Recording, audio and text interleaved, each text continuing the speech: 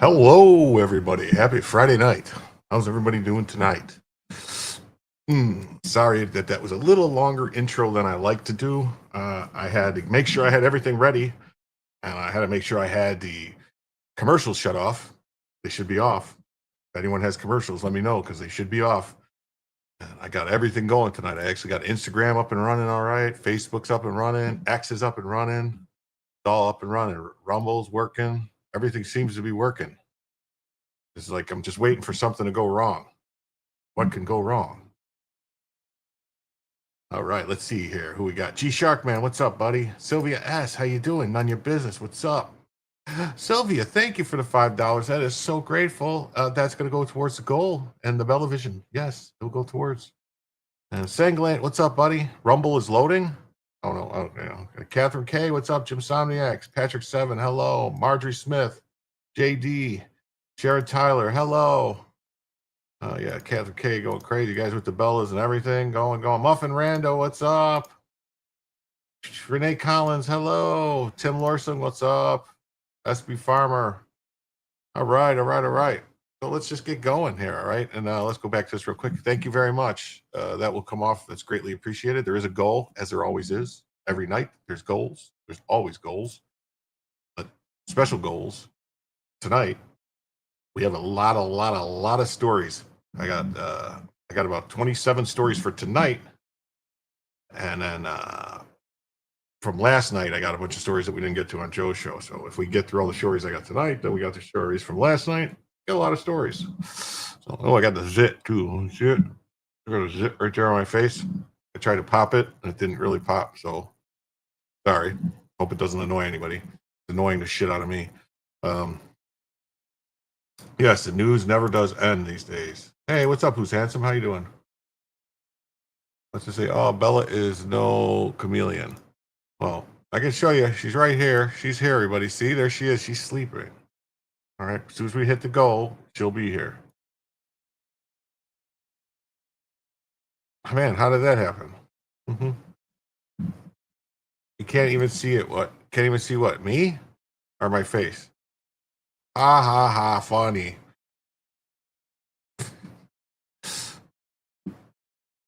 Hmm. Okay, so we got the banner. We got the. Oh, I got to fix this banner. That's what I got to do. Hold on. Correct this. So we're now $70 away from the first additional hour or Bellavision, depending on what happens first. Okay. Oh, okay, cool.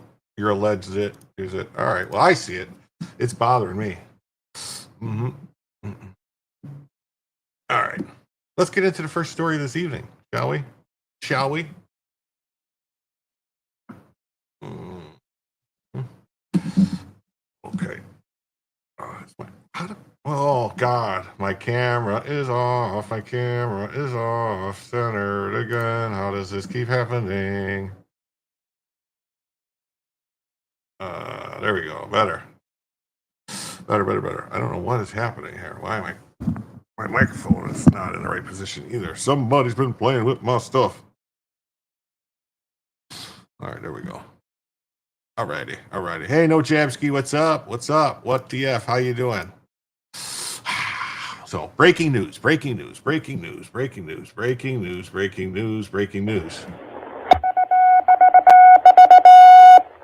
The DHS Secretary Kristi Noem has terminated the temporary protected status designation for Syria. So that means all those Syrians get to go home. Conditions in Syria no longer prevent their nationals from returning home. Syria has been a hotbed of terrorism and extremism for nearly 2 decades, and is contrary to our national interest to allow Syrians to remain in our country. TPS is meant to be temporary, says DHS Secretary Kristi Noem. There she is. I don't have her speaking per se, unfortunately. Yeah. There they go. Get them all on. Get them all out. So here. So here it is. Trump administration ends deportation protections for Syrians. Mm-hmm.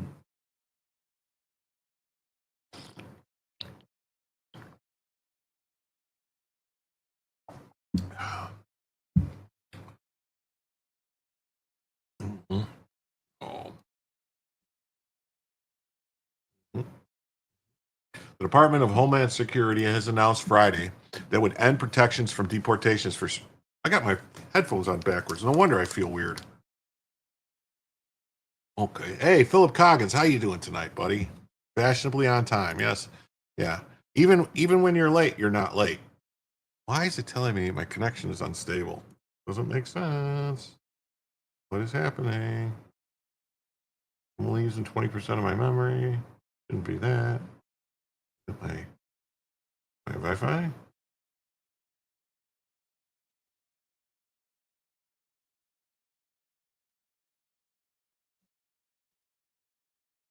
Anyway, your video looks blurry, but the article looks crisp. Really, my video looks blurry? Fuzzy screen? Hmm.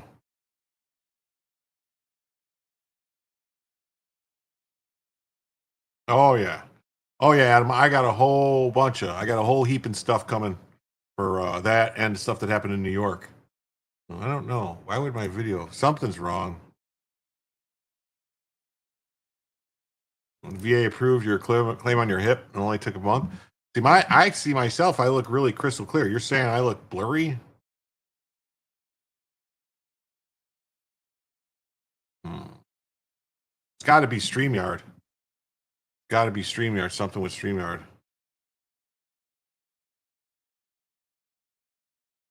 Oh, all right. Hold on. All right. Here, tell me this. Does Bella look blurry?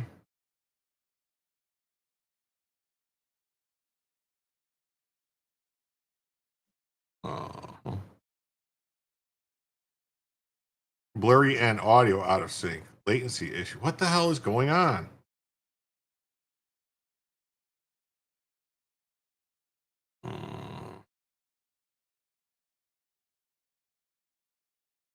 It's got to be StreamYard. Got to be a StreamYard issue. Got to be a StreamYard issue. Why is this camera not pick? Why is she not in the screen? What is going on?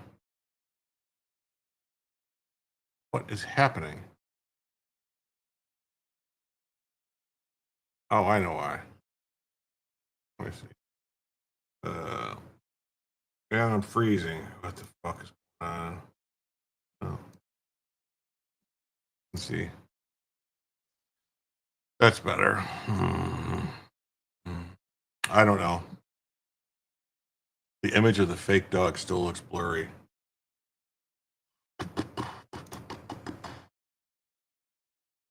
Getting any better?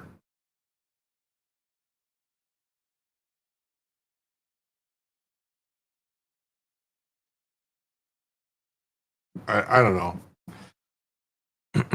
Well, I look clear here. I don't know what's going on. If it's something with StreamYard, it's got to be something with StreamYard, because our StreamYard is telling me that I got a bad connection, but I got a great connection. It says the connection is unstable. If you're on Wi-Fi, try plugging into a router or move closer. I don't know. This sucks. Anyway, I'm going to try to. Department of Homeland Security announced Friday it would end protections from deportation for Syrians living in the U.S., paving the way to return citizens to a country recently ravaged by civil war. The announcement came as temporary protected status was set to end for Syria. Hold on a second. You're right. I look like shit. What the fuck is going on?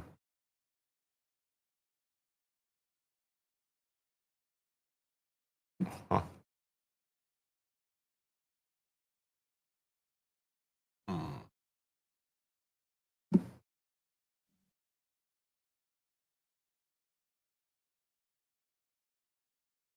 Yeah, something's wrong here.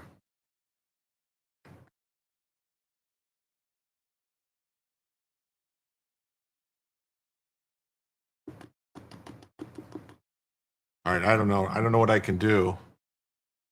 I don't think I can fix it.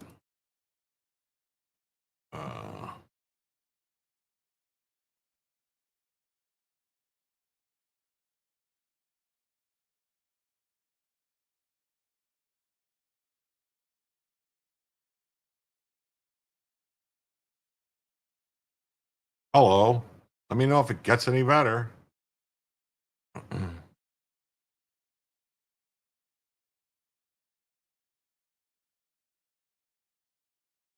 I just restarted StreamYard, so we'll see if it gets any better. All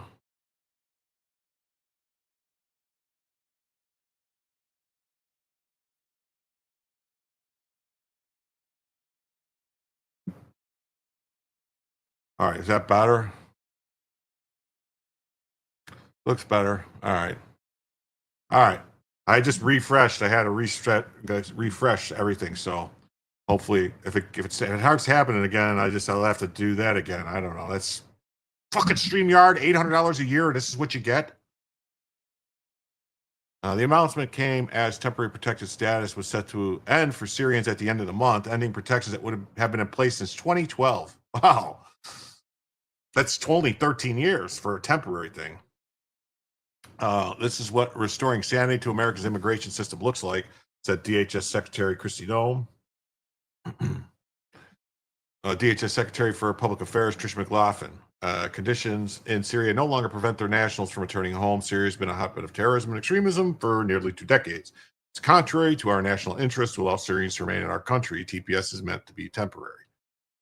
TPS can be awarded to countries experiencing civil unrest or natural disasters, allowing the government to halt any deportations to the country.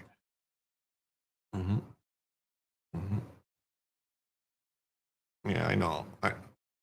I know use OBS, it's free, but the problem is I can't figure out how to do it.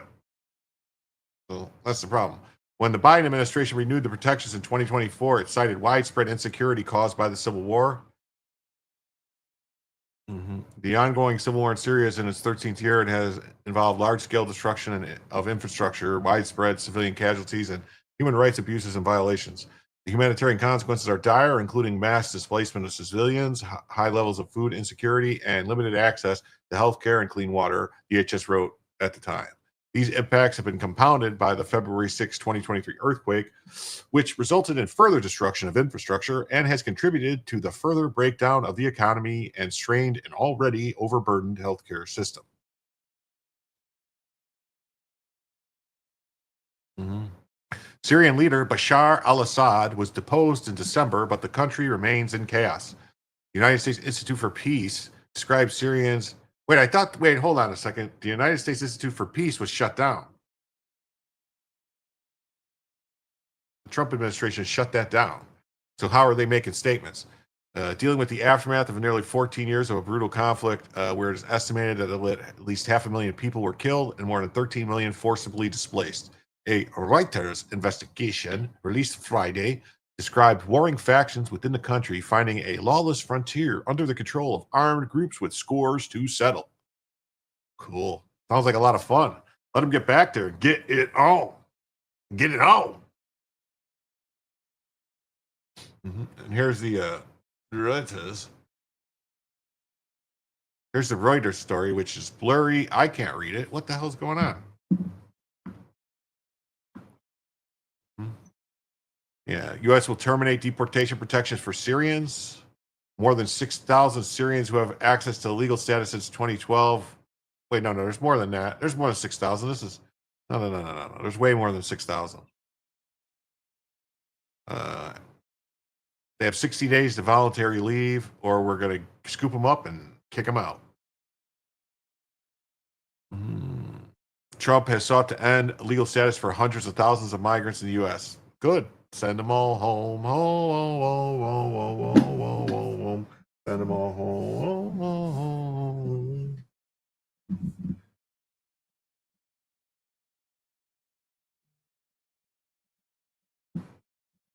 Keep getting cords stuck under my chair. Very annoying. I'm starting to think maybe wheels on chairs suck. All right, good. I'm glad everybody can see better now. The administration has said deportation protections were overused in the past and that many migrants no longer merit protections. Democrats and advocates for the migrants have said that TPS enrollees could be forced to return to dangerous conditions and that U.S. employers depend on their labor. Well, there's plenty of Americans that could do the jobs. We don't need foreigners to do the jobs. Mm-hmm. All right.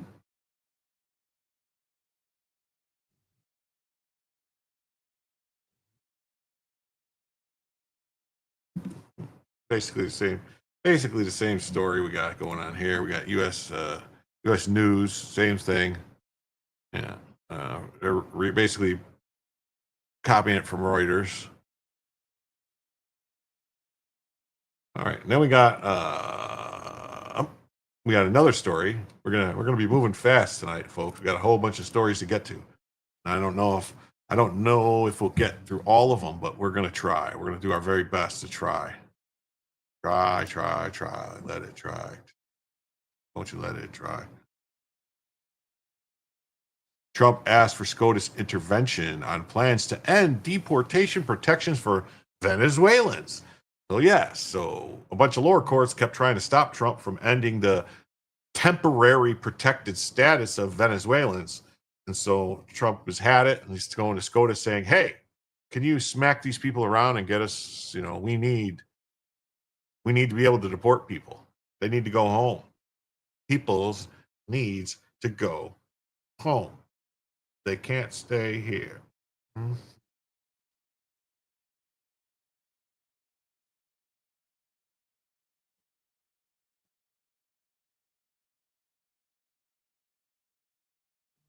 The Trump administration turned to the Supreme Court for the second time Friday as it seeks to forge ahead with its efforts to strip protections from deportation for Venezuelans in the U.S.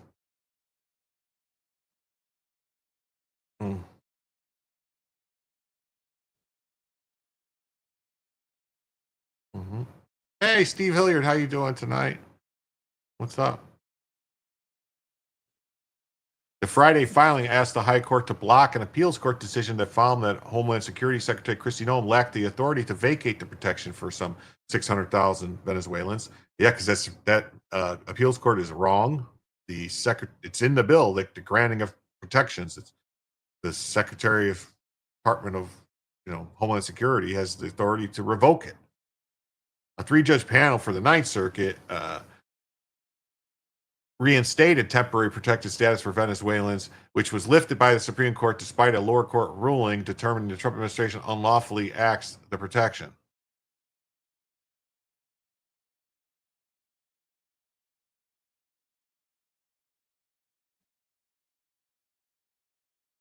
Uh, Former Homeland Security Secretary Alejandro Mayorkas redesignated TPS for Venezuelans shortly before leaving office, pointing to the complex and serious multinational, because he was a scumbag and he's behind all this shit. At issue in the case is whether Noam can simply vacate a prior secretary's determination. TPS is both given and terminated in a process that requires formal notice in the Federal Register, including an analysis of conditions on the ground. A San Francisco-based judge and Ninth Circuit both found Noam lacked the authority to simply rescind the protections offered under Mayorkas. We hold the plaintiffs are likely to succeed on their claims that the vacatur of the prior extension is not permitted by the governing statutory framework. And in enacting the TPS statute, Congress designated a system of temporary status that was predictable, dependable, and insulated from electoral politics. No, they didn't. It's completely controlled by electoral politics. Hey, Daniel Gagax, what's up, buddy? How you doing? What's going on? So happy everybody's here tonight. If you haven't already, please hit the like button. If you haven't subscribed, please subscribe. But I'm pretty sure everybody here is subscribed because I recognize all the names. A reading of the statute allows for vacatur would render these terms in Congress' dime meaningless, the court said. No, not really. They have demonstrated they face irreparable harm to their lives and families and livelihoods. Its filing before the Supreme Court, the Trump administration argued they would face greater harm by not being able to begin deporting Venezuelans. So long as the district court's order is effect, the secretary must permit over 300,000 Venezuelan nationals to remain in the country, notwithstanding her reasoned determination that doing so, even temporarily, is contrary to the national interest. So that's all that should matter. There shouldn't be nobody in this country that's contrary to the national interest. Nobody. We got USA Today, basically same story. Trump again asked the Supreme Court to end protections for Venezuelans. Yeah, because see, the Supreme Court already did it once. They ended it, and then the court said no, and the Supreme Court said, yeah, they can. And then the court said, no, we're doing it anyway. This is ridiculous. Mm-hmm. We're just going to see if there's anything here that wasn't...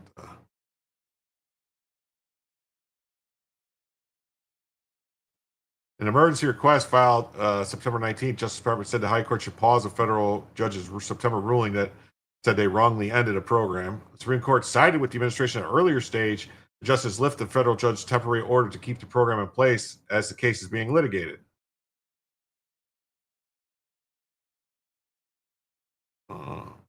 Earlier this month, Judge Edward Chen, go figure, a Chinese dude, issued his final ruling against the administration. Chen and the Ninth Circuit declined to put that ruling on hold while the administration appeals it.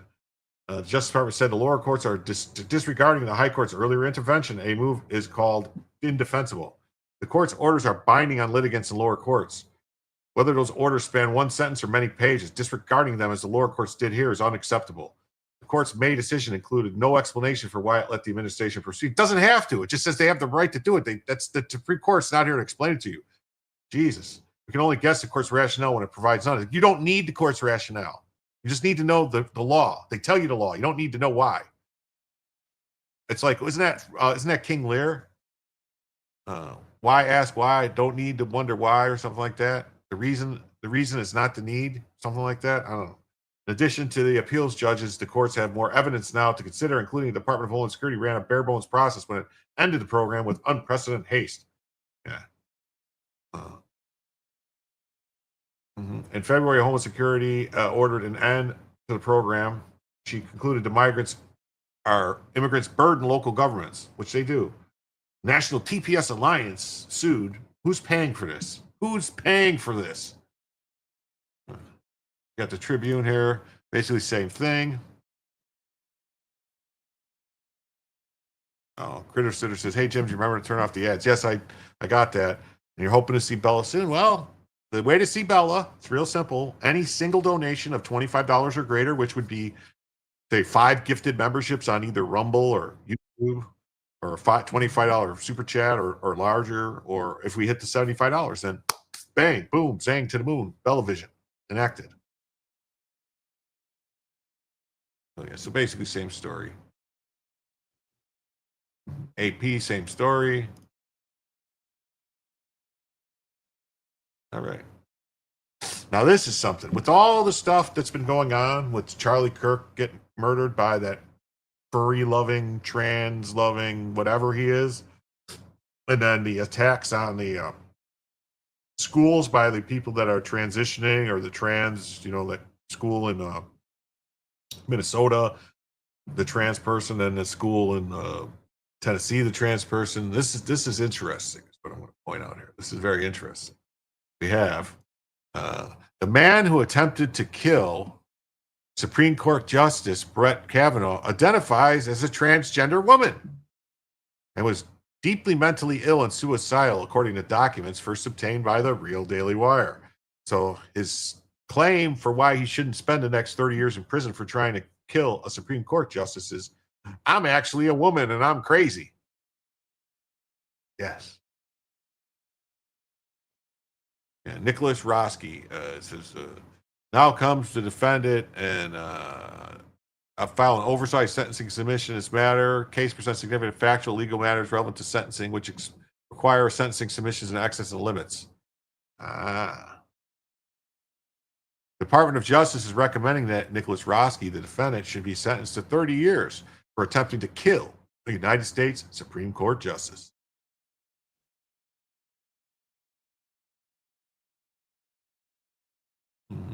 In the filings,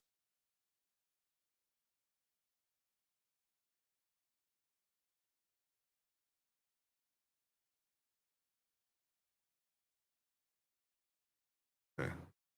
Well, that's Daily Wire.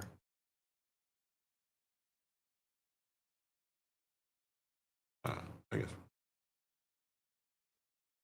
In the filings obtained by the Daily Wire, DOJ attorneys argue that the court's sentence must send the unequivocal, clear, and strong message that attempted violence and threats of violence against members of the judiciary, as well as other public and federal officials, cannot and will not be tolerated, and they will be justly and severely condemned. The revelation that Roski has been using a female name and pronouns is significant given the rise in transgender violence across the United States. I think he wants to go to a women's prison. Have you seen the guy? He's a kind of a twink-looking guy, so he probably wants a women's prison because he wants to be the one doing the, not the one getting the. If you get my drift, without me getting too. It's Edmund of King Lear, right? Yeah, that's what I thought. I know it's something like that. It's been a long time. It's been a long time, Sharkman, since I've read the book or, you know, saw the play per se. Mm-hmm. Mm-hmm. What's this for the win? G Sharkman for the win. Oh yeah. Is he playing Indian? I think he was probably expecting us to pay for the surgery. Well, that's what they want, but the Trump administration put a stop to that, and there's been lawsuits about it. So yeah, so a gunman living with his transgender boyfriend is accused of murdering Turning Point USA founder Charlie Kirk last week, and Kirk's murder came only a few weeks after a 23-year-old transgender identifying gunman named Robin Westman opened fire on the Catholic school children as they prayed in Minneapolis. Mm-hmm. Kirk's accused killer, 22-year-old scumbag, was living in a relationship with a 22-year-old trans-identifying male furry enthusiast named Lance Twiggy Twigs. And he was thrown out of his home for allegedly abusing drugs and alcohol and excessive gaming. Huh. So it was reported in 2022 that Roski portrayed himself as a self-styled trans gamer girl on the internet. More information about the attempted assassin's gender. I don't remember. I don't ever remember hearing that in 2022, any of the stuff about this person. trans gamer girl. I don't remember this. I don't remember hearing any of this at the time. Hmm. Uh, More information about the attempted assassination generated has not been made available to the public. That's right. No one told us. Roski's story had largely vanished from public scrutiny other than occasional updates on his sentencing and charges. The DOJ filing reveals how Roski, motivated by the leak of the draft of the Supreme Court opinion showing Roe v. Wade would soon be overturned, scoured the internet for information on how to assassinate Supreme Court justices. I mean, the guy knew he couldn't get pregnant, right? Why would he? I mean, talk about being a simp.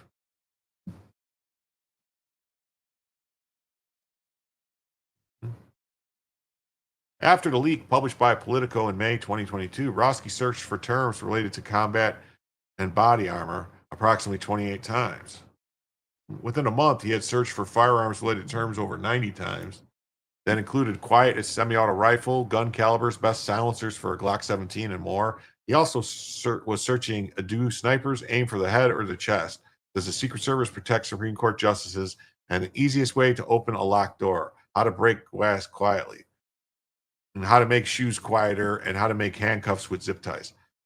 You would think all these searches being made on a, I don't know. I was told that the government watches all our search histories and everything, and they know everything we're doing. So wouldn't this have set off alarm bells? Or somebody been lying to me?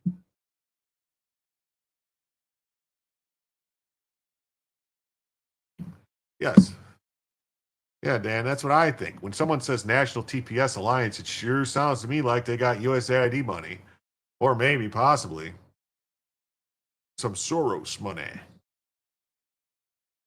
On Discord, he was asking his online friends, would Associate Justice's last name being removed from the Supreme Court help women long term?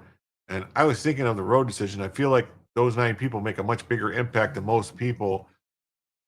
And the thought of Roe v. Wade and gay marriage both being repealed makes me furious. So wait a minute. So he was online talking to people, telling them he was thinking about killing a Supreme Court justice, and none of them said anything? Huh. That's very interesting. He was also researching how to kill people. Between May and June, Broski was looking into the most effective place to stab someone and how to quietly knock someone out. He was searching how far in the neck is the trachea and what's the best length of knife for stabbing, and most effective way to silently kill someone, and how much force do you need to stab someone's neck. This Worth noting that Kavanaugh was not his only target. Nicholas Roski was hoping to kill at least 3 Supreme Court justices, according to DOJ filings. In the spring of 2022, the defendant meticulously researched, planned, and attempted to assassinate at least one, but had a stated target of 3 sitting justices on the Supreme Court. The defendant's explicit objective was to single-handedly alter the constitutional order for ideological ends. Those plans mercifully were disrupted upon the defendant's arrival at the first Associate Justice residence due to the presence of a protective security detail, and the defendant was arrested at the location. The defendant's own words show that the defendant was shooting for 3 assassinations. A map saved in the defendant's Google account contained location pins marking what the defendants believed to be residential addresses for 4 sitting Supreme Court justices. Yep, another one. I've been warning for a long time that leftist trans people are being radicalized openly into carrying out acts of ultra violence. All of the trans propaganda is about disemboweling, slitting throats, and shooting dead those who oppose their agenda. Of course he was, because the transgender ideology is an inherently violent revolutionary Marxist ideology. It's meant to turn vulnerable youth into kamikazes against white people, Christians, conservatives, and America at large in the name of communism. Nancy May, shocker. Palmetto State, whatever. Guns don't kill people. Trans people loaded up on hormones kill people. Wow. I wonder. Could be true, I guess. All right. Mm-hmm. Hello. No. No.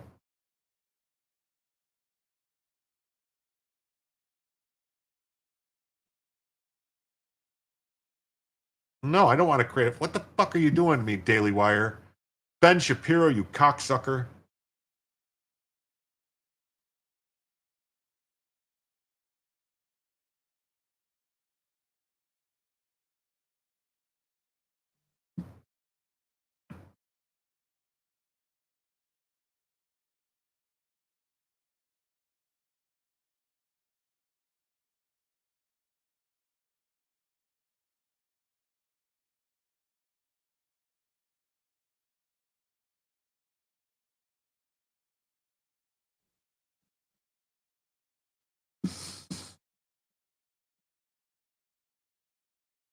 I just don't like. I mean, it says, "Oh, you have six free articles left," but it won't let me look at them. Look at the article. It's making me like wants me to enter like information to read a stupid article from Ben Shapiro. Daily Wire. Jeremy Boring. No wonder your razors suck. The man who attempted to kill U.S. Supreme Court Justice Brett Kavanaugh identifies as a transgender woman and was deeply mentally ill and suicidal, according to the court documents first obtained by the Daily Wire. I'm a little feisty tonight, yeah. A little feisty. In the last 16 years, Democrats ignore the trans radicals. 4 years of President Trump with deep state ignoring Trump. Well, Patrick says, I've got a trans that works for me on my work crew. Doesn't push Rainbow Mafia stuff. One of the hardest workers I have. A little weird to get used to, but doesn't push the call me this or that stuff. Mm-hmm.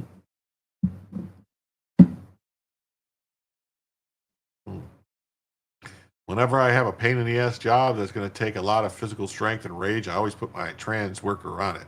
Well, Jim is sugarcoating it. Imagine what he really means. Jim likes to keep his YouTube channel, so he'll keep it under wraps. Now, Patrick, is this a male to female or a female to male? Because I'm guessing it's a male to female, right? I'm guessing. I could be wrong, though. Department of Justice recommending the defendant, 29-year-old Nicholas Roski, be sentenced to 30 years in prison for attempting to kill Supreme Court Justice in 2022. According to a Friday filing outlining the case against Roski, Roski pled guilty to attempting to kill a United States Supreme Court Justice in April 2025. Okay, male to female. Okay. 3 years after authorities arrested him in Kavanaugh's neighborhood carrying a bag full of weapons and burglary tools. A filing from Roski's defense attorney shows that Roski now goes by Sophia Roski or Sophie Roski, and that his legal team will refer to him using female pronouns. A footnote on the filing, obtained exclusively by the Daily Wire, explains that the defense will not use Roski's legal name out of respect for the would-be assassin. Oh. Well, I think his pronouns are incarcerated. The case is captioned as United States versus Nicholas John Roski. Lawyers for the Roski state that the name remains Miss Roski's legal name, and she has not asked to recaption the case out of respect for Miss Roski. The balance of his pleadings and the counsel's in-court arguments will refer to her as Sophie and use female pronouns. Okay. No. If all this happened, first of all, let me just say, okay, if none of this was known about or talked about at all prior to him being in jail, because I don't remember, this is the first time I'm hearing anything about this person being anything other than just a twink weirdo. So my point is that if he's just doing this now to go to a women's prison or to get better treatment or whatever, then no, we're not playing that game. John Carter says, I flew with a male to female trans pilot who went on to Delta, now under suspension due to gloating over Charlie Kirk. Well, what are you going to do? Mm-hmm. He's definitely bipolar as well. He's probably got multiple personalities. Wow.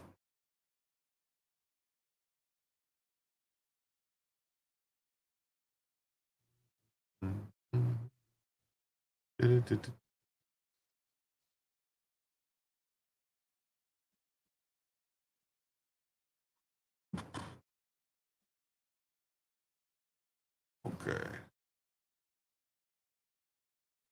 A source familiar with the legal proceedings in the case told the Daily Wire that Roski was using female identities online before the attempted murder and now goes by female name reflected in the defense filings.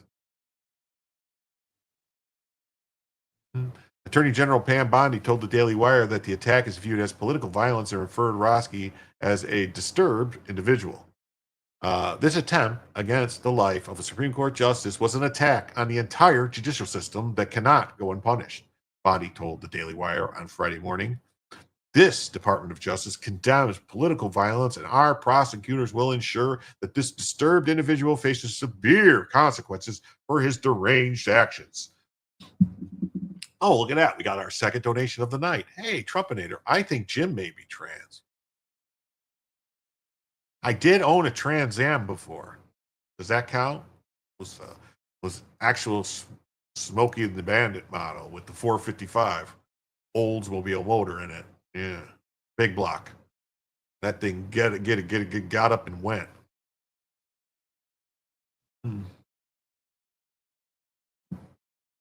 So we're now down to $65 away from the first additional hour and Bellavision, unless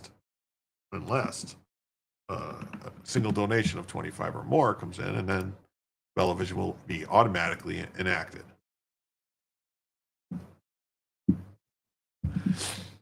In the filings obtained by the Daily Wire, the Justice Department attorneys argue that the court's sentence must send an unequivocal, clear, and strong message that attempted violence and threats of violence against members of the judiciary, as well as other public and federal officials, cannot be tolerated, that they will be justly and severely condemned and punished.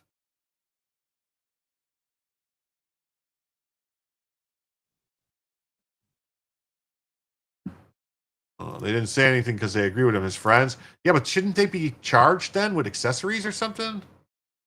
No, I mean, oh, okay, I'm here. What's Jim going to tell you? Well, tonight we're just talking about a bunch of news. We already covered a couple topics. I think 2 topics. Now we're on our third. I think this is the third. I think. Anyway, your brother has an 80 Trans Am. Yeah, I had a 78 Trans Am. Mm-hmm.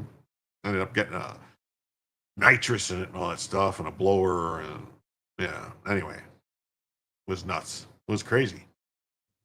They specifically state that the court sentence must be significant enough to not only reflect the harm sought to be inflicted on the judiciary, but also send a message that the consequences for these acts, no fewer than 30 years to life in prison, are not worth the perceived ideological ends. In the revelation that Roski has been using female name and pronouns is significant given the rise in transgender violence across the United States. A gunman living, okay, we read this. Kirk's accused killer, yeah, we did that. Read that. Okay. The killings have prompted calls for investigations into transgender violence and extremism. Earlier this month, Sebastian Gorka, deputy assistant to the president and a senior director for counterterrorism, told the Daily Wire that the new draft of the U.S. counterterrorism plan addresses trans violence. Do I allow guests to come on? I have guests that come on sometimes. Occasionally. You had to transition from paperwork to computer work. Oh, man. The Daily Wire reported on September 4th that the Department of Justice was considering blocking trans-identifying people from buying firearms as part of a range of options to prevent mentally unstable individuals from committing acts of violence, especially at schools. Those discussions centered on the fact that those who identify as transgender suffer from gender dysphoria, a mental disorder describing the sense of unease that a man or woman feels if he or she thinks that the biological sex is mismatched with their so-called gender identity. Can't they just say that in a way that's simpler for just a layman like me to understand? Like, maybe they should say, like, those discussions center on the fact that those who identify as transgender suffer from being batshit insane. Isn't that easier? I mean, yes. Yeah, I'll see. Yeah, Mr. K says there's a price for entry, a red super chat or nudes sent in Twitter DMs. I don't want any nudes, though. I like the saucy ankle packs. Look at them saddle shoes. I find Republicans fighting Democrats hilarious. Both are commies. I like commie versus commie light. Well, you know, I hate communists, but the only one thing I hate worse than communists is Illinois Nazis. I fucking hate Illinois Nazis. Mm-hmm. And on Thursday, the Conservative Oversight Project urged the FBI to designate transgender ideology violent extremism, TIVE, as the domestic extremism threat category to use the full toolkit of the FBI to prevent future attacks inspired by this ideology. Though it was reported in 2022 that Roski portrayed himself as a self-styled trans gamer girl on the internet, more information about the attempted assassin's gender identity has not been made available to the public. Roski's story has largely vanished from public scrutiny.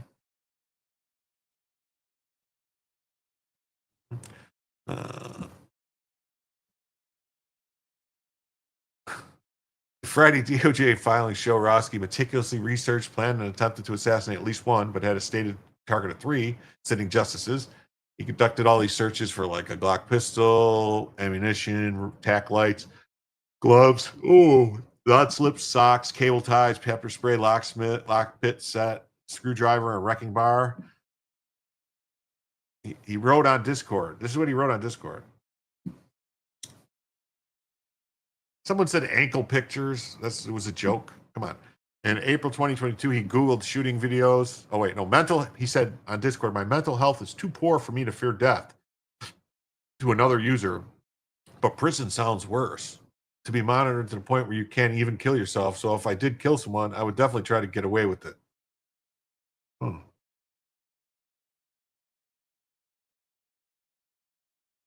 Yes. Yes, I traded my Bluesmobile for a microphone and then went to the police auction. But don't worry. It's got a cop motor, cop shocks, cop brakes, cop suspension, and it still runs good on regular gasoline. All I got to do is fix the cigarette lighter.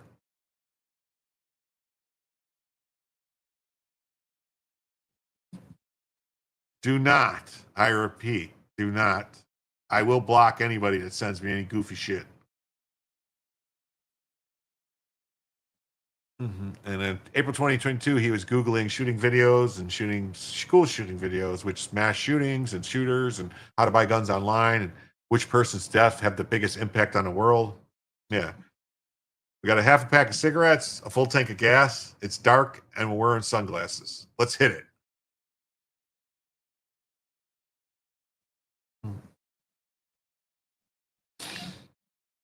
Yeah. Court filings show that he described himself as an actively suicidal and said he wanted to do something positive before he died by taking out Kavanaugh before the justice could vote to overturn Roe. He found Kavanaugh's neighborhood online after he saw an article with a picture of the family's house. Somebody's doxing them. Yeah. Orange whip, orange whip, orange whip, 3 orange whips. Hey, hold on. We haven't even heard these guys sing yet.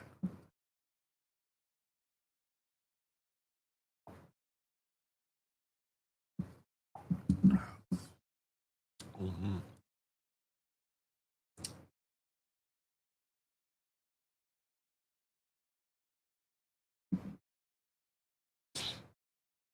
No. This guy showed up to assassinate the judge and got surrounded by there was a security detail there. He saw them, they saw him, they started chasing him. He ran, and then he called the cops because he was afraid they were going to kill him.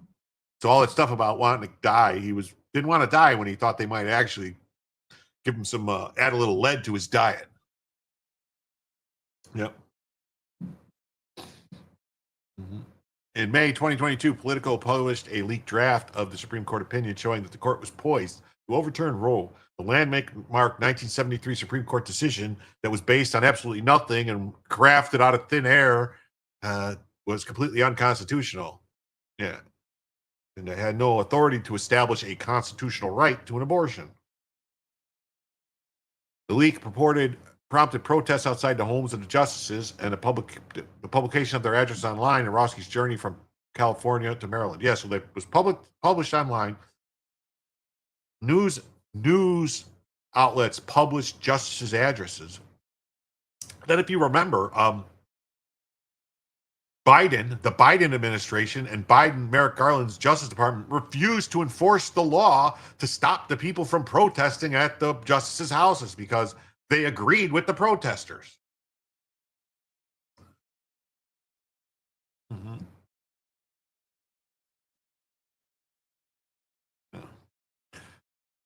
and they were thinking about. It says he was thinking about killing Brett and then himself. To the police officer who arrived at the scene, and then I texted my sister that I loved her, and then she called me and she told me not to, and then I called 911. I saw the news and it was upsetting, and I was already suicidal. He told detectives. They tracked down Kavanaugh's home and planned the assassination. And I don't know, I was something to I like something I was gonna like project, I guess. It was like a project, I guess. When I saw the leaked draft, it made me upset, and then it made me want to, I don't know, do something. I was under an illusion that I could make the world a better place by killing them.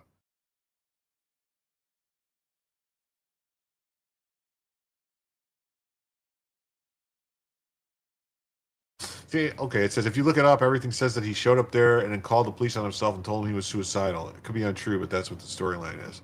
Well, if that's actually the truth, then you know, if that's actually the truth, then did he commit a crime? I mean, he intended on it, but he stopped himself. He didn't stop because the police did. He stopped himself and called the police on himself and said, "Oh my God, I'm suicidal. I can't believe I was going to do this."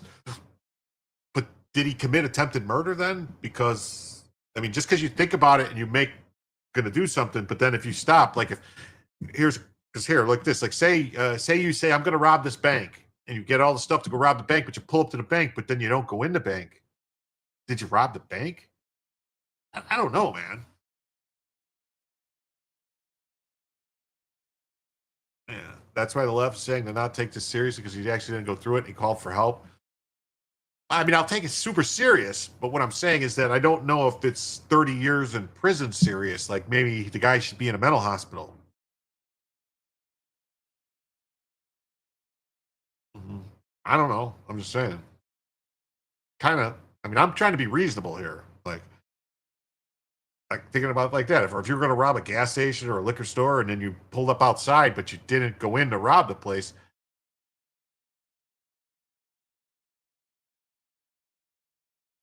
I don't understand it. It's kind of like, could you remember the movie Heat?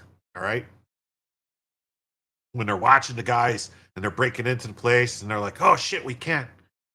And then they hear something and then they go, "Oh, that's it. Walk away." And they walk away from the diamond heist or metals or whatever it was. And they're like, "Shit." And they're like, "What are you doing? We can't let him walk away." And like, "Yeah, you will because we can't arrest them. And what are we going to get him on breaking and entering? They didn't steal anything." So that's what I'm saying. Like if he would have broke in and then not do anything and leave, would they have said he tried to kill someone because he didn't? I mean, it's kind of weird. I don't know, man.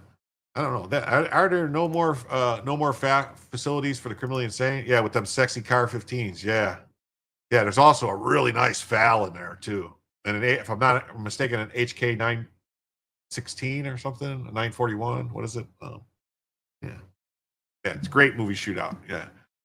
The DOJ filing shows the Supreme Court leak. He searched for terms, more than over 28 times, 90 times, included quiet semi-auto rifle, gun calibers, silencers. He's also searching for do snipers aim for the head or the chest. And there's just questions anybody would ask. I mean, I search for that stuff all the time. I honestly thought, all right, I honestly thought if you searched for shit like this, that the feds would be coming to your door. I don't know.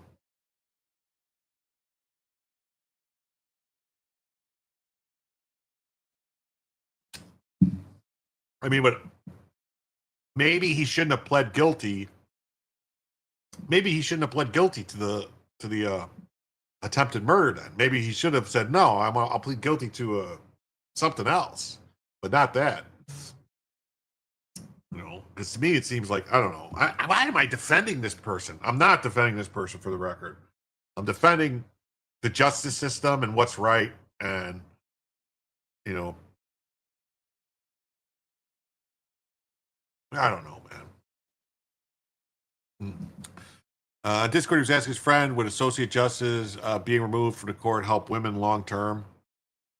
Also searched how to kill people between May and June 2022. He's looking into the most effective places to stab someone while in an interest in fleeing the country. He was searching for countries that don't extradite to the U.S. and how to get a passport in California. Does Sweden extradite to the U.S.? Oh, man.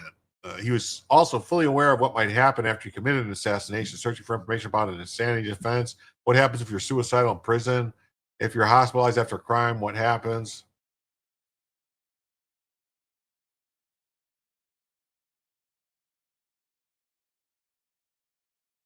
Well, he pled guilty, Tim Larson. That's the thing. He pled guilty. So he copped a plea. He pled guilty. Yeah, that's it too. He shouldn't have pled guilty. From what I understand, the last administration dragged their feet on it, and this administration pushed it. If the story's true, yeah, it should have. It should have been put him in a mental hospital or something. You know, he didn't hurt anybody, and he stopped himself. He didn't do it. Because all this tells me and tells anyone else is that if you start to do something, it doesn't matter if you stop and don't actually do it, they're still going to hold you responsible. He flew to California, from California to Dulles after he found his home and photographs of the protests outside.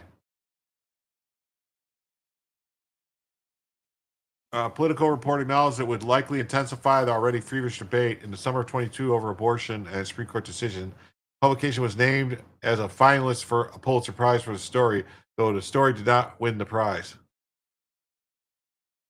No draft decision in the modern history of the court has been disclosed publicly while the case was still pending, wrote journalists Josh Gerstein and Alexander Ward in their story on a leaked draft. Well, let's be 100% honest. It was one of the liberal people on the court's clerks that leaked that.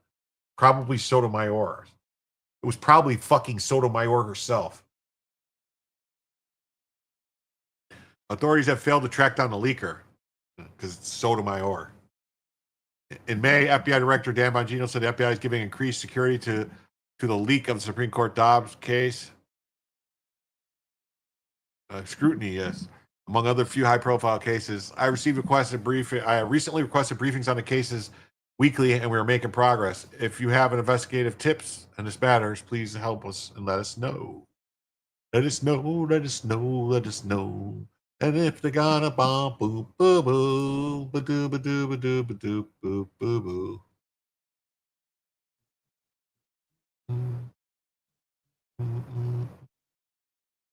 No, we'll just real quick. We're gonna go. This is the Gateway Pundit. Just says radical leftist who attempted to assassinate Supreme Court Justice Brett Kavanaugh now identifies as transgender, used female identities before attempted murder.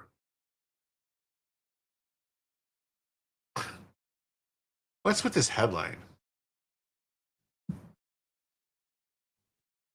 The far left transgender community can now claim yet another assassin or would-be assassin as one of their own. Oof. That's...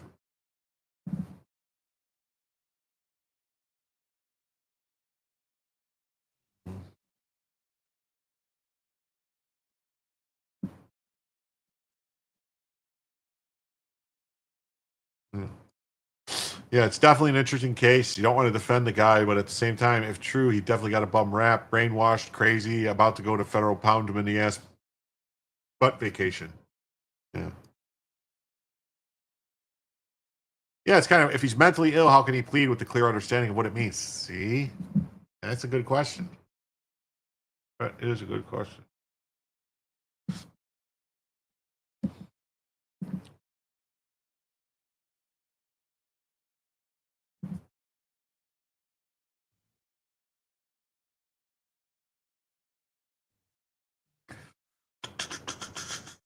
Daily Wire now exclusively reports on Friday that the attorneys show that he goes by Sophie Roski. All right. All right. Oh.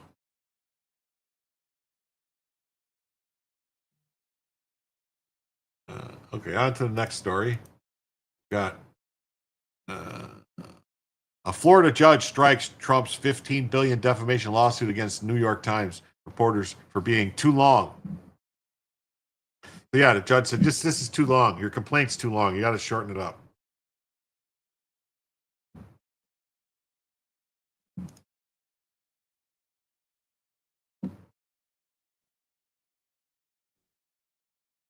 TLDR, shorten your suit. A Florida judge tossed President Trump's $15 million defamation lawsuit against New York Times for excessive length Friday, writing a blistering decision that a civil complaint shouldn't be a megaphone for public relations.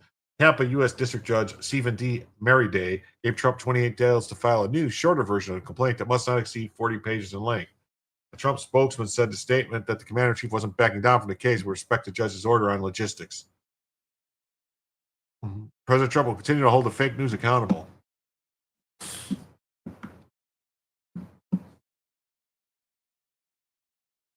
Trumpinator says, it's always the trans. I don't know. Maybe they're nuts is why. Well, I know for some of them, their nuts are the problem, and they try to cut them off. Ba-dum-bum.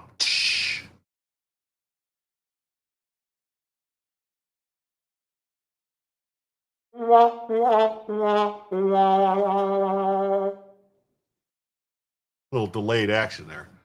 Thank you. Thank you very much for the $5, Trumpinator. It's greatly appreciated. I will adjust the banner. We're now $60. $60 away from 1 extra hour and Bella Vision.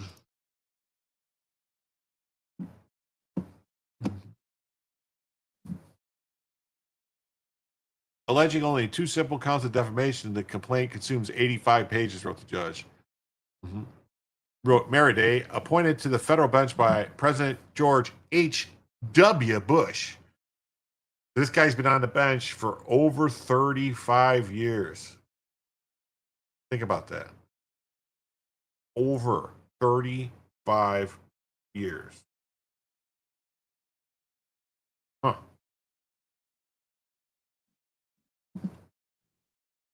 Yeah.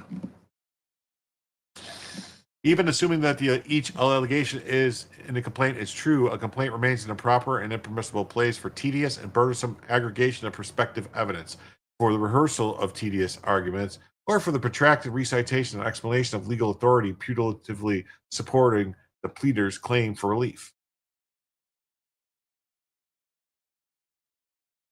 Yeah. Yeah. So that's probably why, Danny Go. You're probably right. Reading the complaint might have cut into his nap time. Judge later added, a complaint is not a megaphone. Oh, yeah, he said equivalent of Hyde Park Speaker Corner.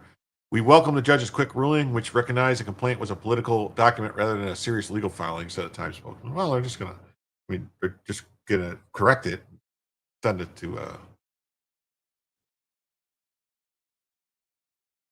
oh, good for you. You're on the bench for 4 years. Oh, high school football. I'm sorry. In his suit, Trump took issue with the tome Lucky Loser, how Donald Trump squandered his father's fortune and created the illusion of success, arguing the book and subsequent articles were meant to sabotage his presidential run and prejudice judges and juries against him in a slew of criminal and civil cases. Trump claimed in his suit that he was elected to a second term in office despite the alleged persistent election interference from the legacy media, led mostly notoriously by the New York Times. The president announced the lawsuit Monday after the newspaper published articles about Trump's alleged ties to the late pedophile Jeffrey Epstein. The president had threatened to sue last week after the outlet covered a sexually suggestive note and drawing that was given to him by the notorious financier. What? What?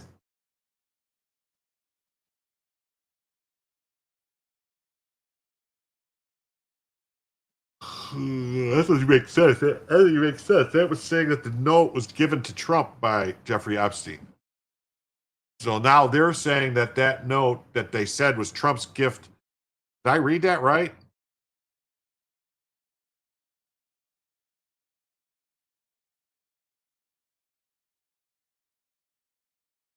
Threatened to sue last week after the outlet covered a sexually suggestive note and drawing that was given to him by the notorious financier. So now they're saying that the note and stuff that they were trying to claim was that Trump gave to Epstein was actually something that Epstein gave to Trump.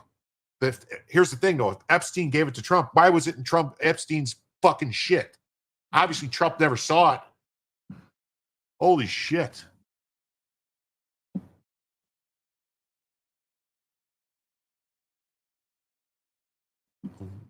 Judge tosses out Trump's $15 billion lawsuit for being too long.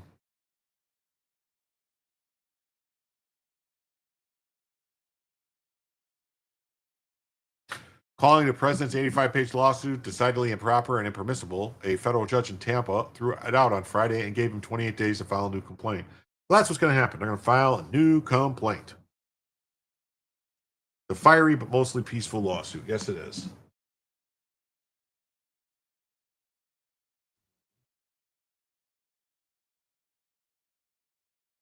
Hold on one second. Checking something. Checking.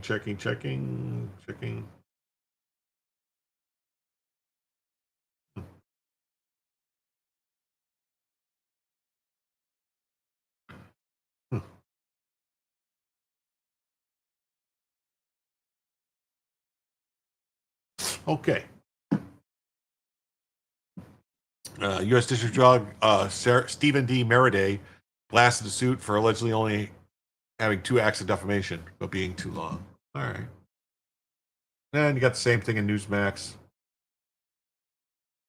Oh, yeah. This is the correct reporting of it. Trump's $15 billion case against New York Times struck by the judge. Yeah, he struck the lawsuit for being too long. He didn't dismiss it. He got 28 days to refile it after, in a shorter format. So he struck the lawsuit. He did not dismiss it. There's a difference. All right. Now here we go. This is going to be a long. This is going to be a decent sized chunk of story here. There's been some action in Illinois with the ICE and crazy communists, also known as Democrats. I like doing that. Anyway, here we go. All right. Leftists just slashed the tires of an ICE vehicle near Chicago. The tire deflated just as they were pulling into the ICE facility. They have taken matters into their own hands, slashing tires. Democrats are the party of violence and terror. Arrest these criminals.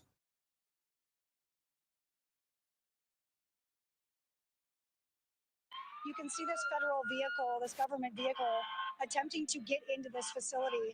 And this is what has been happening. So we're going to walk a little bit closer. Come on, let's go this way. We're going to get a little bit closer here so we can see what's going on. We have another vehicle coming out right here. Watch out for this. So this vehicle is leaving right now and now they've just popped a tire. So you can see this. They just slashed this tire right here of this government vehicle. You've got these guys up on the roof that have pepper ball launchers. This is going to be deployed. They've got that tire slashed here. So they have certainly taken matters into their own hands down here on the protest level, going from what was pretty calm and peaceful. That's not a protest. Really slashing tires is not a protest. That's a riot. I mean, look up on the roof here. That's vandalism. That's beyond the fact of a protest. That's now a riot. Luckily, we didn't have tear gas or anything deployed right there, but you can see this federal vehicle. Well, I hope that lady gets out of there because it's not going to go well. They should all be arrested and prosecuted under federal law. Could you imagine if MAGA did this under the Biden regime? They'd be awaiting trial in jail for months, and then the regime would try to throw them away for years on trumped-up charges. These people have lost it. They've gone too far. Local police should be there to arrest these thugs. Yes, they should. Democrats are domestic terrorism. Yes, they are. Yes, they are. Okay. This is Ford Fisher. I don't know, man. He always seems to be in the right place at the right time to get this footage. It's almost like he's I don't know. I mean, look at his picture here. It almost kind of looks like just maybe Ford Fisher might be a leftist. Maybe. Right now, ICE and other federal agents fire tear gas sting balls against protesters attempting to blockade the gate outside the Broadview, Illinois ICE facility as vehicles exit. Okay. Those would not be protesters there, Mr. Fisher. Thems won't be protesters. Thems is what we would call rioters. They're directly committing felonies.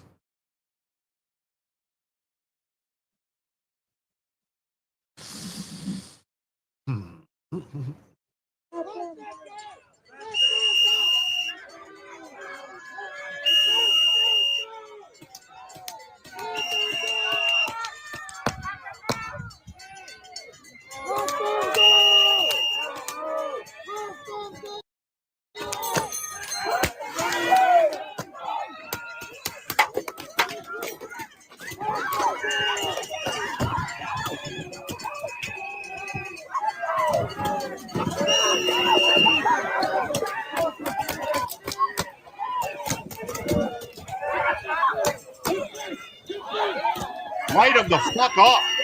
Get some. Get some.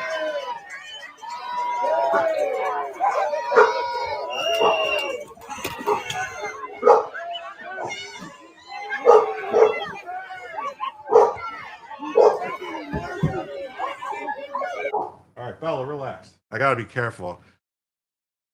I'm getting too loud. Bella's getting upset. Mm-hmm.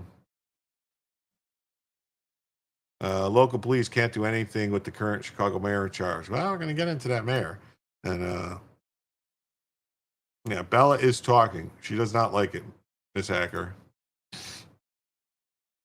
Definitely. But see, every single person at this thing here, after that, when they did that and the stuff, arrest them all. They should all be arrested. Every single one of them. Yeah, so Ford definitely comes off as a leftist. Sometimes if the lefts recognize him because they're not dumb, they wouldn't allow him to film. Yeah, no. If he wasn't a leftist, he would be getting attacked by Antifa. But he doesn't film the stuff they don't want filmed.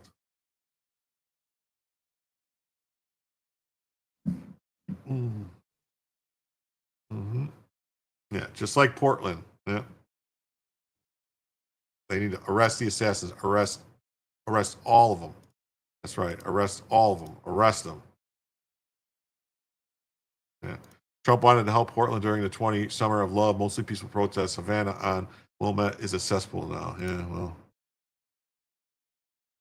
You know, you figured it out that I just turned my head and made barking noises. Actually, it's just I hit the button. I have it on my soundboard, barking. So you guys don't know. So let's go. This is some good stuff here. Can everyone hear it good? Is it loud enough?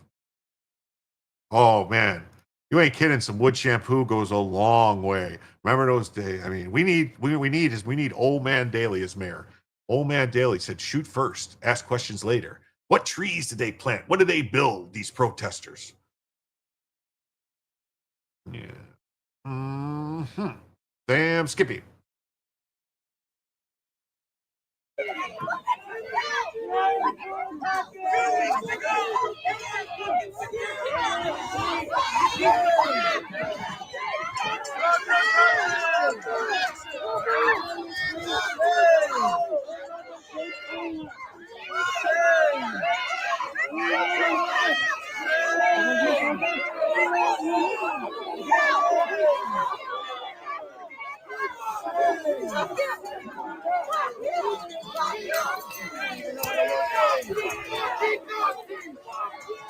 What they should be using, if I was there and I was in charge, if I was like on this detail, let's say, I would be using stingers.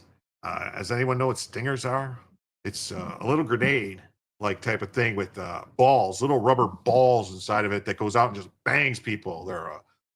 Yeah, they use them to break up a crowd like this. I would be tossing stingers in there. Bork bork nom noms. Yes, some bork bork nom noms would be good too. But yeah, my Timo soundboard, it goes off sometimes. It just does stuff like it just gets crazy. I am the great Cornholio. I'm a gringo. Snowplow. Yeah, no stingers, man. They need to use some stingers.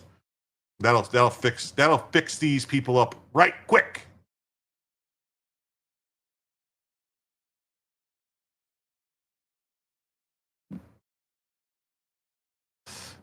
Willamette. What did I say? Wilmette? Nobody can pronounce Wilmette if they've never been to Portland. Willamette? I don't know. ICE has 150,000 people who have applied. Ooh, man, I would love if I wasn't. Did they lift the age requirement? Because I really like that. Oh, get some.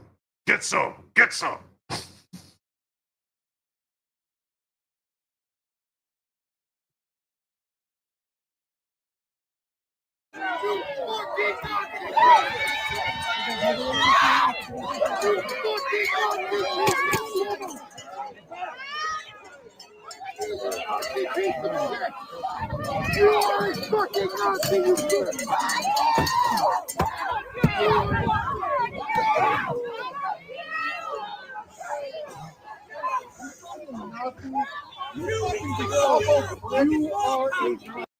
I mean, any one of the people, the person that ripped the wiper off of the car should have been arrested. All these people should be arrested. The problem is they can't because they don't have the support. All this is telling me is they need the National Guard there because this, you know, the local police allowing this to happen, not getting in there and fixing the problem. Well, this is an issue. Yeah, these people do need a hug. They need a hug from, they need a hug from something that a bear hug. Fucking nothing. How you fucking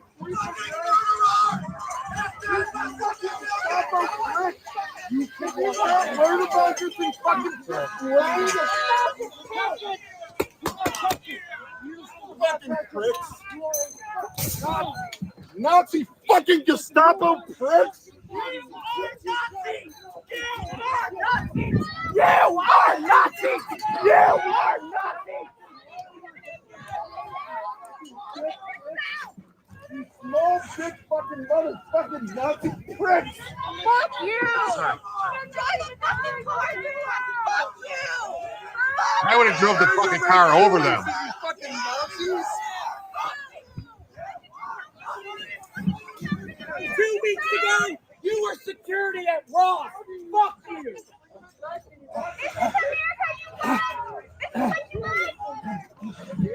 This is what I voted for.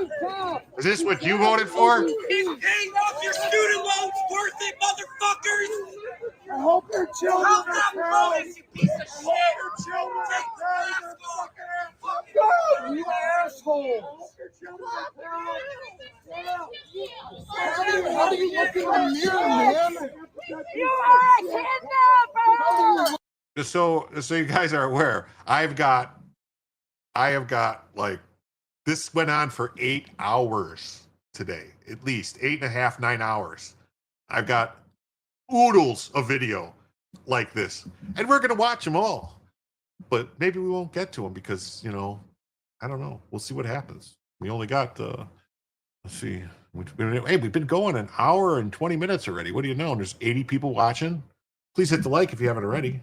Please subscribe if you haven't subscribed. Yeah, this is exactly why the Marines and National Guard went to LA. And they're going to have to go again. They're going to have to go to Illinois, I guess. They're going to have to go to Illinois. Yeah, we got an hour and 7 minutes left on the goal to see if we can go an extra hour. I made it actually a little long. You know, I gave it 2.5 hours basically of show. You know, because you know, I was feeling generous tonight. Yeah. Yes, that's why they should do a fire hose like in the Green Mile. Definitely water cannons. Maybe to bring water cannons back. They really do, and they do like they do. I think it's in Japan or some other country where they put a dye in the water, and then any of the people hit with the dye, they know to arrest them, and it doesn't wash off. Like you got to use a special solvent to get it off, so they know. It's like infrared or some kind of black light or something. Yep. Portland ICE are very good at clearing the street. These guys will figure it out. Yeah. South Korea. Yeah, South Korea does it. That's what they need to do here. I mean, they're our allies. If they can do it, why can't we do it? Yeah, they use a dye and mix OC with water cannon. Oh, that would be awesome. Let's get it. Let's get it. Sand in the cannon. Well, get it done. Get it, girl. Hey, 80 people here watching. Please hit that like. Please subscribe if you haven't already subscribed. And think about the goal if you want to go a little longer tonight. Look in the mirror.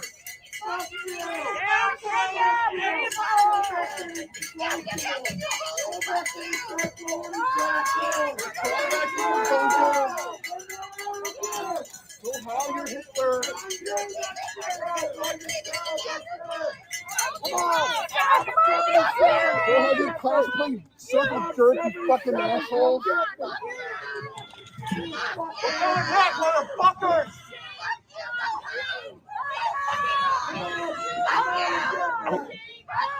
Don't they understand? They're just trying to send those people home. They're just sending them back home. They need to go home. That's where they need to be. They need to be home. Not here. Go home.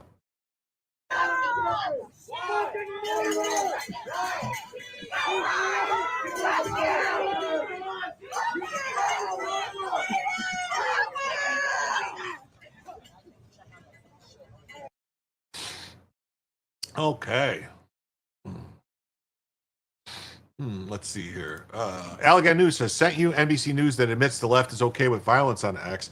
No surprise, but they're still trying to say both sides. Well, as we can see, they're perfectly okay with violence. Yeah.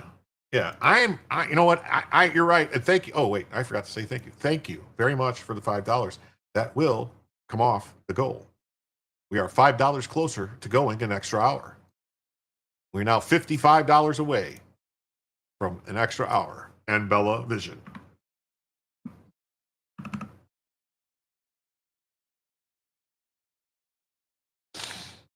Mm-hmm. Mm-hmm. You're less angry and more funny now for some reason. Yeah, as long as they're giving it to him and arresting some people, like you see the guy dressed as Captain America that got taken away because he thought he was going to come up and grab the canister and throw it at them. Yeah, he just committed a felony and he's going to jail. You know, and the problem too is that we're going to have an issue with. We're going to start to have an issue. We're already seeing it in Washington D.C. with people not the grand juries refusing to return indictments because they've got like leftists that infiltrated the grand jury system. So you're going to find in some of these areas in the Chicagoland area,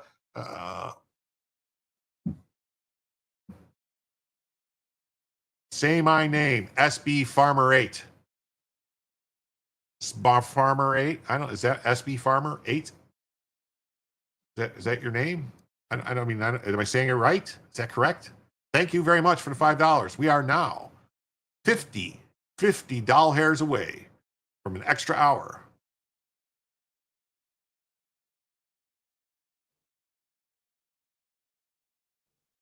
And Bella Vision.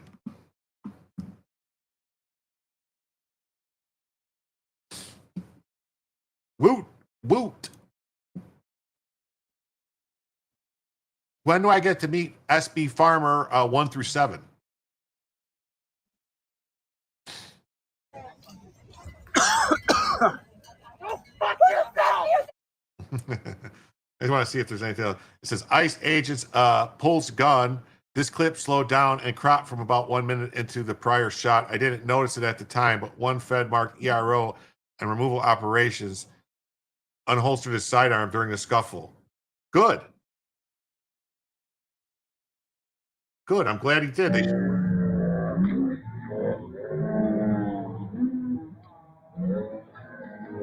Yeah, that's an okay.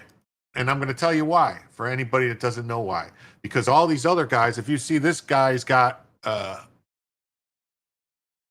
this guy's got a 40 mic launcher. That guy does too. They've all got less lethal. So he pulled out just in case one of these idiots it has a gun or a weapon and tries to do something deadly and they need to use deadly force. He's there to provide the deadly force. That's how it always is. You don't just have non-lethal. You're out here and they're making an arrest on somebody. So that's exactly what has to happen. Nobody says GS Harkman correctly either. Well, you don't have it correctly spelled, Mr. Sharkman. Especially you got your symbol is a shark, and it's spelled G Sharkman, not GS Harkman. And 203 goes thump thump. Mm-hmm. Hey, what's up, smiley faces, Trumpinator?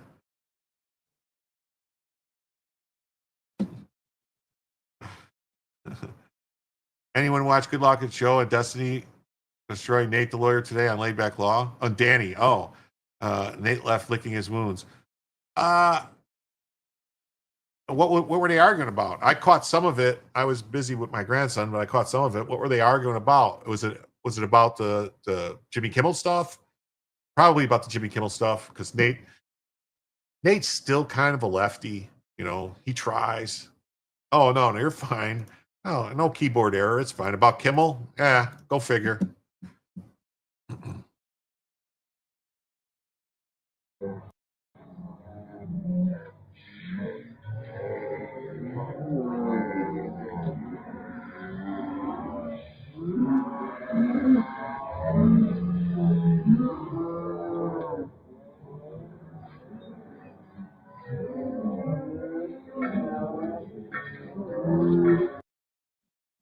Okay, the cop did nothing wrong.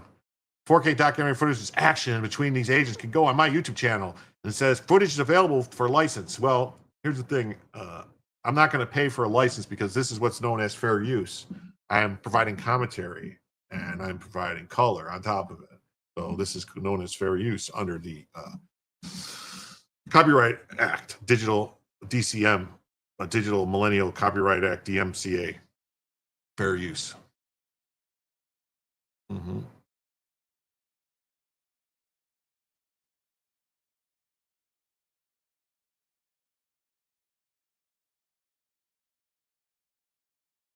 Yeah.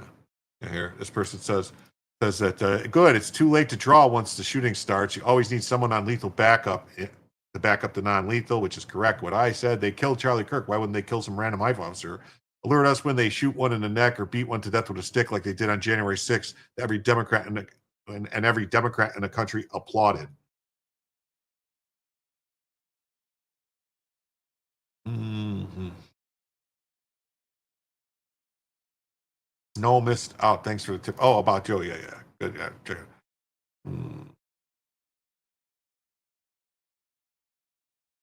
It says I could still license it though if you want to, though, for support purposes. I'll reach out. You know what? Actually, I'll reach out to them and see. But I don't make enough money to like. They probably want like a pretty decent amount of money to license it. In all honesty, and they're like talking about more like the news stations and stuff like that, like for using it. But like, I've used other footage of his before, little clips that he puts on Twitter and stuff like that. Like once he puts the clip on Twitter, he can't copyright. He can't come after people for playing that because it's publicly. What's $22? What are you talking about? $22 for what? A network will. No, a network will pay him, but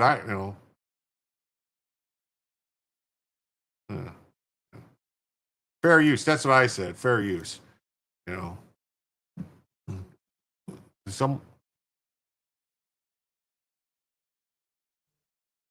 Okay, no.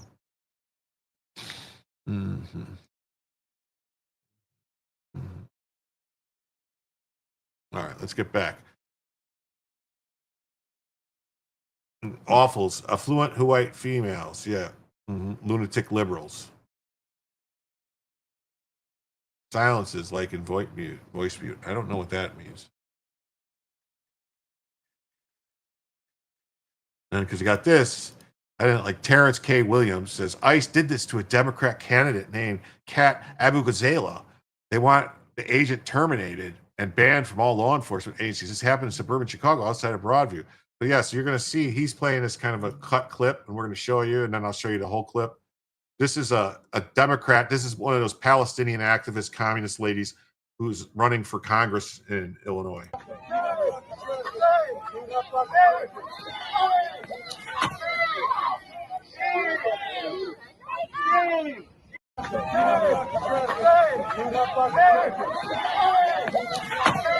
They should just arrest her. She should be arrested. Yeah. I want to promote it. He should get a raise and she should get handcuffs. Yeah. Democrats are the only group on the planet that gunned down an innocent man, celebrate his death, mock his wife, destroy memorials for him, lie about who killed him, and somehow still make themselves the victims. Yeah. Here is Kat blocking the ICE vehicles. Yeah, I have that. Uh-huh. All right, we'll do this. Here's Democrat congressional candidate Kat Abu Ghazala attempted to physically block an ICE agent's car from conducting a lawful operation, causing her to be tossed to the ground. Impeding a federal ICE operation is a crime. Well, here's the video from someone else, a different angle than that other, for some reason. I don't know. I don't like it when people do that. Let's see. Here she is right here. Ready?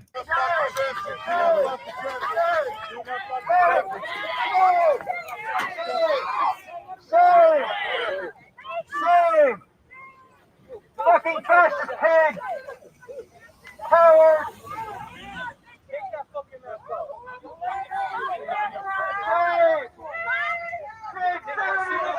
They're yelling at them to take masks off, yet they're all wearing masks. Isn't that odd? Why are they wearing masks?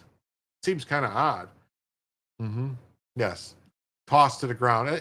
She tossed to the ground. She hit her ass. It wasn't like head first. Like, this is not free speech. It's physical and not legitimate protest. No, it's not. Anytime you're blocking, impeding the operations of the facility, this is why the local police are supposed to be there, and they're supposed to have these people dispersed out of the way.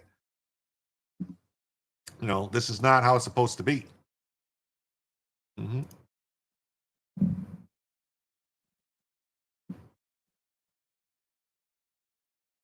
Mm-hmm. Yeah, they are annoying ants. Yes, they are. It's obstruction. Yes, it is. Oh, Choosy wants to know he's got 3 leftover slices of pizza if anybody wants them, and a half a dozen ice cream stands. He doesn't need gas or cigarettes.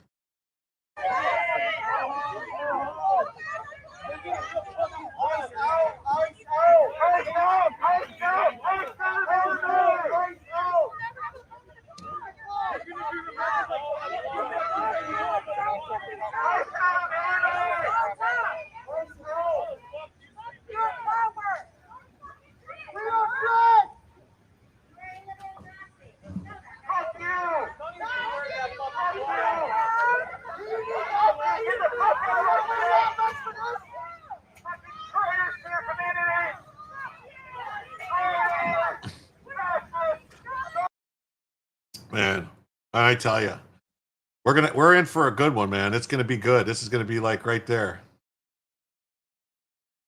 And this is just now a protester struggles with an ICE agent at the front door of the Broadview, Illinois ICE facility. An agent fires a single pepper ball round at her from the rooftop.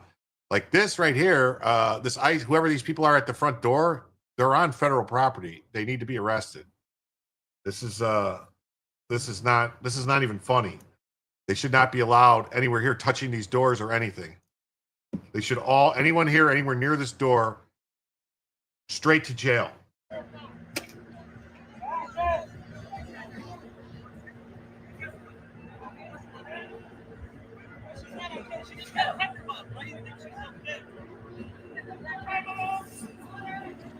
Oh, I want to watch that again.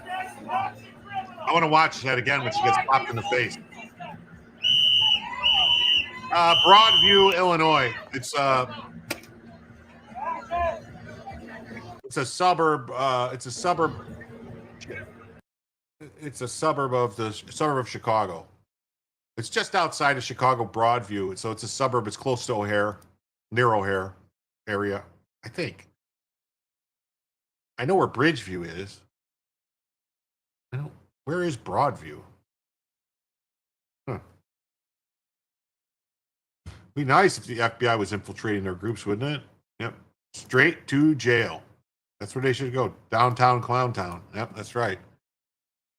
Mm-hmm. I guess I should have labeled this different tonight and let people know what we were watching. 87 people here on YouTube. Please hit the like if you haven't already. Please subscribe if you haven't subscribed. And please think about that goal. Got about an hour to go. Oh my God, they shot the ball. Yeah, man. I would have hit all of them. I would have hit every one of them. Yeah, they're still out there. You were just watching live. Yeah. They've been out there all day doing this. Like, and where are the local police? This is basically all the local police in the state, like the governor and the local police are doing, the county sheriffs, them, is they are giving Trump the authority to say, hey, this is an insurrection. Sorry. This is what's happening. Yeah, they're definitely paid rioters. Definitely paid rioters, Lisa. Definitely.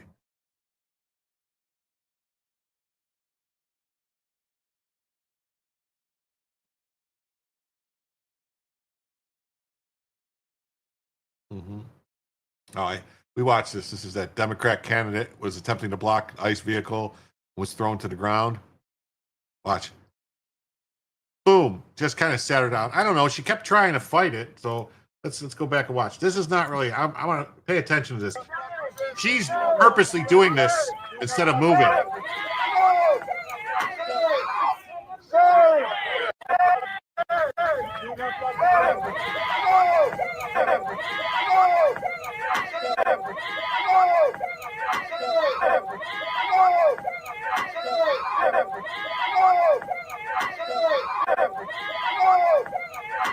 Well, I'll just say that I would have preferred her land on her head. You know, might have knocked some sense into her.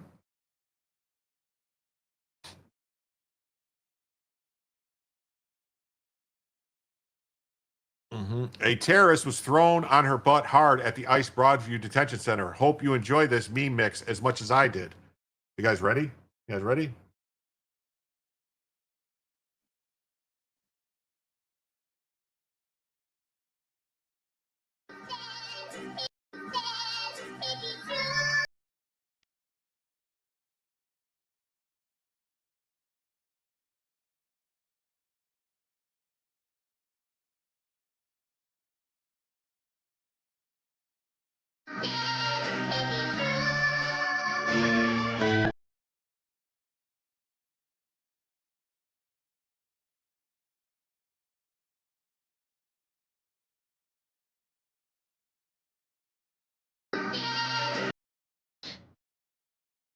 KBG, oh my God, I just got there. What the hell? Well, this is what's going on outside an ICE facility outside of Chicago. Yeah. So what's your job? Paid protester, $4,000 a month. Yeah. Well, got to get them. Oh, speaking of which, I have to do, someone told me they sent me something on X. Let me look and see.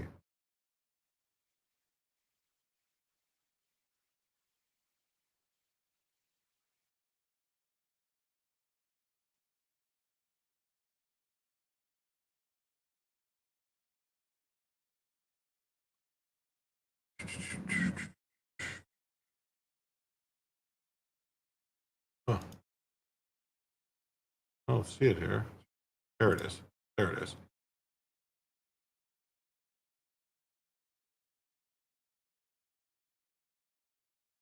Oh, yeah, yeah.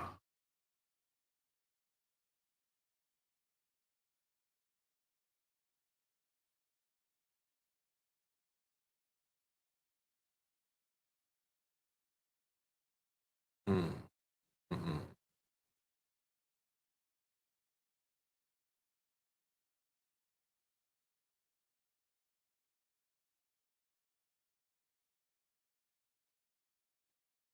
Sorry, 1 second. I'm looking for, he sent me 2 things. This is cool.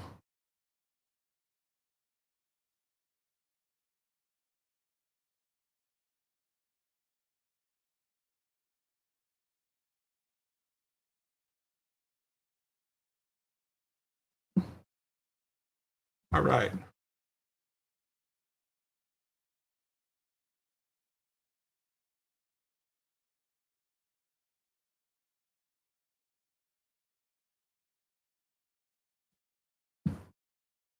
No, not that one.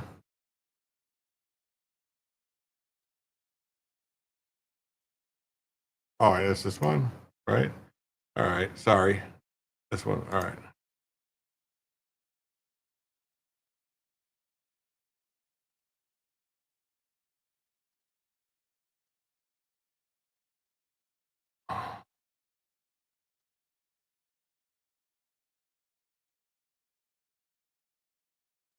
All right.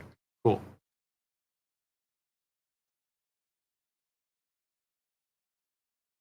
There we go. All right. Sorry. Whew, man, I'm trying to get this all. I was looking at, someone sent me some stuff. So it says, just now, ICE agents here at Broadview facility push protesters out of the way and display mace as vehicles enter and exit the front gate. Back up. Just doing their job. You're just doing their job. You're just doing their job. You're just doing their job. You're not moving. Back up. Back up. Back up to the vehicle. Back up to the vehicle. Back up from the vehicle. I'm backing up. Shame on you. Shame on you. I love you.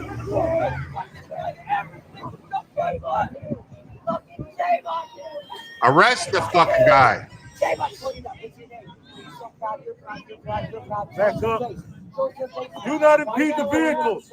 Get out of the way. Do not impede the vehicles. Look at the fuck. Show me your face. Show me your fucking face. Back up. Show us your faces. Back up. Show us your faces. Back up. Show us your faces. You're so proud. Shut up. Back up. What's that? Back up and you're gonna get gas.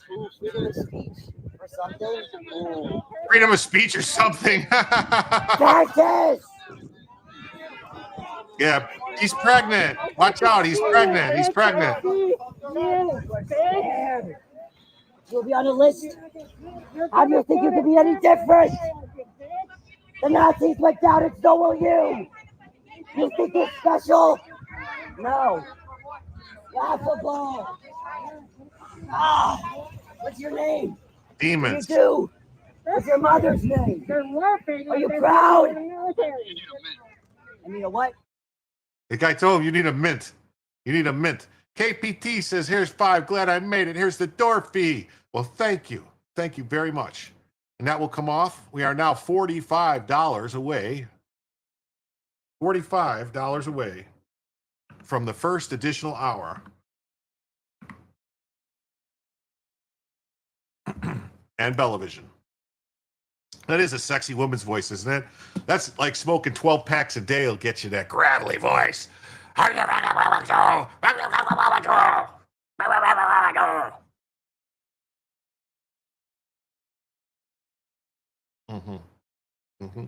Yeah. What's your name? What's your mother's name? A protester asks an ICE agent. You need a mint. The agent replies before the ICE squad step back into the facility. Let's see. What's your name? What do you do? Oh. What's your mother's name? Sorry. My bad. I wasn't sharing the tab. Why is it not working?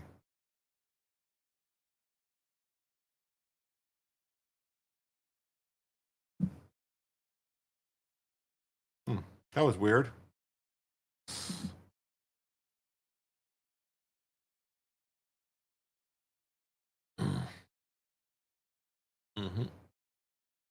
Oh, wait. Okay, never mind.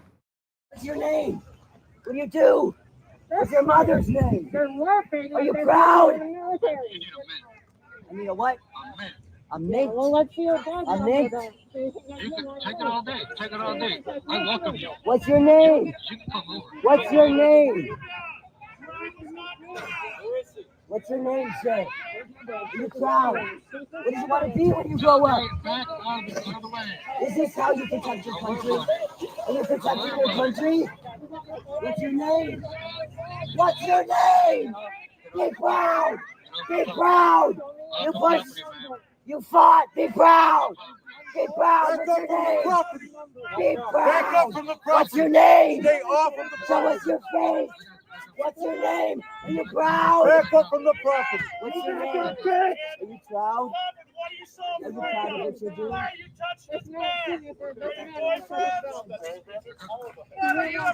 wouldn't spit again, man. I just have friends. Fuck! Fascist! Why would I care? Show us your face. What's your name?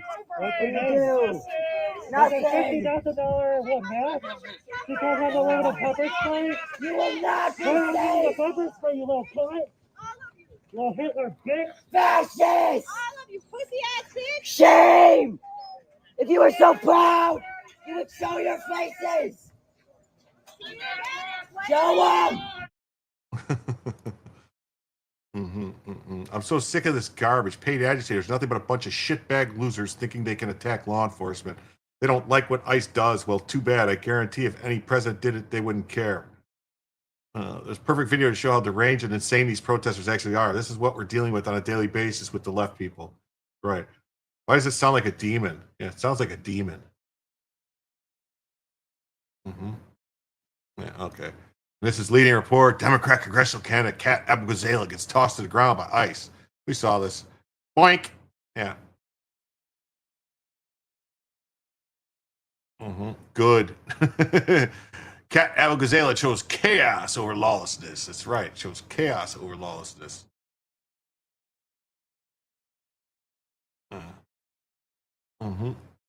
ICE agents were executing Operation Midway Blitz,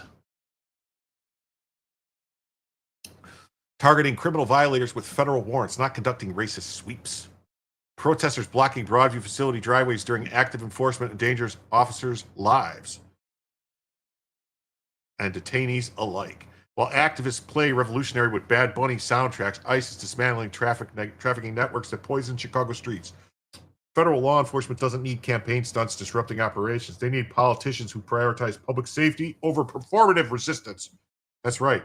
Got Violet Brandani says, more. And little Violet. She's a pretty girl. This is go FAFO. That's a chart. The FAFO chart. What do you know? Fucking around, I'm finding out.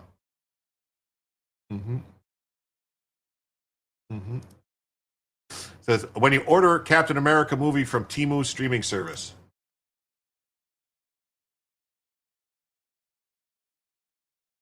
This guy got arrested. He was the guy that grabbed the thing in the first video and threw it. And breaking ICE protesters blocking the entrance to ICE facility apparently thought she was above the law, but ended up being hit with sting balls.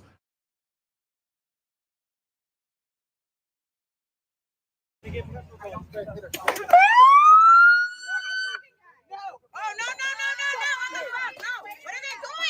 No! What are you doing? Arrest her. Oh my God. That was really cool, guys. You guys are super cool for that. Wow. What do they think they're going to do? Like, oh, no, it's a big fat lady. Don't do anything. She's getting her sign. She's getting her sign. I'll get it for her. Look at it, boy. Give me your sign. Give me your sign now. Give me your sign.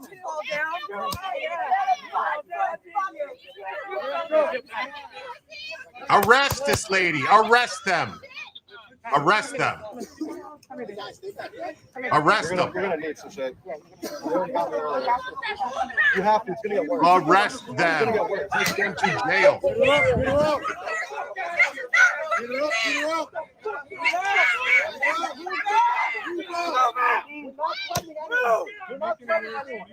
You're not threatening anyone.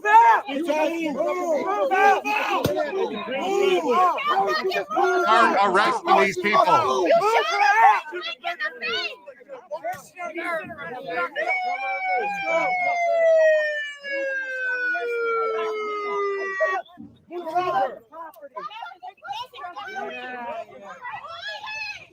Okay, that's good.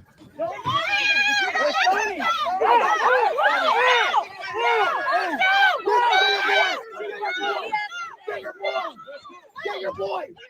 What the fuck is wrong with you? You said get off the property, you did! You got off the property! He's coming over to beat her ass! What the fuck is wrong with you? Thank you, Janet Hill. Thank you, Janet Hill. I appreciate you coming over from Joe. Please hit the like button. Please subscribe. Please check it out. I do these shows almost every night. Not like this. This is a special evening because a lot of stupid shit happened today. So I got a bunch of stuff. But it's great to see you here. Yeah, they were just trying to throw the holy water on the demons.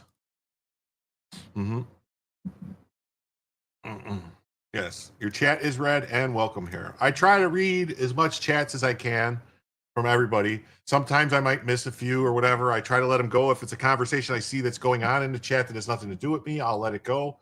But I try to engage with the chat as much as I can without disturbing the flow of the show, that is. So, well, thank you. Thank you for subbing and hitting the like. I appreciate it.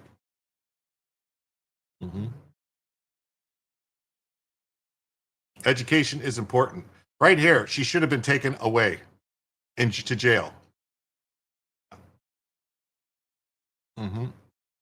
Andy No saying, Broadview, Illinois, September 19th. Far-left rioters try to prevent DHS agents from carrying out operations by blockading the ICE facility. They all need to go to jail. Well, KPT, sometimes your questions aren't that stupid. Sometimes your questions are actually pretty good.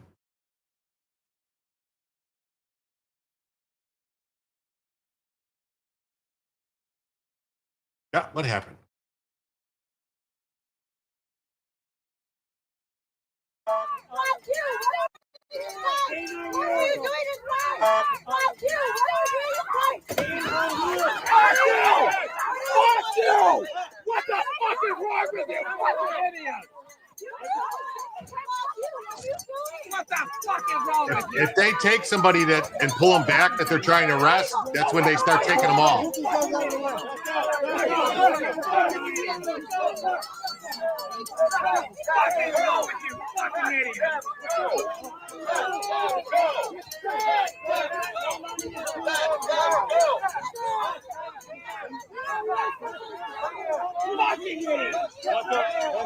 You're not an American.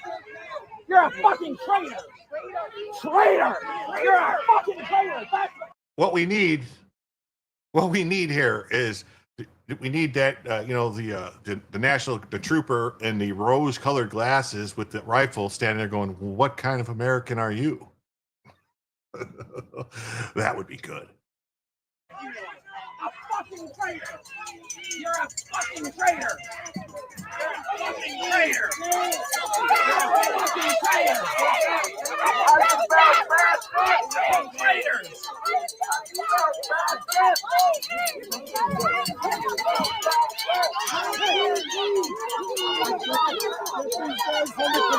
Get him under control. Get him under control. Get these pieces of shit under control. Yeah, point your finger, you piece of shit. Shame on you, bitches! Shame on you, bitches! Shame on you!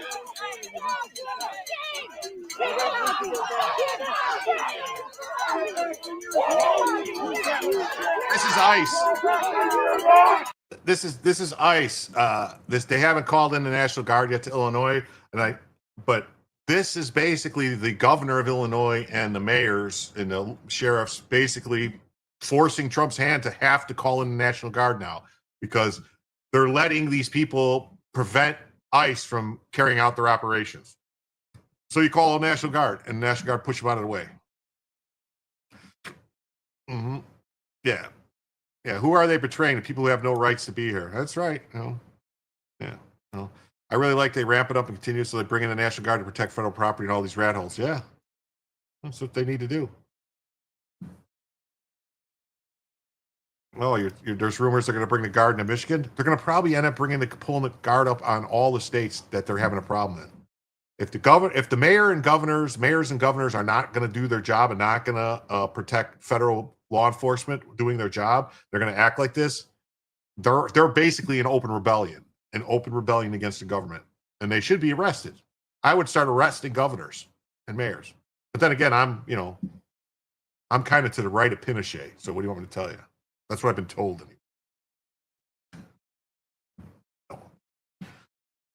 I don't even own a helicopter.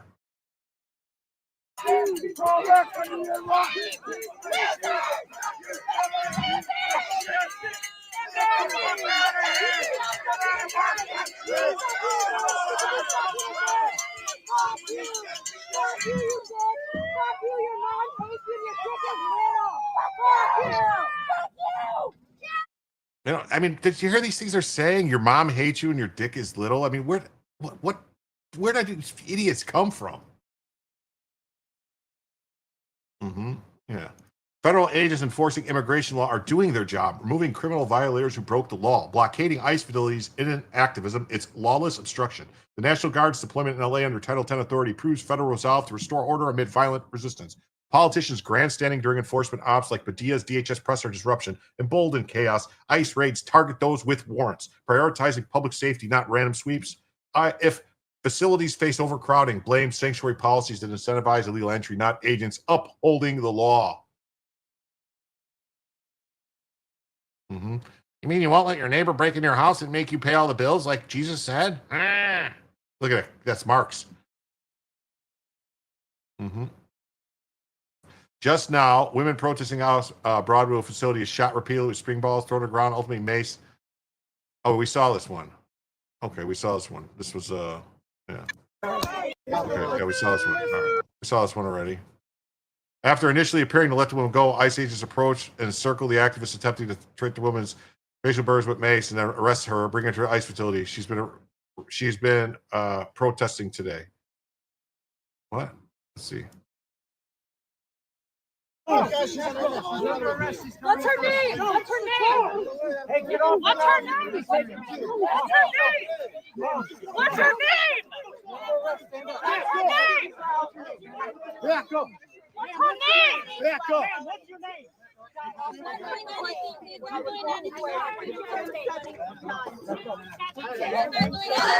Don't fucking yell at her like that. Fuck you. Fuck you too and your fucking mouth, bitch. That's not right at all. You want to see what's right? It's coming. The right is coming.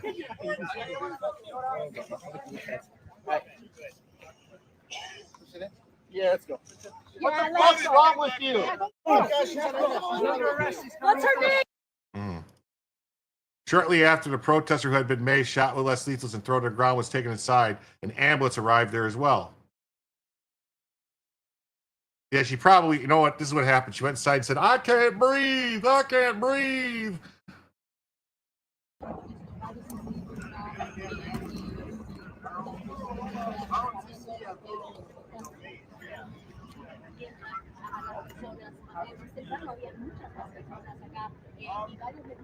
It's an ICE detention facility in Broadview, Illinois.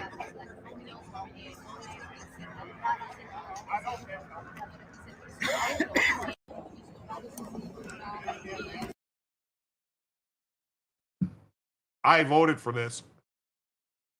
We, the people, have had enough. Because now, as ICE agents puts backward into their Broadview facility, a man exposes his back and criticizes rooftop shooter of less rounds for what he says is poor aim. Your aim is horrible. How can you not hit me? Oh, so they're taunting him. Yes, Mike. We all voted for this.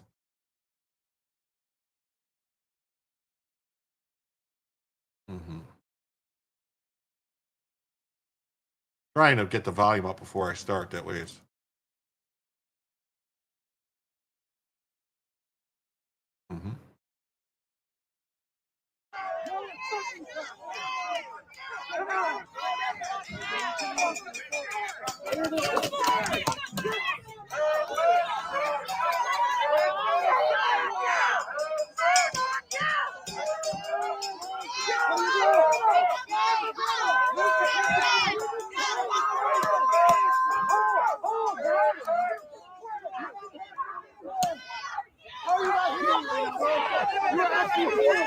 You're actually terrible. Hey, you guys have good aim. Go right there. It's horrible. How can you not hit me? I'm literally like this and you can hit. Oh my gosh, dude. Oh, I would definitely make sure I hit the shit. Call of Duty, what's going on?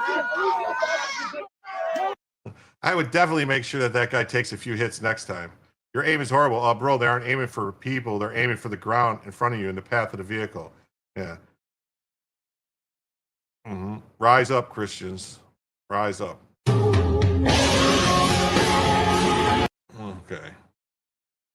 Oh my God. Is he in prison? He's in scrubs, it looks like. No, look at this. A big Joel Watermark comes in with a $20 super chat and says, wait, 98 people watching, only 86 likes. People, Jim tells you, hit the like button, please. And thank you. Thank you so much for the 20 there. That actually now takes us to just $25 away from an extra hour in Bellavision. Just $25 away from an extra hour for the first additional hour and Bellavision. Thank you so much.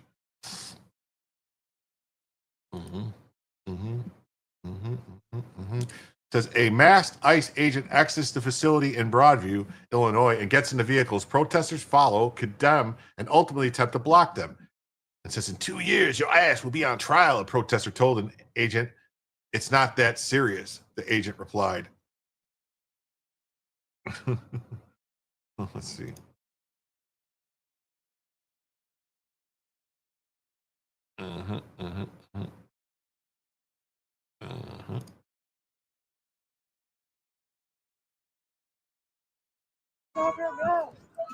At least one of you is No, that's a pun.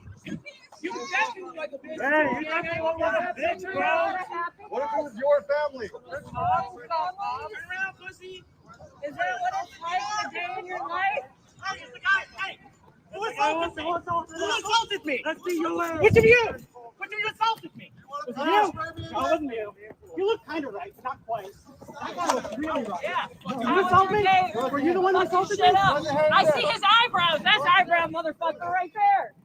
Hey, eyebrows. What's your badge number? Oh, fucking dick. Fuck you. Oh, y'all niggas suck.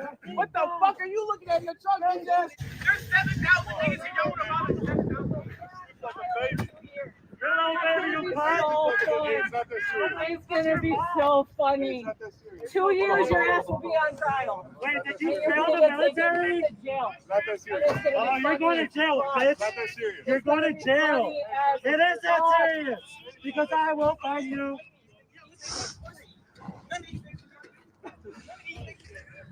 I like him going out. It's funny.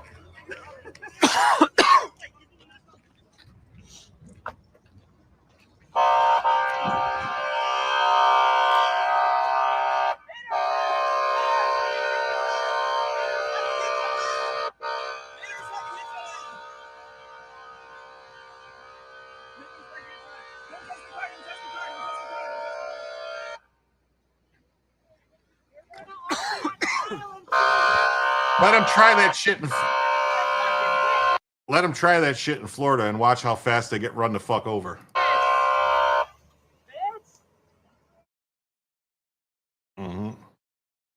I stand with ICE. I do. I stand with ICE. Extremely chaotic, violent situation outside of the Broadview, Illinois ICE facility. ICE agents advanced on protesters to make way for vehicles to enter, which escalated into clashing where officers both on the ground and rooftop fired sting balls at the crowd and made several apparently targeted arrests. I was personally hit by at least 3 sting balls. Well, I should get hit by a few more, maybe.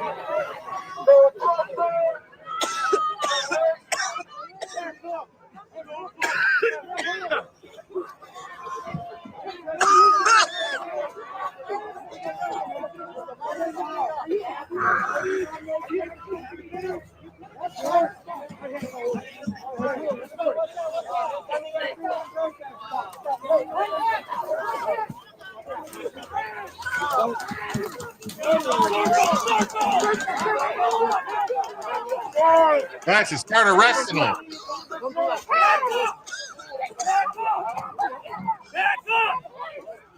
Back up there! We are watching you!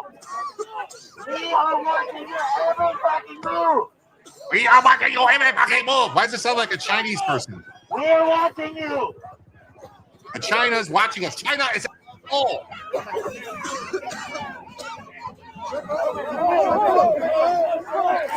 We are watching you!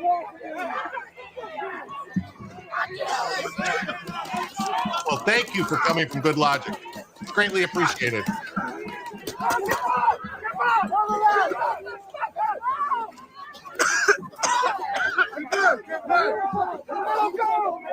It's a little girl, ma'am.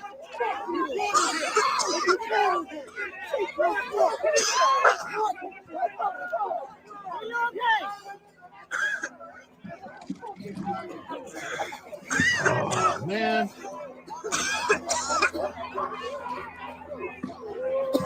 Get him!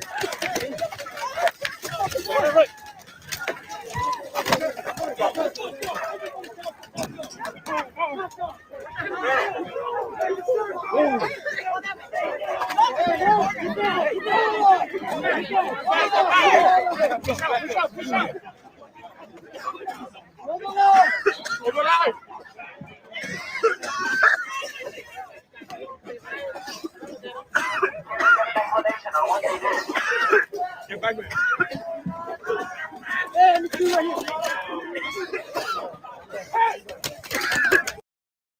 Okay. Forging Freedom TV. We are watching the protest happening at the. Oh, someone's being funny.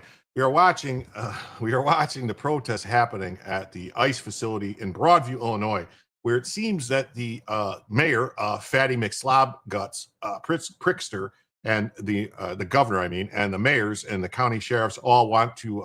I guess they want the National Guard to get called up because they're refusing to actually help and protect these facilities, and they're letting these protests happen when they need to have cops there. All right. We have a $5 donation from Daniel Gagax. He says, for the helicopter fund. That's greatly appreciated. Someday, somehow, we will get that helicopter. And then Brian Oldenkamp comes in with a $20.01. $20.01 to make it so that we hit the goal for the first. Yes, Brian Oldenkamp, thank you. Thank you very much. So now we hit the goal. We are now going to extend an hour, and we get the old Bella Vision going. There we go. We got the Bella Vision. I'm going to fix the camera for Bella. There we go. We're going to go out like this. Go over, go over, go over. There we go. There we go. And I'm going to zoom in. There we go. There we go. We got some Bella. Oh, okay. There we go. There's Bella. And I chill out, and she'll just sit there. Hopefully she doesn't bark anymore. She's been loud. You guys heard her screaming all night. And we are now, we're going to hide this because we are now $75 away from the second additional hour.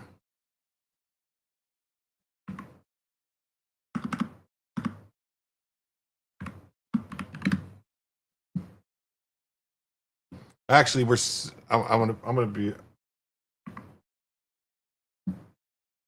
actually $74.99 away from the second.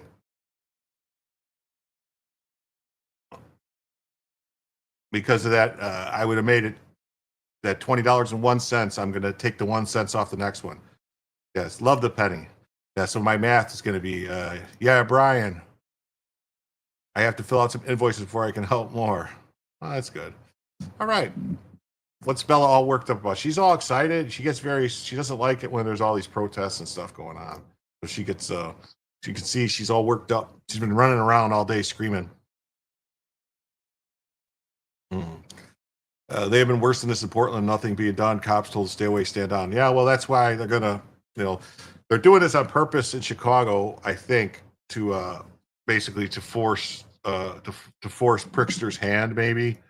And I don't know what it's going to do, if it's going to force his hand or not. We'll see. We'll see what happens. So we shall see. Yeah. Bella is amazingly worked up. Yes, she is. Yeah, sigh of relief in the chat room. Bella is here. Yes, she is. Yo,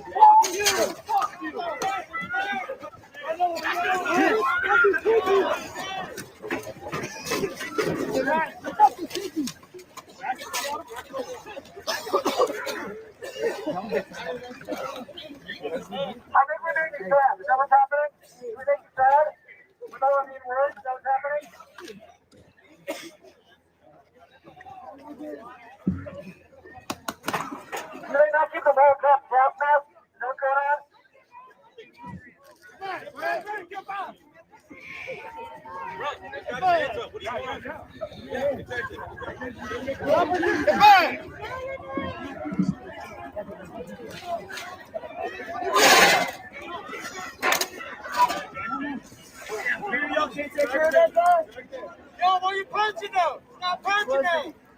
Hey, make sure to keep his airway free, all right? I know y'all don't like to do that.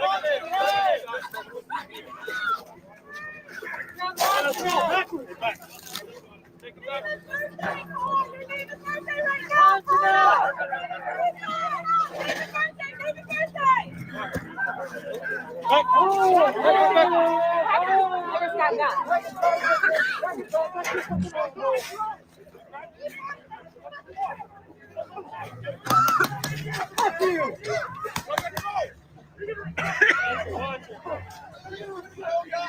Mm. These green hat people, these people in the green hats, the Lawyers Guild of America or whatever, they need to be investigated because they're funded and they're part of the network of foreign terrorists working with Antifa. And I think that their foreign money makes them liable to be classified as aiding and abetting foreign terrorists. So, yeah, let's get on that. Let's get on that. Mm-hmm. Well, here's. Yeah, Ed Krasenstein, was that you getting tackled? It says, I just sent 5,000 to an Antifa person to help fund them. Yeah, these guys are idiots. They're gonna be sorry with their smart aleck stuff when it comes down to. Yeah, when it comes to domestic terrorism, nobody does it like a Democrat. Yeah, remember this? Mm-hmm. So, yeah, yeah. So now we got the story here. There is a bunch more. A bunch more stuff going on today still, but Joe says I can't super chat again. YouTube hates me, but I hate them back. Well, don't worry about it. Okay. There's other ways if you do want to support. There's other ways. There is Cash App. There's PayPal. There's Rumble Rants. There's Locals. You know,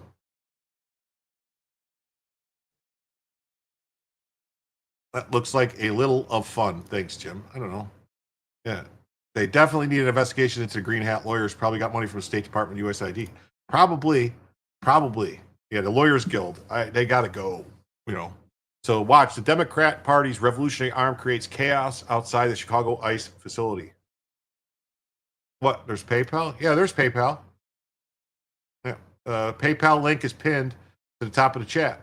There's a PayPal link. There's a Cash App link pinned to the top of the chat. It's the pinned comment in the top of the chat. Is a PayPal link. It's a tip jar from PayPal. You just basically put whatever tip wants to be. Well, I believe me, I hate YouTube taking 30% too. And just so you guys know too, if you're using an iPhone and making donations on YouTube, Apple takes 30% too. So YouTube takes 30%, Apple takes 30%. So basically they get 60% and whatever you wanted to give to the creator, the creator only gets 40% then. So just keep that in mind. If you're ever using an iPhone or anything to give donations, you're basically supporting Apple and YouTube. Gritter Sitter says, it's sickening watching ICE put up with these protesters. Just arrest them all as many times as they need so the judges release them and stay busy. Yeah, have them available to hold. Yay, thank you, Brian. I have no idea how much this poor gal appreciates. Thank you, Jim, where I can't, but I appreciate Jim. Enjoy him at night. Oh, thank you. Yeah. Oh, you got to go to bed? All right, well, I'm going to go for at least another hour, maybe longer. Oops, I should stop this target thing. I don't know what that means. I got to use a computer next time. Yeah. Yeah. Or if you use an Android phone, you don't get hit with the other 30%. But for whatever reason, yeah, Google sucks. I mean, not Google, but Apple takes 30%. And what appears to be a Democrat Party's revolutionary arm of industrial protest. Hey, Vince, how you doing? So glad to see you here tonight. Backed by possible ties to dark money NGOs, a show of force outside the Broadview ICE facility in the crime-ridden sanctuary city of Chicago earlier today. No Trump, no fascist ICE, blah, blah, blah, Mexican pride flag. Yeah, look at them. Dozens of protesters gathered outside the facility for a third straight Friday, attempting to block vehicles from entering or leaving. Maybe I should try that super tip GG that Recreator uses. You'll try Rumble. You don't use Cash App or PayPal. That's fine. I tried to get on that. I'm not big enough. They won't give it to me because I'm not big enough. I talked to the guy who runs it, and he said I have to have like more people. I have to get bigger live streams before he'll let me in, basically. So I don't know. I thought having over 100 people live was enough, but it's not. Yes. Very sad to see so many people with no life. It really is. Mm-hmm. Mm-hmm. Mm-hmm. Yeah, ICE agents unleashed on left-wing agitators. Oh, well, thank you, Jay Wills, for Bella, not for Jim. Okay. Bella appreciates it. Bella appreciates it.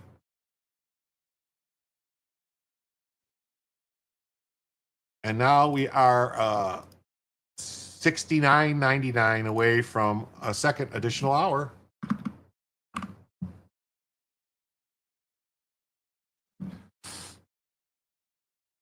Mm-hmm.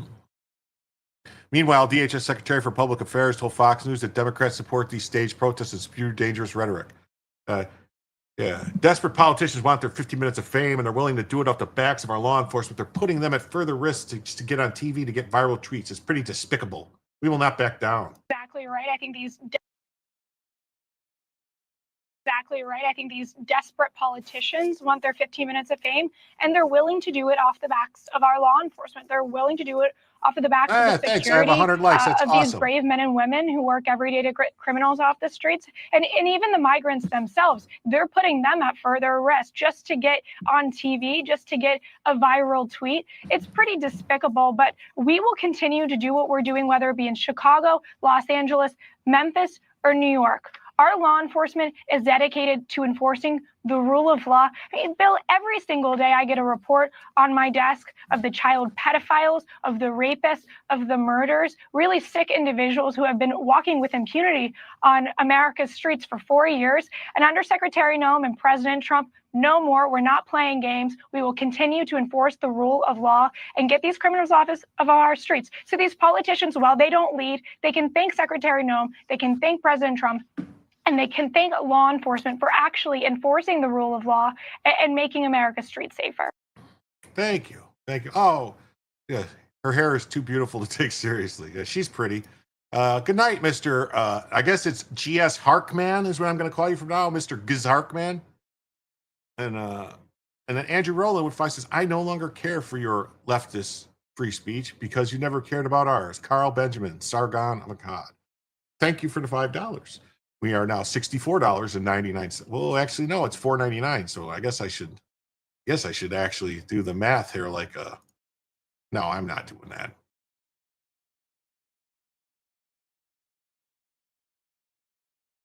Oh, okay. Actually, I will do that. I will say we are $65 away now. That's what I'll do. Huh.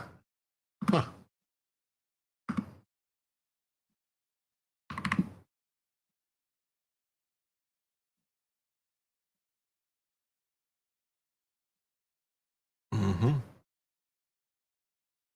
Yeah, she looks better than Joy Reid. If you know, you know. Yeah, it worked in Rumble. Oh, okay. Let me go look in Rumble, see what it says.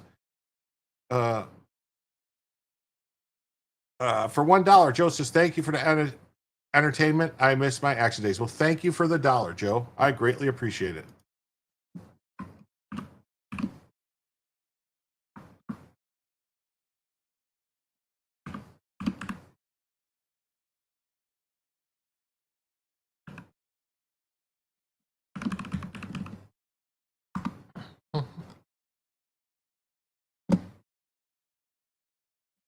Mm-hmm. Oh, it's, you don't have to ever apologize for giving me any amount of money. I mean, 50 cents, a quarter. Hey, what's up, Mark? Nice to see you. Sargon has gotten quite base the last few years. He's used a bit of milquetoast for the longest time. He's actually worth listening to now. Yeah. Math is racist, don't you know? Mm-hmm. Let me adjust this down. We are now $64 away from a second additional hour. Mm-hmm. Are we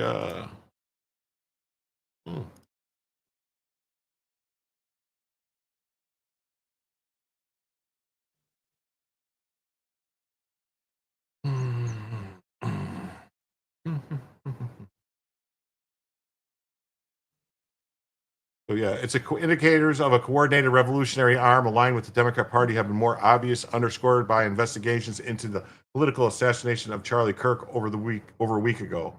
Yeah, see report on armed queers from gun violence activists to arming the LGBT community. Yeah, this is a man, an Iranian man. Yeah. She then realized that it's the LGBT community that needs to protect itself. Yeah, but that's a man actually. President Trump now supports designating Antifa as a domestic terrorist or as a foreign terrorist organization.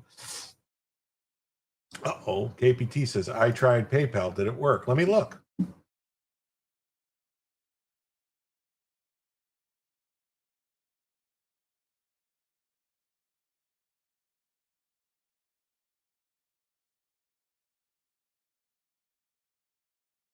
Yep. $9.16 is what I got. Was it supposed to be $9.16 or did they take a portion of it? I don't know. Maybe it was at $10. Was it supposed to be $10? Or was it $9.16 to be funny?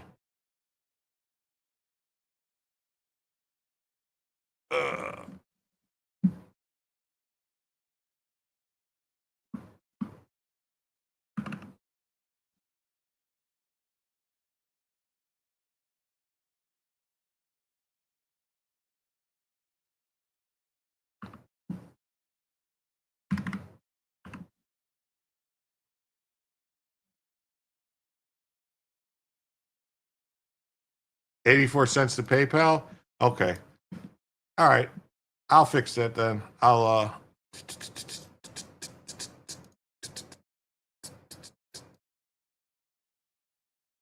so $54 away.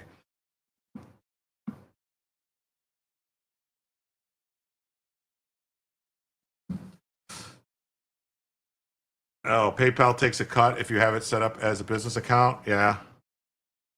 PayPal only took 84 cents. Well, that's, still that's way better than what Google and them take. PayPal's like 8 or 9%. Okay. Yeah, well, what are you going to do? It's better than nothing. 8.4%, whatever. It's better than nothing. So I took the $10 off though anyway, because that's the way it is.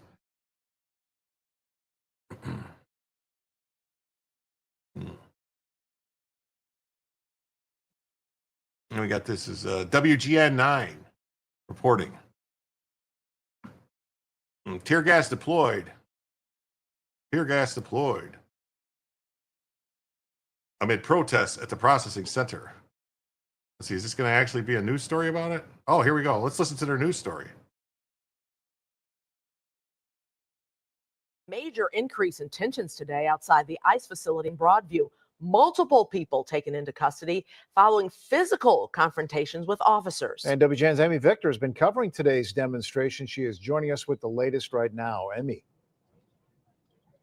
Ray and Micah, since I last checked in with all about an hour ago, this crowd has grown both definitely. in size and in intensity. 100%. Let me step out of the way so I can show you what's going on here. What you're looking at is a live picture of protesters. They have been shouting at the federal agents that are on top of this Broadview ICE facility for the past 20 minutes or so. Now, certainly about 24 protesters isn't as large as the crowd that we saw earlier, which had more than 100 people, but the people who are here are trying to make their voices heard. This is a protest that has been going on for more than 10 hours now, and at times things have been relatively peaceful. At other times, they have been anything but peaceful.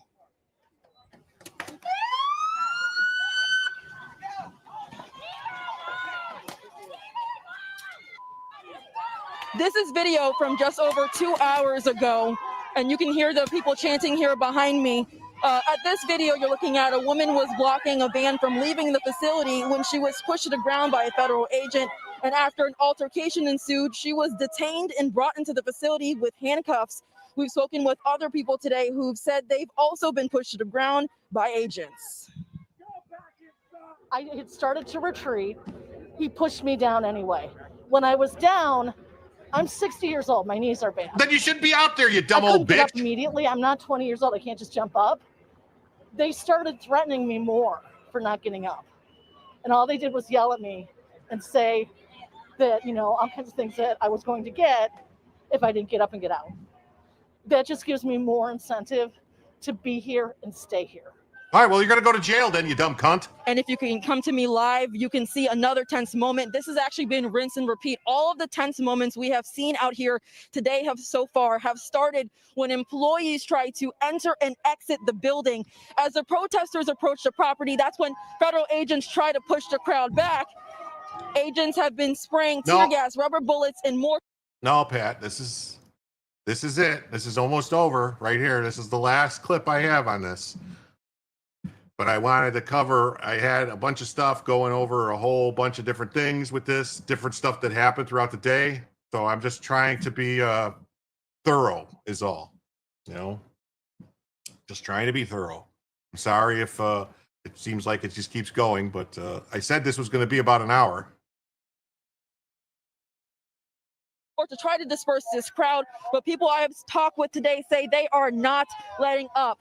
Now, we have reached out to ICE for comment on exactly what has been going on out here.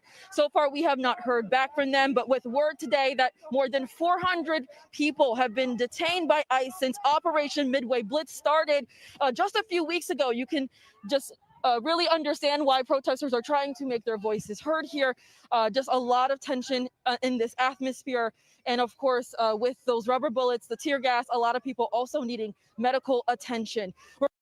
All right. So, yeah, so they need medical attention and all that stuff. And so it says amid ongoing immigration enforcement operations, Chicago activists protesting the ICE gathered outside a processing facility in suburban Broadview. A group of about 100 protesters gathered outside the gates of the facility calling for an end of what the Trump administration dubbed Operation Midway Blitz, an immigration enforcement operation focusing on Chicago and Illinois.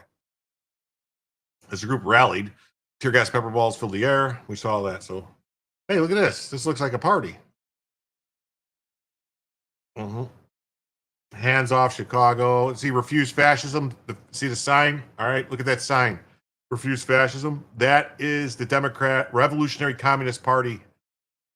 Revolutionary Communist Party of USA, RevCom USA, also known as the DSA, Democratic Socialists of America. It's the same thing. They're communists. Communists. So that's who it is. And the Gateway Pundit has the same story, basically. Chicago ICE liberal politicians class with agents. So, yeah, so there's politicians there, too. All right. And a Democrat candidate gets bodied for interfering with ICE. We got the Blaze.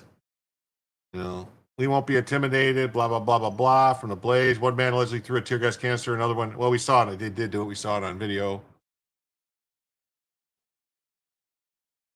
All right. And then we got this. We got breaking. Illinois State Senator Karina Villa, Democrat, was spotted frantically patrolling the streets, shrieking and warning illegals to get back in their homes because ICE was on the block and harassing ICE agents. Charge her for obstruction. Yeah. So this is the Democrats in Chicago right here in Illinois.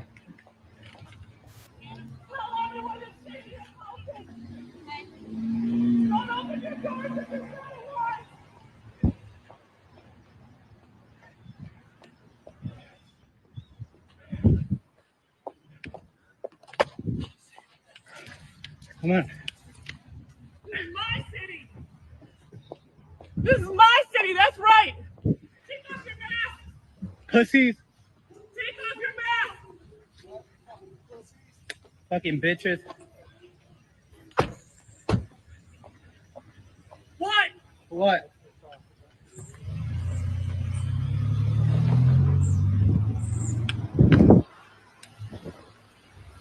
Stay inside of your houses, everyone. Do not come out. Stay in your houses. Quédense en su casa. Tienen derechos todos. No salgan si no hay una orden firmada por un juez. You know, this is where we're starting to have a problem with people who are not loyal to the United States. They're loyal to something else. Yeah. I asked DHS told me sanctuary politicians may work hard for the 50 minutes of fame, but America's brave ICE agents work harder. Smears by Senator Villa will not stop DHS from protecting our communities from criminal legal aliens and enforcing the law. Ms. Villa should be thanking ICE law enforcement for removing rapists, gang members, child pedophiles, and murderers from Chicago streets. Amazing. Amazing. Yeah, who's going to pick the cotton if we get them all? Yeah. Try more, definitely.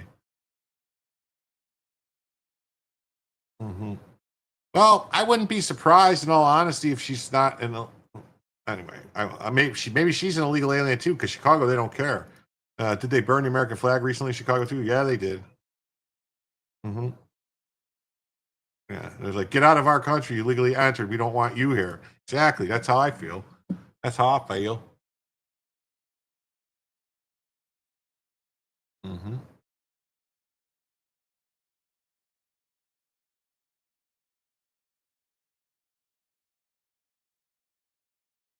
All right. Mm-mm. We got this story. ICE detains roofers. All 5 had documents to live in the U.S. This person says no, they didn't. They had stolen documents. 2 ICE agents chased one guy down. The gun draws. This is a homeowner. They knocked the ladder down, trapped the workers on the roof. One was seriously injured. All the workers were rounded up and just taken indiscriminately. There was no checking. The ICE raid occurred in Naperville, a suburb of Chicago. A Naperville homeowner left with an unfinished roof and in disbelief after neighbors told his family they believe ICE agents came to his house and detained crew members working on his home. And they said all the workers were rounded up and just taken away indiscriminately. There was no checking. There was no due diligence in this. Bobby Fisher and his family were out celebrating his daughter's birthday when neighbors alerted him to what they called police activity around his home. Got frantic texts from my neighbors saying, hey, are you guys okay? There's a police presence all over your house. Neighbors telling Bobby masked agents who they believed to be ICE arrived at his Naperville home around noon and targeted the crew working on his roof. He says 5 of the 6 crew members jumped down and ran. Bobby says one of his neighbors told him one of them injured his leg before he was detained. But what shocked Bobby the most was how agents allegedly detained another crew member who ran out of fear. My neighbors witnessed 2 agents chasing one guy down the street in a residential area, guns drawn. Oh, a roofer. Not a roofer, a criminal. This photo, Bobby says, was captured of that roofer after he was detained at gunpoint. Bobby later learned from the owner of the company that all 5 of the detained workers were documented. This is just people trying to make a living, and you're okay. The guy who runs the company is lying to you. If they documents, they're stolen documents. That's why they targeted them, because they knew they had bogus documents. All right. So, and the guy's saying, oh, they were legal. I wouldn't hire illegals, because if you hire illegals, you go to jail. And we're going to start prosecuting these companies that hire the illegals. That's what's got to happen. The companies that hire illegals got to get got. Yeah. If they ran, they're guilty. Bobby hires criminals. Why would they jump off the roof and run if they saw ICE, if they were legal? They have nothing to run for. So somebody's lying. Somebody's lying. Harming us, like the homeowners. Like, this isn't a business. This isn't, you raided a factory. This is a home that you surrounded with guns. I have children. I don't want that here. Oh, well. There was no reason for it to be. Yeah, there was a reason. You hired illegals. Maybe the homeowner should get arrested. We reached out to ICE as well as Naperville police, but have not yet received a reply. We don't really care. People are asking if they're legal. Why did they run? ICE doesn't care if they're legal. Ask the South Koreans, stuck for 2 weeks in deplorable conditions until lawyers could get them released, even when they're legally. They weren't here legally, you lying. They weren't here to work. These people, the Koreans that came here on tourist visas. Mm-hmm. Yeah, all these people are like, oh, due process. ICE does. The original Gestapo didn't wear masks. Yeah, fraudulent documents is another crime. Mm-hmm. Mm-hmm. Mm-hmm. Just so everyone's clear, the U.S. Immigration and Customs Enforcement ICE tip line is 1-866-DHS-2-ICE. That's 866-347-2423. You can call this number to report suspicious activity related to immigration enforcement and other crimes that fall under ICE's purview, such as human trafficking, gang-related crimes, child exploitation, and fraud.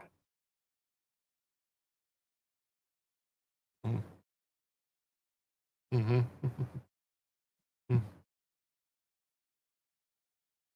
Yeah, they all run. So if the illegals are caught, some of the illegals get free. It's what they do. Well,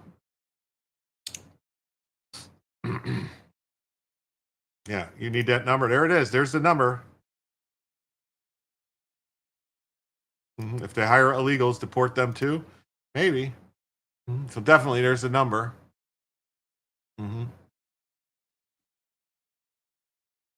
See, this is all bullshit too, because this is the news saying, group of workers reportedly detained while working on roof. Homeowner says So they're just going off what this fat slob leftist Democrat Biden voter said. That's all. Whatever he says. And they're reporting it as news. This is what news is. It's what the guy told me. Oh, that's what I heard. Someone told me. Naperville homeowner was left with an unfinished roof. Oh, well, they're going to have to send someone else. They said the workers were rounded up and just taken away. Who said? There was no checking. Who said? There was no due diligence. Who told you this? I got frantic texts from my neighbors saying, you guys okay? The neighbors called the masked agents who they believe were ICE arrived at his home around noon and took his crew away. They jumped off the roof to trap them. The agents knocked down their ladders so they could not leave the roof. And basically they said either jump or stay up there. That's not what happened. That's a lie. No, a fucking outright lie. They did not tell him to jump.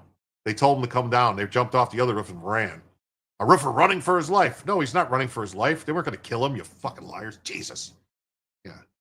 Very colorful words tonight. Yeah, I'm sorry. I get worked up by liars. Mm-hmm.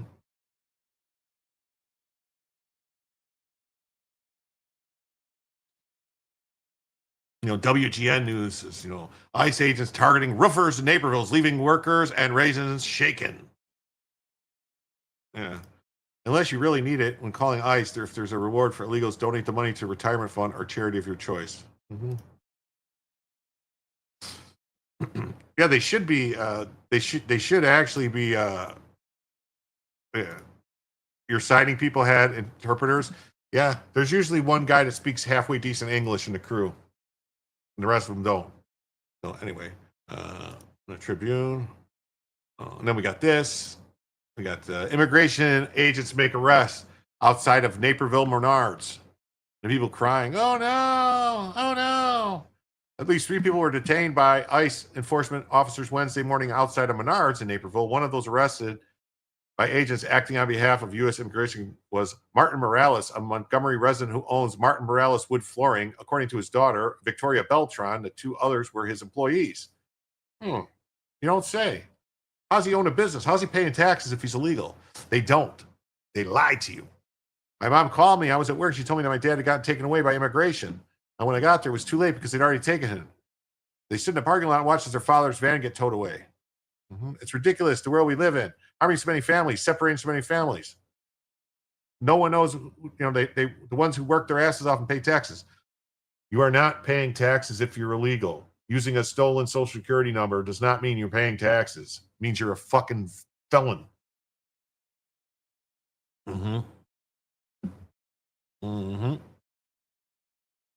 U.S. Rep. Lauren Underwood said the news release that she'd been briefed Monday. The Chicago area's ranking member of Homeland Security Subcommittee was disturbed by what's happening. 250 people have been taken into custody by immigration officials. Everyone deserves to feel safe in their community. Yeah, like everyone deserves to feel safe in their community. The U.S. citizens don't need to be murdered, raped, kidnapped, and abused by illegal aliens, which is what's been happening overwhelmingly a lot. And be concerned, alarmed by reports of ICE's conduct. ICE's job, their mandate, is to arrest all illegal aliens. All illegal aliens are supposed to be deported. That's what it says in the law, lady. Beltran, a green card holder, said Wednesday night that Morales' family had not heard from her father. So she's got a green card, and her father's an illegal. Maybe her green card should be revoked. She should go with her dad. According to Underwood, they've been arrested and processed or being taken to locations in Indiana and Wisconsin. Naperville Police Rick Krakow said the police department was not contacted by federal authorities in advance. Well, no, because you guys will notify people. You guys are all rats. One witness to the arrest of Morales said 2 men was a 60-year-old Warrenville resident who declined to give his name. I was pulling up to buy some stuff, and it happened there in the neighborhood. They were putting people in the cars handcuffed. It looked like they were taking 2 cars, and one agent was talking to somebody else. It looked like he was getting taken in too. ICE did not immediately respond to requests. Beyond the 250 arrests noted by Underwood, it is not known how many immigration-related arrests have been made in Naperville, specifically the Chicago area as a whole. Beltran said her father came to the United States from Mexico 40 years ago and was in the process of obtaining legal residency. Oh, so he's been here 40 years and he's illegal. Okay, yeah, and he's not a criminal. Yeah, okay. He said that he saw some men with masks and rifles. Yeah, her father went inside the store to have the agents come back as if he was returning his vehicle, and that's when they pulled him and his workers and handcuffed them. First of all, they got information. They know who he was. He's probably a convicted criminal that's been hiding in a sanctuary place. The restaurant that I worked at hired an illegal, and he brought TB to us. Everyone had to get tested, and the old guy with diabetes caught it. What fun. Yeah. Yep, TB is making a comeback. Yeah, tuberculosis is making a comeback in the United States, thanks to all the people Biden let in.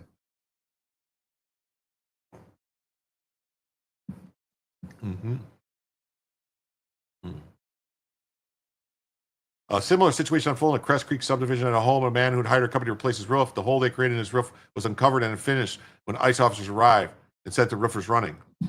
Well, hire somebody else. One roofer who did not want to reveal his identity said the agents were violent in their efforts to take.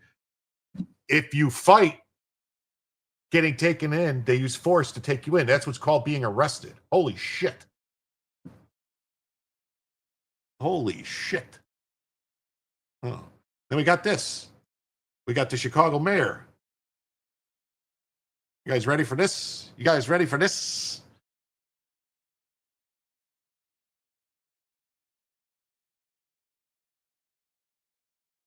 The fact of the matter is we are driving violence down on this city, and we're using every single resource that's available to us. Jails and incarceration and law enforcement is a sickness that has not led to safe communities.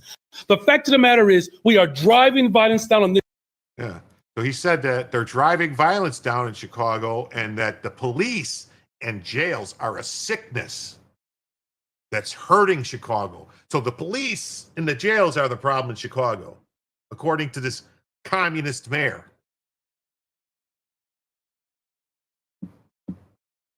And so we got here Chicago shootings versus Chicago police shootings for 2025. Let's look. Year to date, shot and killed 269, shot and wounded 1,193, total shot 1,462, total homicides 319. Then we got Chicago wounded versus killed. They got 43.8% killed, 56% wounded. And then you got 2 officers shot. So you got a total of 7 killed, 9 wounded by police with 2 officers shot. So yeah, so the police are the problem in Chicago. Hello. And then I show you, this is the site, if anyone doesn't know. This site is called heyjackass.com. Go check it out. All it does is track crime in Chicago and the different stuff. It is an awesome place to go if you ever want to see what's going on in Chicago. It shows you everything, year to year, every year it takes years and stuff like, homicide trend and stuff like that. Take care, see like shot and wounded, shot and killed, all these different years and the months and stuff, 30-day stupidity trend, Mexican Independence Day, they show what's, all the weekend tally of who's killed during the weekend of Mexican Independence Day. This is a great, great site to check out, heyjackass.com. And this is what you got, You got this stuff. You got, he's saying that, and then you got this. Chicago men follow an off-duty female police officer to her home and attempt to ambush her after she pulls into her garage. She sustained a minor wound to her hand, but was fine otherwise. Good thing for her, these guys can't shoot for shit. But it's the police that are the problem, all right?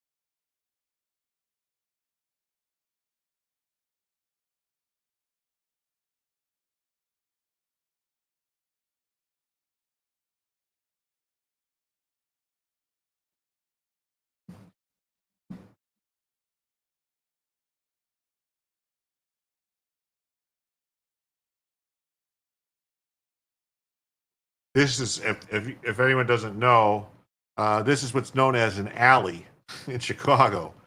In Chicago, we have alleys where your garages are. You pull in from the alleyway to get in your garage. And then Yeah, and this is like empty lots with garbage and stuff in it. I'm trying to figure out what neighborhood this is. These are some older buildings. These are like 2-story buildings, old buildings. This could be either the north side or this could be in the Pilsen area.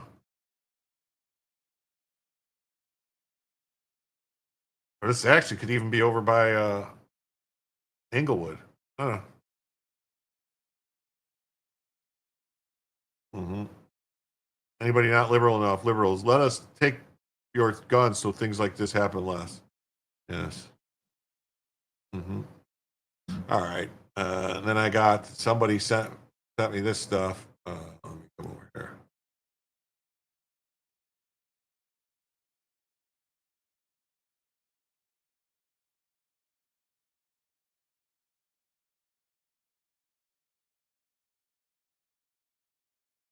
Okay. All right. So let me do this. Put this up. So we got this. We got here we go. Man who the Democrat governor, J.B. Pritzker, posed for a photo with earlier this month at a peacekeeper event is charged with murder. Mm-hmm. You've seen that in South Chicago by the University of Chicago. Yeah, those buildings are like, there's certain areas where those 2-story buildings are like that in Chicago. Like there's a lot of areas that were built that are like just all brick bungalows. Huge swaths, and then there's certain like little areas where those 2 stories will be, and those were built. Those a lot of those stick 2-story buildings were actually built pre-war. Mm-hmm. A 35-year-old Kellen McMiller was involved in a highly orchestrated smash and grab burglary at the Louis Vuitton store, which left an innocent bystander deceased. $700K worth of merchandise was allegedly stolen. McMiller was charged with first-degree murder and burglary and retail theft. Just days before the incident on September 5th, he was invited to a peacekeeper event where Pritzker met with local peacekeepers to discuss how to limit gun violence in the city. He even posed with the governor himself while wearing a peacekeeper shirt. See? There's the governor, and there's the peacekeeper. There's the guy. All right? Ready? This guy, this is one of their peacekeepers out there, Robin. The reason this is getting so much traction is because the photo was of Governor Pritzker with a man now charged in connection to deadly Chicago crash on the Mag Mile. CWB Chicago first reported that 35-year-old Kellen McMiller, now accused of murder, posed for the photo earlier this month at an event highlighting peacekeepers who work in community violence prevention. Now, a spokesperson for Pritzker said they were troubled to learn of the allegations against McMiller, saying in part, quote, the governor meets hundreds of people in communities every week and is often asked to take photos. We were extremely troubled to learn that this individual was arrested for his alleged involvement in this serious crime, and we expect them to be held accountable to the fullest extent of the law. And the spokesperson added that Pritzker did not know McMiller personally, says they took the photo down on the website after being notified that he was arrested. The man, McMiller, and several other men are accused of killing in the crash. As Mark Arceta, the 40-year-old, lived in Skokie, was on his way to work when the suspects in a smash and grab burglary crashed into him in a getaway car. His girlfriend gave birth to their son the day after he died. And tonight, it's not clear how McMiller, who reportedly had 4 outstanding warrants from multiple states, was able to participate in this event and pose with the governor. Yeah, the guy had 4 warrants from 4 states, but they were protecting him because they're doing what this fat slob known as Pritzker wanted. Yeah, it makes sense, Chicago. All right, see? Romeo Nance was arrested for attempting to shoot a woman multiple times. He served 2 months in jail before being released on bond. Oh, look at this. Gunshots on Larkin. House hit by a man arrested. Romeo Nance. Look at this. Oh, 2023, January 2024. Romeo Nance, suspected of 8 murders around Joliet over the weekend on Monday night, took his own life. Joliet police said. What do you know? Guy responsible for 8 murders. And they keep letting him out. Just keep letting him out. No, just giving no bail, no bond. Don't worry about it. Don't worry about it. Don't worry about it. And then there's this story, which I wanted to just touch on briefly. It says NBC Nightly News used Charlie Kirk and Brian Thompson's murder to cite the Rutgers University poll that found that 56% of those on left of center believed assassinating President Trump could be justified. Pritzker, that's his name. J.B. Pritzker. MEC adds there's a growing support for political violence among the younger, highly online, and ideologically left aligned. They go on to insist that the caveat that it's left only and both sides are now radicalized, but the message was unmistakable. Yeah. We turn now to the rise of political violence in this country. Among young people who spend a lot of time online, support for violent acts is now growing. Stephanie Gosk with our in-depth look. Soon after Luigi Mangione was accused of killing United Healthcare CEO Brian Thompson, the meme started, celebrating the cold-blooded murder, treating the alleged killer like a hero. He's become a symbol for this really enormous and radical and maybe unprecedented change in American culture. Anthropologist Max Horder works with the Network Contagion Research Institute, studying online threats. We're no longer so ashamed of this violence, but actually there's a large percentage of people that actually applaud it. In a survey of about 1,200 people conducted with Rutgers University, Horder found growing support for political violence among the younger, highly online, and ideologically left-aligned. According to their results, 56% of people who identify as left of center believe there could be some justification for killing President Donald Trump. Hauntingly, a few months before he was assassinated, Charlie Kirk posted about the survey results on X. Now, that doesn't necessarily mean that it's the left only which is supporting increased forms of political violence. It seems to be more that they're sort of catching up, that we're seeing a broader change in America where both sides are now radicalized. Online networks across the political spectrum fueling the growth of what he calls an assassination culture. Do you think in those spaces people are becoming desensitized to the enormity of murder as a crime? Absolutely, I do. Authorities say Kirk's accused killer, Tyler Robinson, spent a lot of time on Discord. So what is Discord? It's an online platform based around group chats. The categories are split into something called servers. They're either public or invite only. Once in, you can click on a group and join the chat. This is about travel tips in Paris, but people can be on here chatting about anything. Discord says it found no evidence that Robinson planned this incident or promoted violence on Discord. One of the best ways to disrupt the cycle, Horder says, strong messages offline. If authority figures can say this is not acceptable, we're much more likely to calm this down and to wind this down. What you're saying is the message from the top matters. Absolutely. It matters more than anything else. Stephanie Gosk, NBC News. I don't see it. I don't see it, Spuds. I don't see the Spuds. I don't see the message from you on Twitter. I don't see it. Did you tag me in it, or did you send me a post? I don't see it. I don't see it.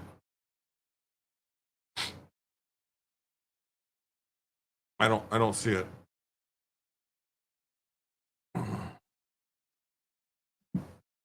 I do not see it. We turn now to the rise of political violence. All right, so that's crazy, right? Just by posting this, do you understand that the person not on the right frame of mind could exactly what you believe to justify just what you did to Ted Cruz like happening? Yeah. Are they grooming their youth to take up arms? Just because they let their murderous lunatics bang for blood doesn't mean it's both sides issue. All right. I don't see it, Spuds.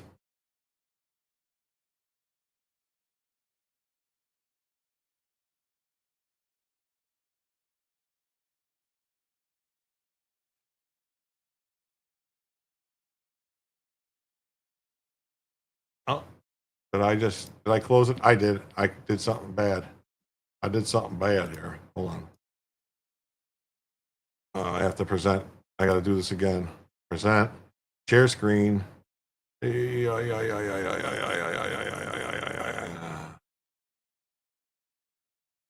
go. Oh, here we go. We have breaking news. Brad Lander, Jamani Williams, and 13 other New York City officials are arrested by the feds for obstructing immigration court. Democrats call it a scandal. Americans say, we voted for this. Be honest.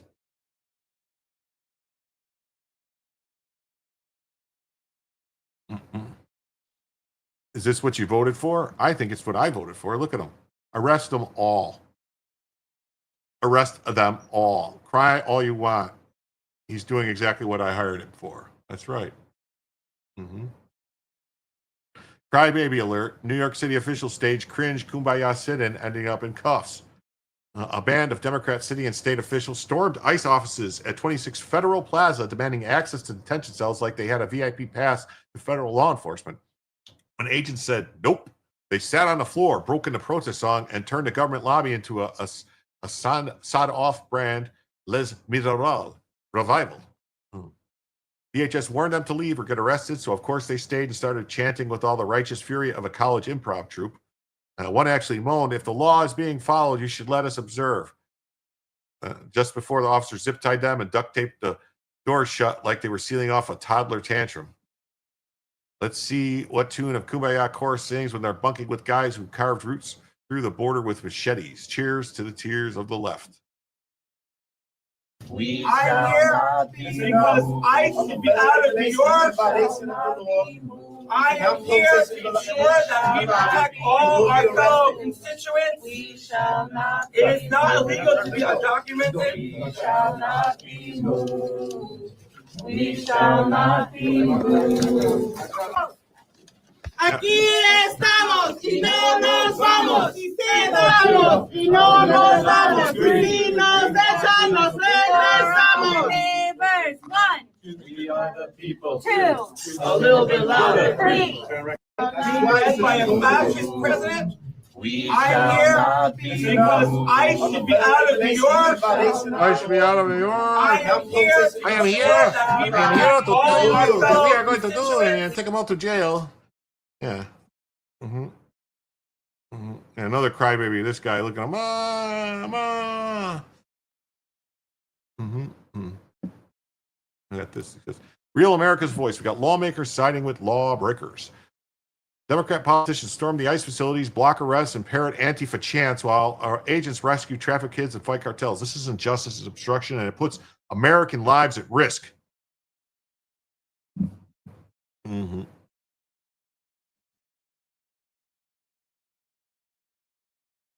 appears leftist lawmakers are ramping up their tensions when it comes to pushing back against the Trump administration. Quite frankly, they're getting pages out of Antifa playbooks, and it looks like they're almost working with Antifa. Apparently, New York lawmakers stormed a detention facility in New York, downtown Lower Manhattan. 11 of them got arrested outside 77 were detained. Listen to them chanting. Say it loud, say it clear. Immigrants are welcome here. Say it loud, say it clear. Immigrants are welcome here. Say it loud. So that gives you a little look of just how dopey they actually are. Well, they warned them, you'll be arrested. And that's exactly what happened. If you refuse to leave on the federal regulations, I'm here you're going to be for my arrested. fellow You're neighbors who have been violating the law kidnapped off the street, being led by a fascist president. It's absolute ridiculousness, okay? If you refuse to leave on the federal regulations, I'm here. you're going to Let's be come back to me, arrested. guys, here for a second, okay?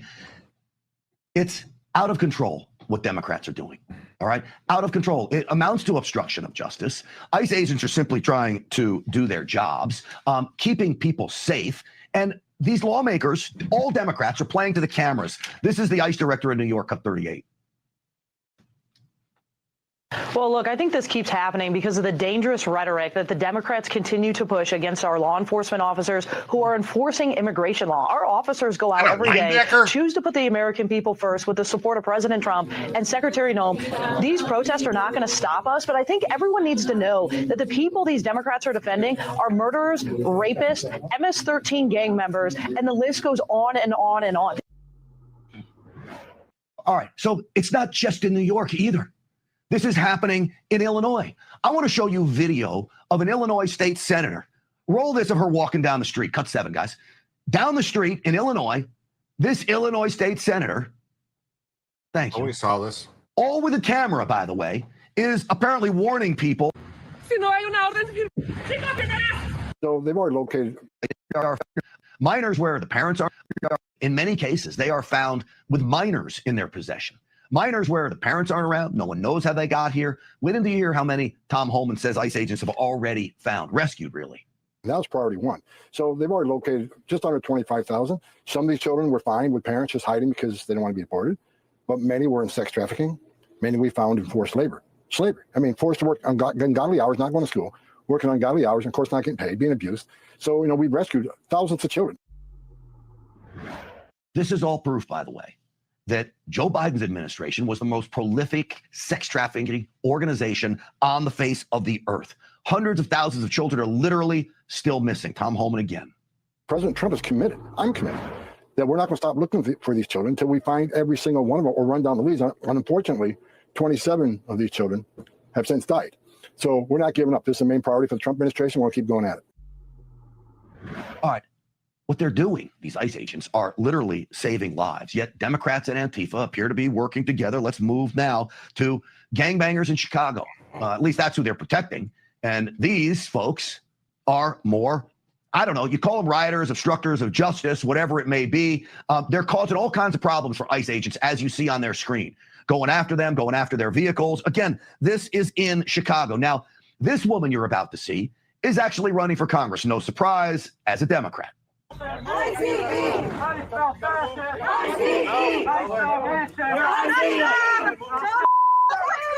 on you! Shame on you! Shame on you! Council, so I'm not VP out there anymore. I'm working for a different organization. All right, sounds good. So former, we're grateful, obviously, Art, for your services, country, especially as a Border Patrol agent, and congratulations on retirement. But I do want to hit you up about all this stuff because over the last few days, I don't know, it feels like Democrat lawmakers are escalating the attacks on ICE agents, and really the lunatics, whether it's Antifa or whoever, are taking their cues from these Democrat lawmakers. No, and that's what it is. Look, I don't remember any of these people, any of these protesters or these politicians or candidates. I don't remember them coming down to the border when, the drug traffickers were dropping off minors and children over the fence into the United States, where they were literally bringing them down by a rope and just dropping them off in the United States. I don't remember any of that. I don't remember seeing them at our schools trying to stop the fentanyl crisis on the drugs that are flooding our schools because of the drug trafficking from Mexico. So I don't remember any of that. But to the point is, now that they're in the positions that they are, especially the politicians, they know perfectly well, Grant. All they have to do is get with CBP, DHS. They ask for a tour. They want to see the facilities, and they can do that. Like many of the Republican congressmen did so during the Biden administration. But they don't want to do that because that doesn't get you extra likes on their social media. That doesn't get you that wow factor. The only reason they're doing it this way is because they have an agenda. That's right. They have an agenda. That's why they're doing it this way. They don't really want to see anything. They want to just cause problems like this right here. See? It says a little less than 400,000 New Yorkers are officially classified as unemployed, yet this factory sits empty because its owner, along with Kathy Hochul, would rather rely on slave labor than hire its own citizens. Okay, right here. Kathy Hochul, and since 1978, New Yorkers have made an honest living at the nutrition bar confectioner's factory. Last week, armed ICE agents stormed in and singled people out by the color of their skin and arrested 57 workers. That's not safety, it's cruelty. Here she is. This company, just so you guys know, 3 of the owners and the people in this company have been arrested for violation of federal law for hiring illegals, knowingly hiring illegals and facilitating the hiring of illegals. We love these people. They're our work families. So, we're terrified for them. Our hearts are hurting for them, but we appreciate you. Yeah, really, truly, we do. Didn't want to be emotional today. I don't know how you cannot. You went through something that's so incredibly traumatic. First of all, for the business, they're struggling to keep their business afloat. I walked the factory lines that were idle, and they showed me the assembly lines that were silent, where workers had just been 12 days ago. They showed me the workers that were still there, but many of them have been traumatized. And many other workers have just not returned. Some involuntarily, they've been detained by ICE. It was cruel. To me, it was un-American. It was abhorrent to see that kind of activity and know about it in our own country, much less our own state. And this is what was described to me by the owners. This is the break room, Governor. This is where they brought everybody in and separated them. Well, here and along the wall. We have videos of them splitting the workers by parents and non-parents, Latino and white, from this room. We lost maybe almost half, right, John? Mm-hmm. Really? Between those detained and those who won't come back? Those who won't come back. There's a lot of trauma associated with that experience. You don't want anyone to ever have that pervasive fear that if they go to their workplace, that they may not come home. Right. They'll be separated or not see Exactly. their children again. And it's just, Right. that's just, it's so abhorrent to New York values. And that's why this troubles me so deeply. Let's reshift, let's refocus, let's get back to what keeps people safe, not separating families, not harming a small business, and sure as hell isn't separating babies from their mothers.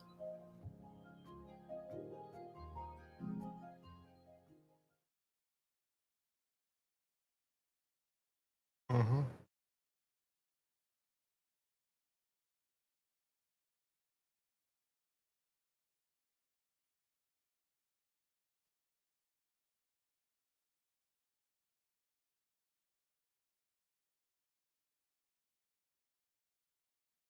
Oh, here, let's look. No. Because ass leader. Thank you for coming. I appreciate it. This is a significant development in this district, I would say, one of the most significant. And by the response from everyone here, I can see that it is an important, newsworthy story. Today, we're here to announce that on September 4th, federal law enforcement officers conducted a major worksite enforcement operation in Cuyahoga County, New York, detaining 57 people unlawfully present in this country. Among those detained, 5 have been criminally charged for illegally re-entering the United States after prior removal, which is a felony.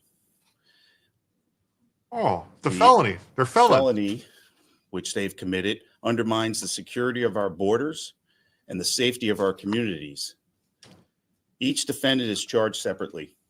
The charges in the complaints are merely accusations. The defendants are presumed innocent until proven guilty. We'll have their names, ages, and countries of citizenship listed in news release that we'll send out shortly. Last week's operation enforced our immigration laws, but it also struck a blow for fairness and opportunity for hardworking, able-bodied Americans who deserve access to all the well-paying jobs in their communities, some of which suffer from relatively high unemployment. I'm not here to comment on the specific employer whose offices were the subject of last week's operation. While I will say more broadly is that employers that knowingly hire unauthorized workers are breaking the law and also contributing to a system that harms our economy, jeopardizes public safety, and devalues the hard work of lawful employees. To employers across the Northern District of New York, heed this warning. We will aggressively pursue criminal investigation against those who violate our laws by employing non-citizens without authorization. There will be consequences. The bad old days of turning a blind eye are over. We recognize the contributions this lawful immigrants to make our communities, but illegal reentry after deportation is a flagrant violation of federal law, and it will not be tolerated, nor will we tolerate the greed of those employers that knowingly hire illegals. We will continue to work in close coordination with our partners at Homeland Security Investigations, Border Patrol, IRS, Immigration and Customs Enforcement, and other agencies to identify violators who hold them accountable. You can expect to see federal law enforcement at more work sites going forward. We owe it to the American people. We owe it to the citizens that reside in the Northern District of New York, which has relatively high unemployment rates. We owe it to their families. We owe it to the veterans that have served this country, the taxpayers, and we will do so firmly, fairly, and without exception. With that, I will take any questions that you may wish to ask. Just on the numbers. Yeah. 57 detained plus 5 criminally charged for 62 overall. Is that correct? 57 total. 57 and the 5 are out of that. 5 out of that. Yeah. Can you give me some insight or us some insight into where those 57 people detained are, including the 5 criminally charged? We've heard some went to Texas, some may have gone on to Guatemala. Can you just give an overview of where they're at right now? I think other than the 5 that are detained for prosecution, I think the rest of them are on their way back to their countries of origin. Do you know what countries of origins are involved? We will have that, as I said, we'll send out a separate release after this, which will have all the names and where their countries of origin are. President Trump and Tom Homan, the Borders czar, who I know is a part-time resident of this district, they said that immigration enforcement efforts of the administration are going to focus on kind of the serious criminals. You mentioned the 5 who were charged with the felony of repeated illegal reentry. Were there any other people with outstanding warrants or who were suspected or potentially facing charges in other kinds of crimes among those 57? We don't have that information at this time, but we're still investigating. President Trump has said the administration will go after the worst of the worst. So far, you're not describing people who are the worst of the worst. Well, my job is to enforce the law, okay, as a prosecutor. Law enforcement made an arrest. I have to do my job. I can't turn my back and say, I'm sorry, President Trump wanted to go after the worst of the worst. We're obviously going after anybody who has committed crimes in this country, all right, including illegal reentry, including being here illegally.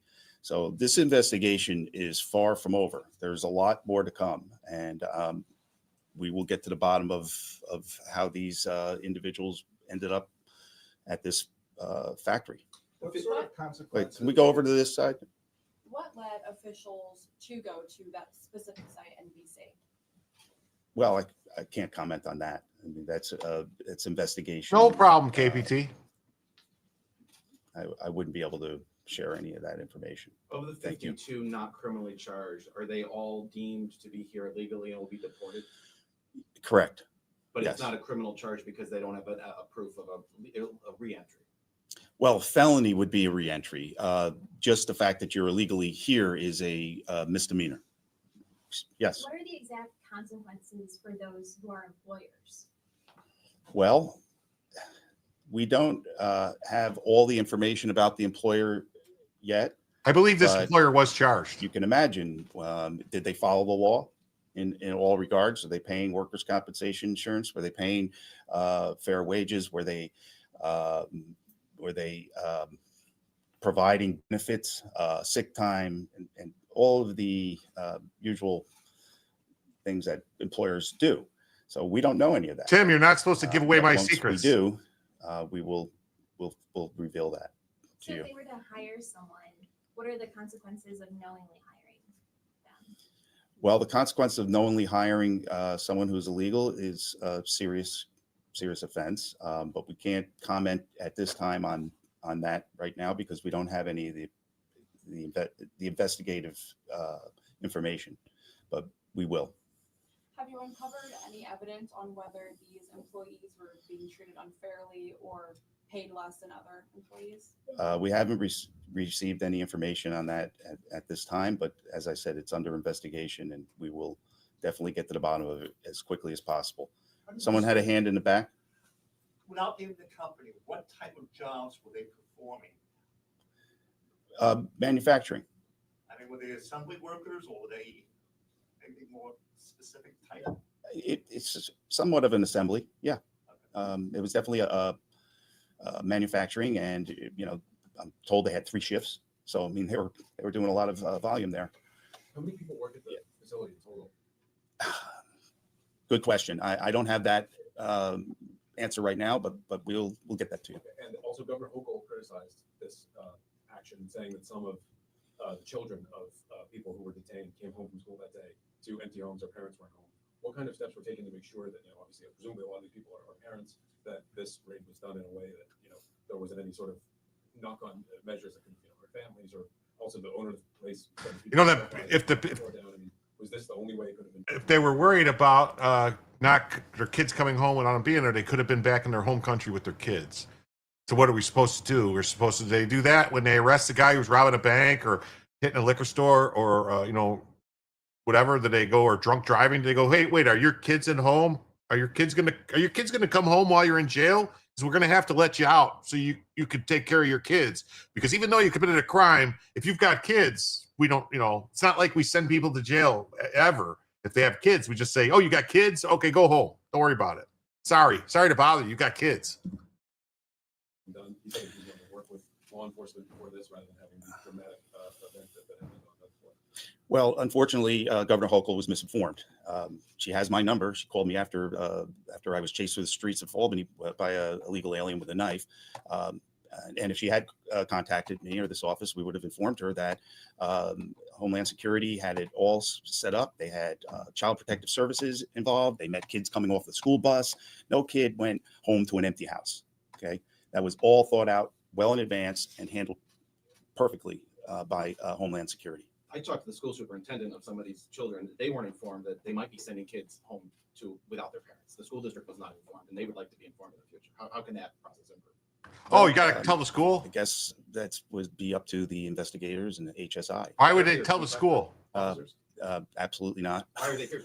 They're here because I invited them here, but they're not authorized to comment. John, But can you talk thank you. about the scope of this action compared to others you've seen in the state? Is this the largest this year? This is the largest ever. The schools want to know. I haven't Tell the heard any. schools, yeah. You expect more of this scale? Yes. And can you also talk a little bit about what cooperation, if any, there was with local law enforcement? I think some people mentioned that Cayuga County had at least a vehicle at the scene. Yeah, local law enforcement was not involved in the investigation at all. I believe that they were there for traffic control purposes. This was simply an operation with Homeland Security, and others were brought in to assist on that day because of all of the turmoil that was going on at that time. You know, that obviously immigration reform is kind of the overarching story about all of this. And I just wonder what you'd say about continuity of business in the Northern District if you went after every undocumented worker. Continuity of these food manufacturing plants, farms. I mean, the economy is contingent upon a lot of these workers. And I just wonder what you'd say to make. How the fuck do you actually believe this question? What do you say to continuity? Immigration reform. Yeah, we need immigration reform. We got to make these people legal. Listen to these reporters, because if you go after these workers at all these factories and stuff like that, and all these different things, how's the business gonna survive? There's plenty of Americans to work the jobs. Just pay them more money, and they'll take the jobs. That's how it works. Holy shit. Yeah. Just imagine the dropping funding to the poor schools when they lose students to deportation. Making sure that the economy would continue to function. Well, let me say this. You can, if you have a farm and you want to bring in people to work your farm from another country, there's a process for that. And it's not that difficult. Okay. But as I said, there's 5% unemployment in that area. That's a lot of people. Think about it. 5% of how many million? We'll say 3 million. What's that? That's not my subject, but 150,000 or 150,000 unemployed, right? Able-bodied Americans who've lived here, whose families have lived here, who pay their taxes, pay their property taxes, pay their rents, and they could easily be filling up those jobs.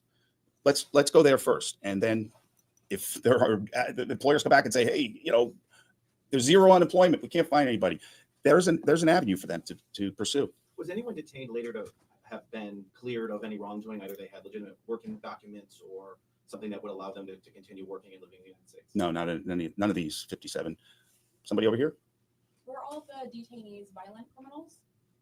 I don't have any information on what their specific criminal backgrounds are at this time, but that's certainly something that's being looked at. How specifically was the immigration status of all of the people that agents spoke to verified? Like, did they all have their documents on them? Like, how did that process actually work? Or were people allowed to go home to get documents? How was that actually done, like in a practical sense?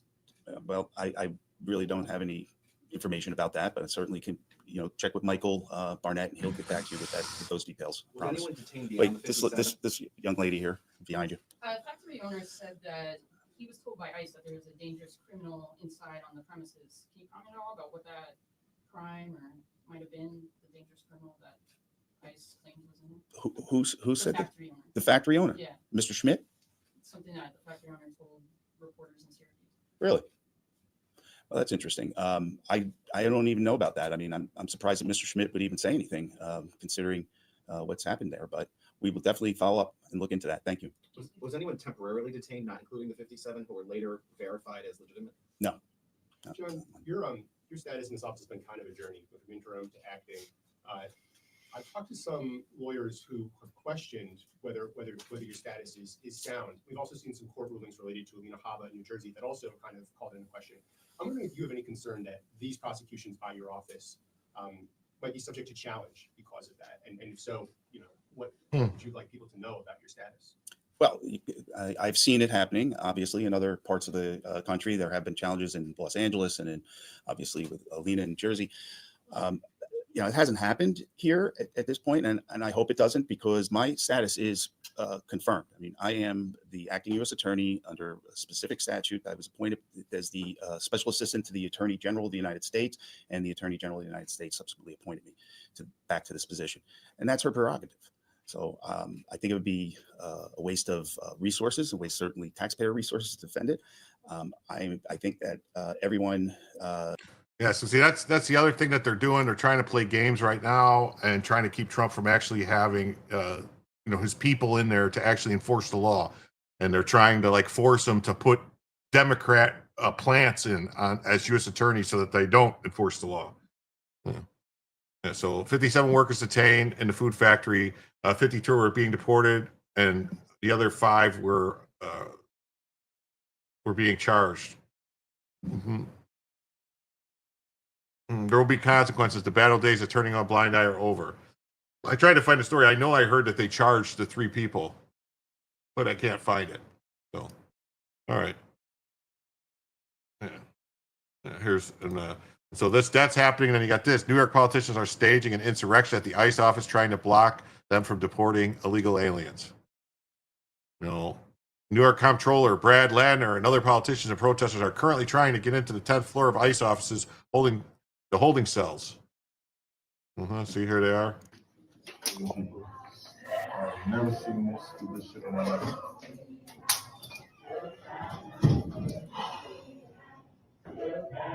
You saw the garage entrance? Yeah. Shit on them too. They're sitting there.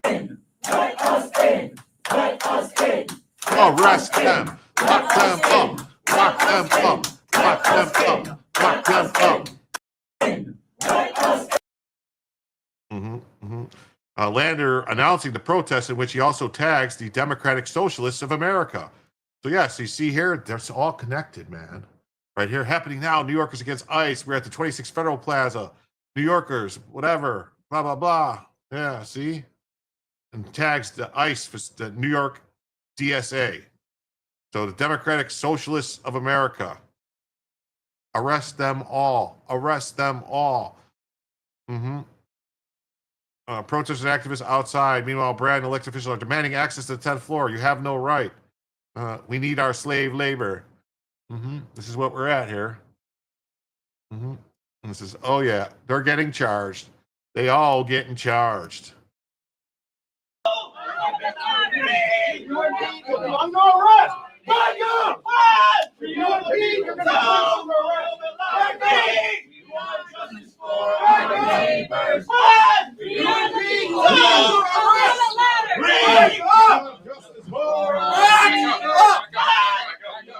If you impede, you will be placed under arrest! Back up! You love to see it, don't you? Real quick, while I'm here, yeah, I don't think so either. Migrant farm workers are not the problem. They are not in Chicago, LA, and New York City. We used to have, for the longest time, we always had migrant workers that would come in for the picking season, then go home. They would come in and go home, and come in and go home. All right? And it was always the way it was. It was never a problem before. It was never a problem before. Okay. All right, we got a little while. We got about almost another hour to go before, unless we hit another goal, and then we'll add another hour. But I'm going to say goodbye to the people on X and to the people on Instagram, because 4 hours is a cutoff anyway for Instagram, and I don't want to forget and then have it kick off on me. So I'm going to say bye to Instagram and bye to X. If you're on X or if you're on Instagram, come over to YouTube, come over to Rumble, or even Facebook, really with the boomers, if you want to watch from there, and come on over. And for the rest of you, the show will continue. So bye-bye.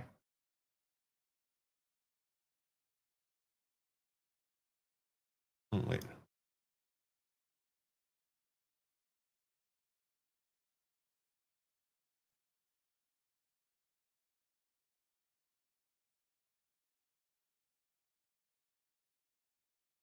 All right. All right. Now it's just us. Now it's all the good people over here on YouTube and Rumble and Facebook. Mm-hmm. So Brad Lander, among elected New York officials arrested protesting at the Manhattan Immigration Holding Facility. Oh, yeah. And I just want to point out to everybody, let's see here. We got basically, we got about 30 minutes left, roughly 30 minutes left, and we got $48.50 to go for another hour. Yeah, elected officials among dozens arrested at New York City Immigration Holding Facility. Charge them with felonies. You guys want to watch this video? I mean, I guess I could watch a little bit of the video. Review the conditions. You're making it dangerous for yourself and everyone else. Just people in here. What if there's a fire? What if there's a fire? It's a federal judge who kidding me? has already They're taping the door shut. Huge fire hazard. For one, face us The off. federal judge had indicated this way. Immigrants are welcome here. Say it loud, say it. All right, whatever. We're not watching this fucking tards. Clear. Immigrants are welcome here. Say it loud. A mother and it's gone on for too long and it's gone on for too long and it's gone on for too long. We are the people. All right. More than a dozen elected officials were arrested on Thursday while protesting conditions.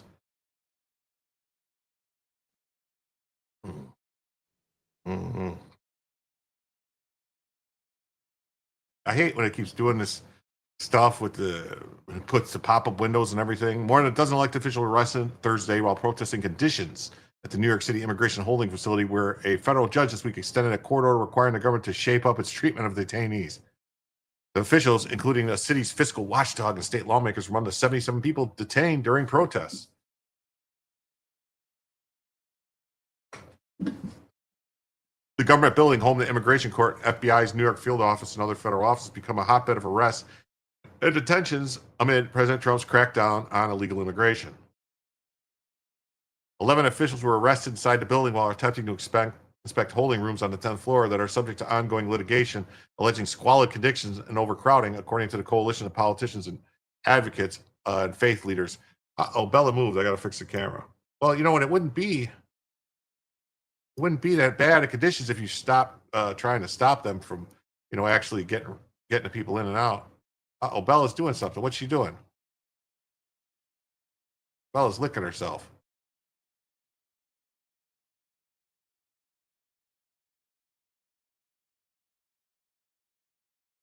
Bella, what are you doing? Bella, knock it off. Knock it off, Bella. What are you doing? Bella, stop licking your foot. What are you doing? Lay down.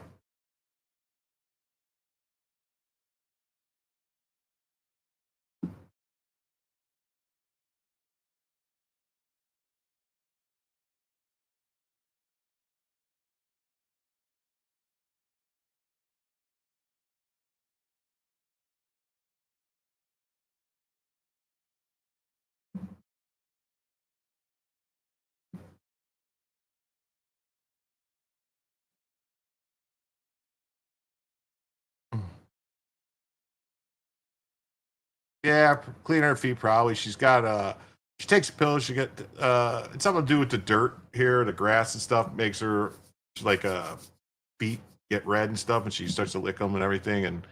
But she takes a pill. But she's gonna keep moving on me.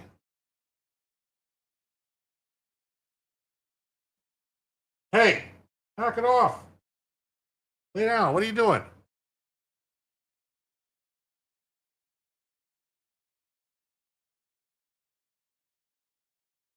You're distracting the show here. I can't keep changing the camera angle over here.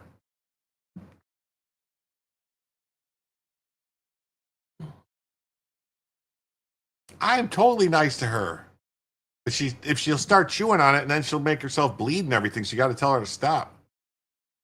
They were given summons and released. The building was later locked down because of a telephone bomb threat. Oh, I wonder who made the bomb threat. Oh, I bet you it was the politicians.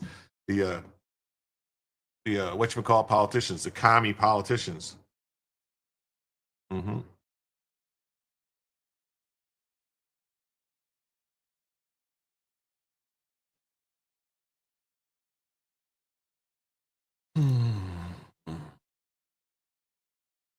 Federal agents barred them from entering the holding rooms and arrested them as news reporters and photographers documented the scene.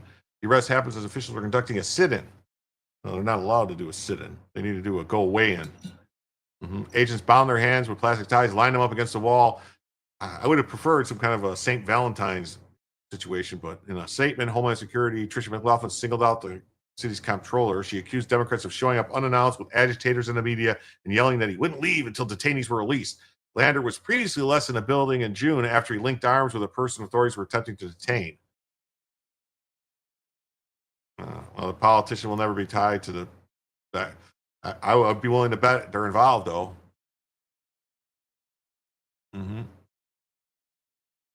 Another day, another sanctuary politician pulling a stunt in an attempt to get their 15 minutes of fame while endangering the DHL personnel and detainees. And that Lander's obsession with attacking the brave women of law enforcement, physically and rhetorically, must stop now. Yo, Pyramid 7, what's up, man? How you doing tonight? What's new? Another arrested politician, State Senator Jabari Brisport, said immigration officials use zip ties to lock the doors to the holding area and put duct tape over the cracks to prevent them from seeing inside. What I saw on the 10th floor was both disgusting and cowardly. After immigration officials were finished, they laughed, and I heard them laugh about what we're doing. They should absolutely be ashamed of themselves. No, you guys should be ashamed of yourself for acting like a bunch of petulant children. They said this is ridiculous what you're doing. Yeah, and then Arrowhead says elected officials arrested at immigration facility.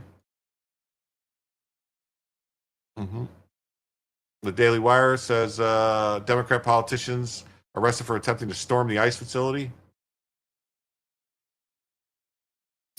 All right. Now on to Minnesota. Oh, don't you know we're going to Minnesota now? So watch a full press conference of the Hennepin County law enforcement leaders. Speaking out against Hennepin County Attorney Mary Moriarty's decision to not prosecute felony cases that stem from low-level traffic stops, a move House Democrats fully support. In May, our deputies made traffic stops for illegal window tint in Minneapolis. The two occupants were wearing ski masks and gloves. A 9mm handgun that was modified to be fully automatic was found during the traffic stop. Through our investigation, we discovered the firearm was connected to a shooting in Minneapolis and a homicide in Robbinsdale. On this topic, we weren't including in the discussion. It caught us off guard. Criminals say it to us every day. You're not supposed to chase us. You're not supposed to pull us over. Criminals are paying attention. This will put more lives at risk. The county attorney is prioritizing offenders over public safety. Yes. Oh. Did I get your $5 tip on locals? Let me look. I'll pull it up right now. If anyone does give a tip or something on locals, you have to tell me because it doesn't notify me. So let me look.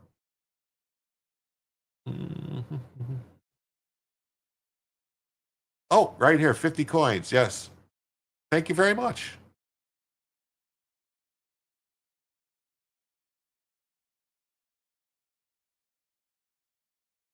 Thank you very, very much. I did get it. I will deduct that from the total. Thank you very much, Stephanie. Greatly appreciated. Now we are, let's see, $43.50 away from another hour.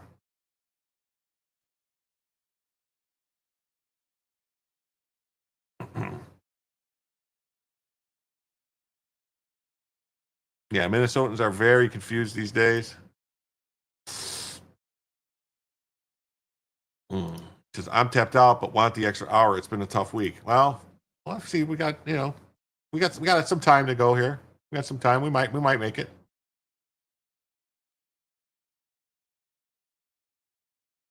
You sent a tweet to Waltz about changing the name to West Somali since he changed the flag to a Somali-looking thing. As the Chief of Police for the City of Minnetonka and as President of the Hennepin County Chiefs of Police Association. Our association is made up of 34 police chiefs and the sheriff, serving 45 communities and more than 1.3 million residents, over 800,000 of whom live outside the city of Minneapolis. We are here today because of the Hennepin County Attorney's Office harmful announcement this week to no longer prosecute felony charges that come from low-level traffic stops. This one-size-fits-all policy will have serious consequences for policing, and for public safety across our county. As an association, we are not often in front of the cameras. Most of the time, we are working behind the scenes, collaboratively with local leaders, supporting our officers, and making sure we deliver on our mission to serve and protect. But this new directive is deeply troubling, and we felt we had no choice but to speak out today. When we take the oath to become police officers, we swear to serve, to protect, and to uphold the laws of the state of Minnesota. We do not pick and choose which laws to enforce. Yet this decision by the county attorney does exactly that, putting us in an impossible position and making it harder for us to do our jobs. The decision also fails to recognize that each community in Hennepin County is different. The people of Minnetonka have very different needs from the people of Minneapolis, Medina, Bloomington, or Rogers. Yet this policy paints every community with the same broad brush. It was made without consultation, without collaboration, and without respect for those of us who serve these residents every day. This lack of transparency and communication is part of a larger ongoing problem. Just 2 weeks ago, at a public meeting, we asked the county attorney's office if they were developing this policy. We were told there were no updates. We stressed then, and we stress today, the importance of working together, of communicating openly, and of ensuring that the voices of law enforcement and our communities are included in these discussions. Once again, we were ignored. That weaken public safety, limit accountability. 77 illegally possessed guns. Nearly half of TT, I'm the sheriff of Hennepin County. This morning, we are here to talk about the Hennepin County's decision not to prosecute felony cases that stem from low-level traffic stops. Lawful traffic stops are routinely led to the removal of illegally possessed guns, narcotics, and other serious threats from our streets. Again, lawful traffic stops. Just this year, our deputies and detectives have seized 377 illegally possessed guns. Nearly half, 47%, of those illegally possessed guns we've confiscated are from traffic stops. That's 175 guns just this year that were found during traffic stops. In May, our deputies made a traffic stop for illegal window tint in Minneapolis. The two occupants were wearing ski masks and gloves. A 9mm handgun that was modified to be fully automatic was found during that traffic stop. Through our investigation, we learned the firearm was connected to a shooting in Minneapolis and a homicide in Robbinsdale. Last May, our deputies made a stop for window. What happened? Saving her life that day from a traffic stop. I want to point out the page of Wednesday Star Tribune headline: 12 shot in Minneapolis in the span of 12 hours. With that amount of violence our area has endured over the last few months, now is not the time to lower the standards for public safety. That's right. The county attorney already has. All right. We're going to move along because, but this is what Minnesota DFL lawmakers, Democratic Socialist lawmakers in Minnesota do. All right. Got this. All right. Here they are. Ready? Here they be. I understand that there's an increase in fleeing police, but I think what we're not talking about is people have increasingly fled police because they're increasingly more afraid. So my question then is, what are we doing to help people be less afraid of police so that they're less inclined to run away? I don't know that, giving people, sort of threats of more jail time is going to work when they're afraid. I don't think that lends to building trust with community. So I would like to see us do something where we work in a space where we're actually doing something about the real fear that people have of police officers, that I would hope that. Yeah, they're running because they're afraid of going to jail. Yeah, high-speed pursuit caught on video. Right. Anyway, so that's what we're dealing with here. Yeah, and this is what the other politicians in Minnesota say: we need an assault weapons ban in Minnesota. 60% of Americans support it. No, they don't. And Minnesotans want to get it done. Call your state senator, call your state representative, because here comes Mohammed Jihad. Akbar Mohammed Jihad is going to tell you. 60% of Americans support a ban on assault rifles. And the truth is, you will hear enough is enough. These kids were praying. What more can we do? And the honest truth is, this body will not act unless the public does. It is up to the public to demand what they want from their legislators and to let them know where you are, because they will use political talking points. They don't honestly care about the truth. They don't care about your families. They don't care about your kids. They care about power, gaining it, keeping it. That's her cares about power, getting and keeping it. She doesn't care about the Constitution because she's a Somali, just like Ilhan Omar. Obama brought all these people in. Thanks, Obama. That's the honest truth.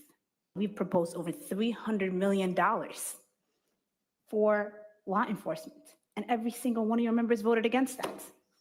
In this body, we're talking about a work group to focus on the issue that happened in our communities. Gun violence. You don't want to talk about gun violence. Then we'll bring our funding for research on violence, which you all talk about how you condemn it, but you don't want to fund it. We'll bring funding for public safety, but you don't want to fund it. Why? Because it's coming from Democrats. Those kids will never be the same. Those teachers will never be the same. And so while you make excuses about what's politically right, what the role of the government is, what the role of families and communities are, ask yourself, what will you tell the mother? Oh, see, I'm not going to play this game with this person's going to say this stuff and try to tug on heartstrings, you know? Since we were talking about Minnesota, it's confirmed Ilhan Omar married her brother.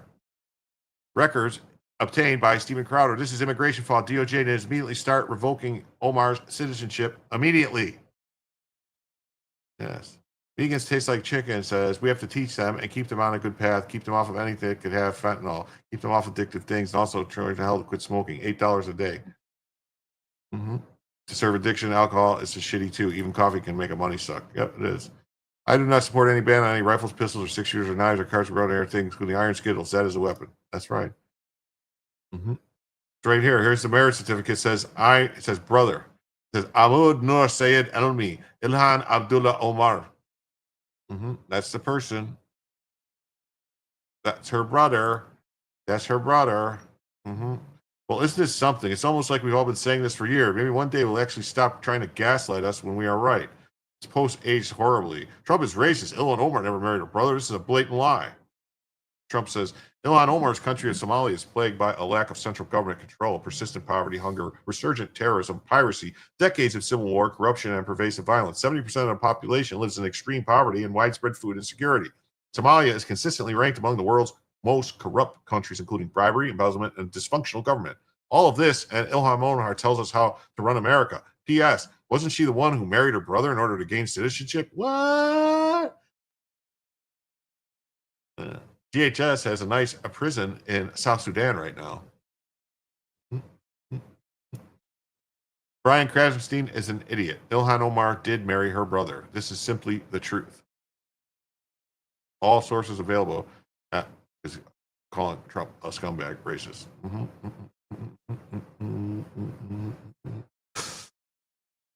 It is when you do it to defraud immigration. It is when you use it to defraud immigration. There is a reason Ilhan Omar isn't suing anyone for claiming she married her brother. That's right. She's never sued anybody.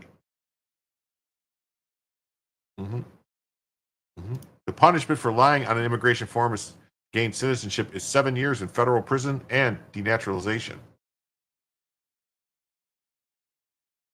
That was Minneapolis about the Medicare fraud. It's been they're up to almost $1 billion in fraud in Minnesota with the Medicaid fraud, Medicare fraud, food stamp fraud, feed the children fraud. Ilhan Omar married her brother, which helped him gain status. Here's the marriage license. If you want Ilhan Omar charged for lying on an immigration form.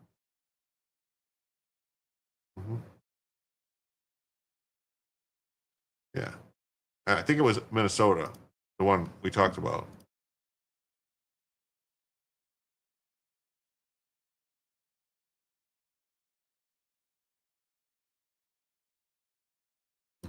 This is the Gateway Pundit has a story on this. Is President Trump goes scorched earth on Ilhan Omar, accuses her of committing immigration fraud by marrying her brother. On Thursday evening, President Trump went scorched earth on Muslima Democrat. Muslima. Ilhan Omar's country. Yes, we saw that. Make America great again. Earlier Thursday, President Trump responded to the Justice Department announcement to charge 8 people with wire fraud for roles in the Minnesota's housing stabilization program. Oh, look at all these names. Mokhtar Hassan Adan, Mustafa Tayyib Ali, Khalid Ahmed Tayyib, Adifa Muhammad Madamed, Mustafa Lizeba Tvanade, Emmanuel Olamadane, Frudala, Asada Amada Abdullah, Avoda Anada Owada. I mean, come on. Does Ilhan Omar know these people? Are they from her wonderful managed home country of Somalia? Very interesting. Like, does she know these people? Does Ilhan Omar know these people charged with fraud? According to her limited bio on the far left Wikipedia, Ilhan Omar divorced her second husband, Ahmed Noor Said Elmi, in 2011. Ilhan's second husband, Ahmad Noor Said Elmi, is her brother. The two were legally married February 12, 2009, and divorced in 2011. Ilmar was elected to state rep on November 8, 2016, and took the oath on the Quran. 2017, 7 months later, Omar's marriage history briefly created a national news item. She quietly petitioned the family court for fault divorce, claiming she could not locate Elmi. She was suspected of using campaign donations to pay for the divorce from her brother. Ilhan is currently married to her political consultant. Yeah, I know. Yeah, O'Keefe has all the videos out about harvesting, but nothing ever happened. Yeah. 60% of Americans don't know what an assault rifle is. Yep. She is a fraud. 100%.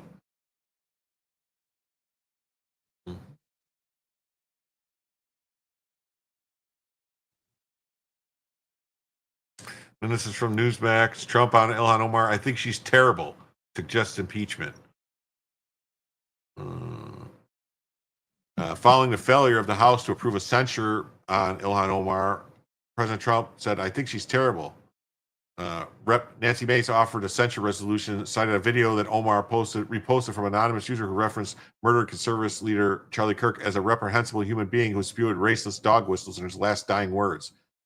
A similar attempt introduced by Georgia Republican Rep. Buddy Carter is still alive. Trump minced no words in his reaction to Omar. Do you have anything that police? I love these people. They come from a place with nothing, no anything, and they tell us how to run our country. Yep, dirty lying scumbag married a campaign advisor so she could funnel $12 million into his companies. Yep, that's what she did. He's a scumbag.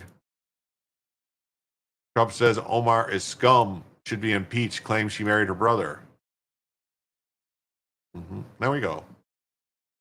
And here's Jasmine Crockett, says most black people are not Republicans simply because we like y'all racist. I can't hang out with the KKK and them. Now, this shows that this woman is legitimately stupid as shit because, well, we're going to get into what the KKK is. I talk to black folk all the time as somebody that's a child of a preacher. Listen, most black people are not Republicans simply because we just is like, y'all racist. I can't hang out with the KKK in them. That's really what it is. But when we think about who we are as black people and we think about where we come from, most black people have very conservative values, right? But the reality is that like we just can't side with like the neo-Nazis in them. We not dealing with y'all like that, right? I talked to we're not dealing with y'all like that, right? Well, let's see here.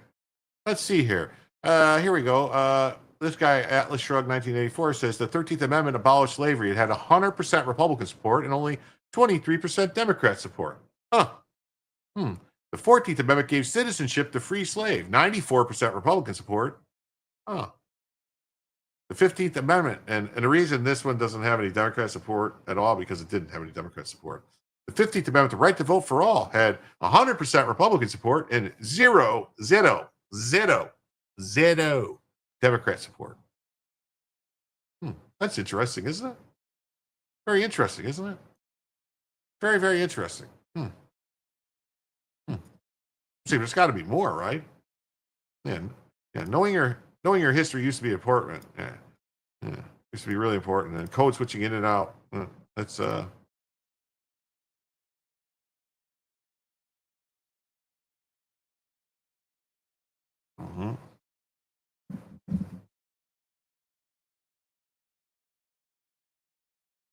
Yeah, she made Dems leave their party. Yep, she did. What's this? We got another one. Let's see here. Got this. Only Democrats are in this picture. All right, you ready? This woman in the photograph is Margaret Sanger, founder of Planned Parenthood, meeting with the Ku Klux Klan in 1926, Silver Lake, New Jersey. A strong advocate of eugenics, Sanger preached mass extinction of inferior races by mass abortions. And just for the record, for everyone who's just wondering how it's going, in New York, more black babies are aborted every year than are born alive. Yes, they're aborting more black babies in New York than are born alive. So, Democrats. That's only Democrats you see in that picture. That's it. Just Democrats.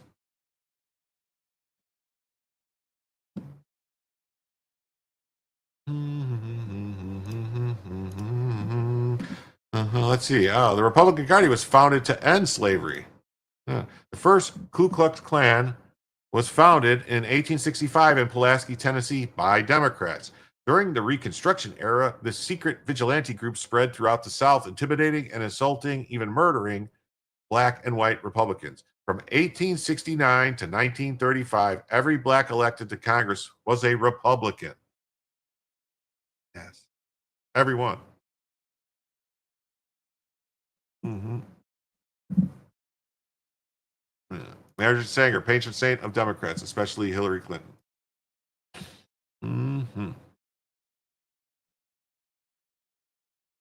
Okay.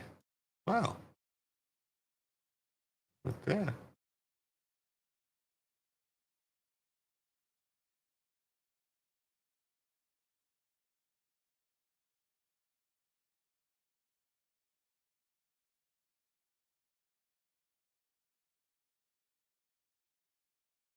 Okay. I just want to show you. This is what the Democrats are worried about now. All right. Here's Hakeem Jeffries. It goes on an insane rant about how he and the Democrats are going to shut down the government unless illegals get free health care. Of course, he doesn't actually say the word illegals, but that's who he's talking about. But we've heard all year how Republicans have a mandate, how Republicans have the presidency, how Republicans control the House, how Republicans control the Senate. Well, if that in fact is the case, as is the moment, temporarily, Republicans will own a government shutdown. Period. Full stop. It's the Republican shutdown. We're fighting for the health care of the American people. We will do that today. We will do that tomorrow. We will do that next week. We will do that next month. We will do that this year. We will do that next year. We will do that at all times. We're standing up for the health care of the American people. Cancel the cuts. Lower the cost. Save your health care. But we've heard all year. The only cuts to health care were illegal aliens.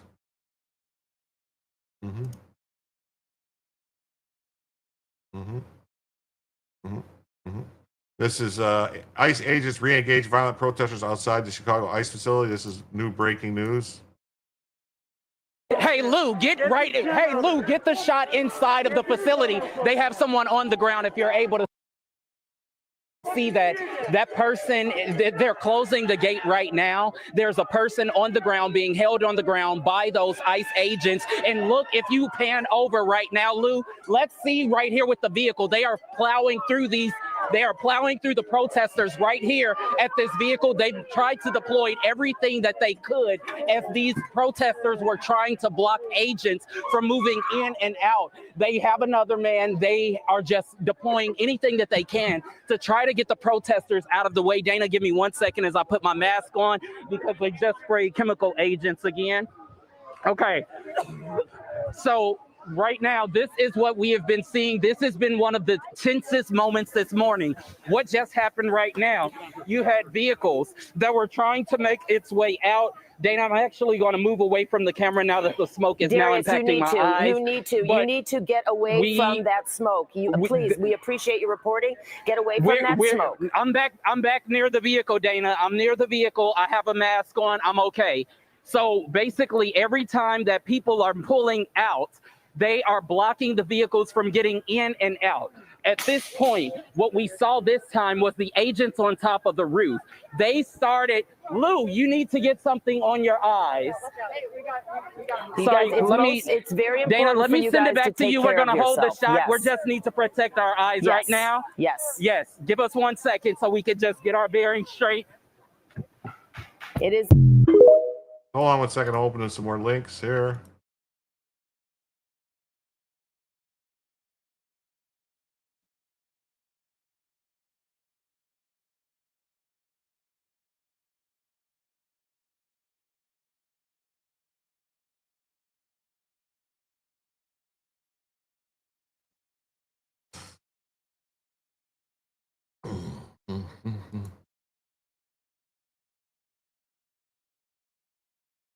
One second, I'm opening some links.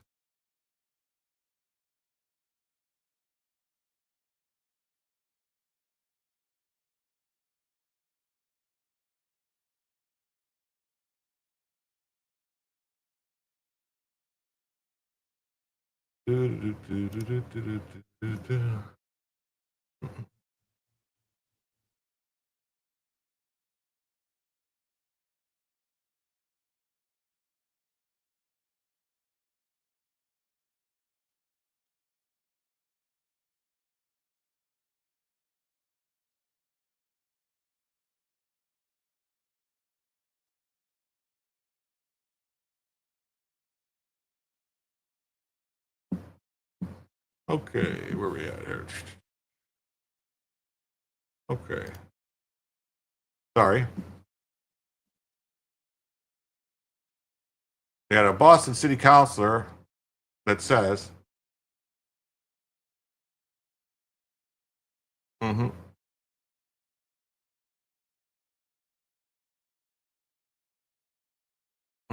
sure there's a couple podcasts covering this tonight. I'm tuning in after gym. I'm just the same shit they do every weekend. Yeah, no. Boston city councilor. I'm done. We're good on that, Rachel Bloom. We're going to some other stuff now. But Boston city councilor Sharon Durkin says she hasn't rode her bike in months because she's traumatized after someone called her fat. That's right. This woman says that she can't ride her bike because she was riding her bike and someone called her fat.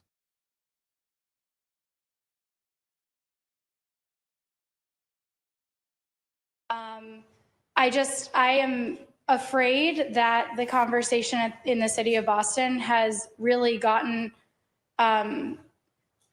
sort of that we've become a little bit desensitized to the conversation around safety.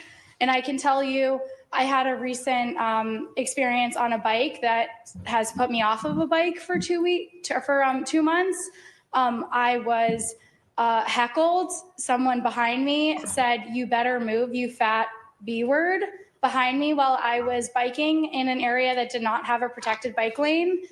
And I do need to share that there's a lot of trauma that people that are riding on two wheels feel in the city. And as we're reaching summer months, blue bikes, other people who are riding on their own two-wheeled devices, they do get heckled. They are impacted by the conversation that we have at the city council. And I do think it's very important that we realize that in the culture war that is happening around bikes and other infrastructure, we do need to center those that are most vulnerable: pedestrians, bike users, people on two wheels. And that's something that I have stood behind. I ran on being someone who is for safe and accessible. When does anyone think she ran? She said she ran. She hasn't ran. She hasn't ran in years. Look at her. She hasn't even rode a bike. She says it's because she got heckled, but I bet you it's because the bike broke. Maybe. Yeah, ICE agents are traumatized because you called them a Nazi. That's some thick skin, yeah. Yeah, but see, here's the thing, though. All right, here's the thing. Yeah. Ride your bike. They won't make fun of you if you lose weight. Yeah, just make fun of you for being a liberal, as they should. Yeah, but here, hold on. This goes, Boston City Council says she's been attacked mercilessly and fat-shamed online after posting a defiant response to Border Czar Tom Homan's vow to bring hell to the sanctuary city over its lack of cooperation with ICE. So she's always getting called fat. She's always getting called fat. This was in February. So this was, 7 months ago. She's complaining about it again. So this is her thing. She just goes around crying about being called fat. How are these people getting elected? Yeah. Border Czar vows that Boston City Councilor says she's been attacked and fat shamed after bashing the Border Czar's vow to bring hell to Boston. Oh. Boston City Councilor Sharon Durkin says she's been attacked mercifully and fat shamed online after posing a defiant response. Durkin, an ally of Mayor Wu, is set to testify on a sanctuary policy and their impact on public safety. My actual experience of being a woman in office is very different from the strides we've seen. Obviously, the past 3 days I've been attacked by thousands of people online who have called me fat. Oh my God. It's crazy, right? It's crazy. You call me fat. I can't ride no more. All right, listen. This is what we're going to do. All right. I'm going to go for another half hour. I'm going to set a 30-minute goal for the $54. If we get the $54, I'll add another hour. Otherwise, we're stopping in 30 minutes. That's what's happening. So you'll get a free hour out of me right now because 3:30 was supposed to be the end of the show at 3:30 because it was 2.5 hours was the show length and then another hour 3:30. So I went an extra half hour. I'm going to go another half hour. And if we meet the goal, I'll add another hour to that. So it would be a 5.5 hour show. So let's see. Let me do this. No, start another goal. All right. For the 15 super chats, I'm going to do 30 minutes. It's not 15, obviously, because it's only $54 if we hit the goal. And how we will celebrate is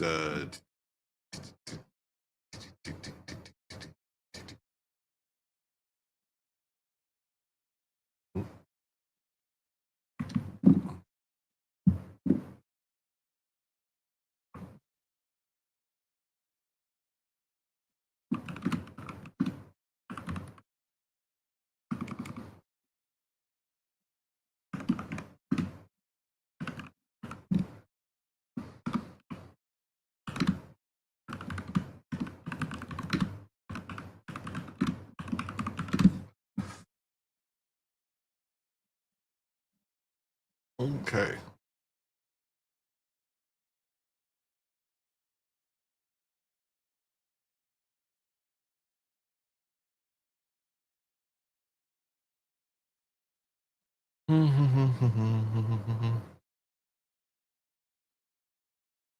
Well, you know the time. I said the show length. The show length was a 2.5 hour show. All right. And I gave an extra hour. We met a goal and we added an hour. That made it a 3.5 hour show, but it's already been an extra half hour. So I'm adding another half hour with a goal. If we hit it, then I will add an hour on to so it would be a 5.5 hour show. Anyway. So she said, even if I could rise to the top, people are waiting for you to fall. Well, if she falls, she's going to break a hip. She's pretty fat. She vowed to bring hell. Yeah. She got a story to Boston Police Commissioner, double down, not helping law enforcement officers on ICE. But yeah, so this lady, I just wanted to show she's just always saying she's fat. Now, this is on to the next story here. We got President Trump says he wants Bagram Air Base back. We're going to try to get it back, okay? It's going to be a little breaking news. We're going to try to get it back because we need things. They need things from us, and we want that base back. It's like an hour away from where China makes its nuclear weapons. So this is very breaking newsy. They just went through the Afghanistan total disaster for no reason whatsoever. We're going to leave Afghanistan, but we're going to leave it with strength and dignity. And we're going to keep Bagram, the big air base, that one of the biggest air bases in the world. We gave it to them for nothing. We're trying to get it back, by the way. Okay, that could be a little breaking news. We're trying to get it back because they need things from us. We want that base back. But one of the reasons we want the base is, as you know, it's an hour away from where China makes its nuclear weapons. So a lot of things are happening. They just went through the Afghanistan total disaster for no reason whatsoever. We're going to leave Afghanistan, but we're going to leave it with strength and dignity. And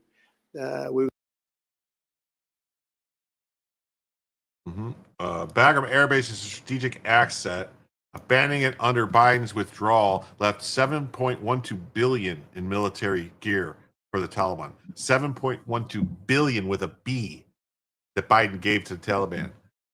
Now fueling region terror. Trump's push to reclaim it counters China's encroachment, leveraging proximity to their nuclear sites. Critics whine about logistics, but weakness invites aggression.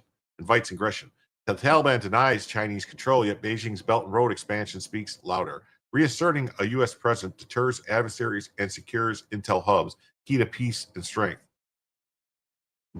Good. It's time to start calling fat, fat, and ugly, ugly, and stupid, stupid. Yes, it is. Letting global rivals dominate critical bases is how empires fall. Secure the foothold, audit the waste, and prioritize American dominance. Hey, what's up, Jeff Sproul? How you doing? Anything exciting? Haven't been on a couple days. Well, we've covered a bunch of stuff. Basically some protests at some ICE facilities in Illinois and in New York, and some people getting arrested and stuff. So that's about it.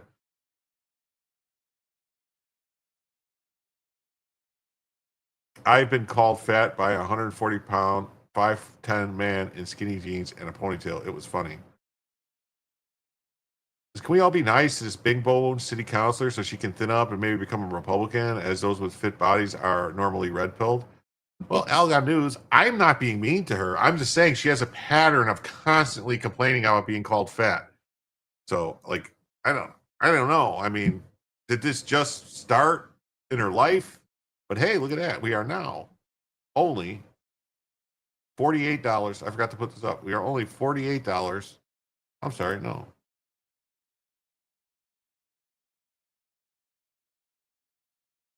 Actually, we're only $43.50 away from the second additional hour. So, I did my math wrong. So that $5 actually puts us at $38.50 away.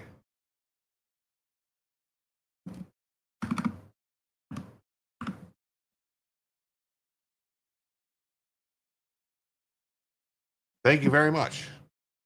Thank you very much. I must have did something. What did I do when I did that? I did something screwy there. Anyway. Guess you cannot use fat in super chats. Yeah, well, YouTube is be like that. The facts behind Bagram's abandonment and its global fall demand a hard look. Fat is a state of mind. I do construction as a 58-year-old woman and not at my ideal weight, but I don't care. Well, yeah, I am mean to her. She's an everlasting victim. I hate these personalities, especially if they represent the public. That's what I was getting at. When I saw the first thing, I was like, oh, that's terrible about the riding a bike. And then I started looking into it, and I saw the story about how she's been saying this for like months now or whatever. It's a constant thing with her.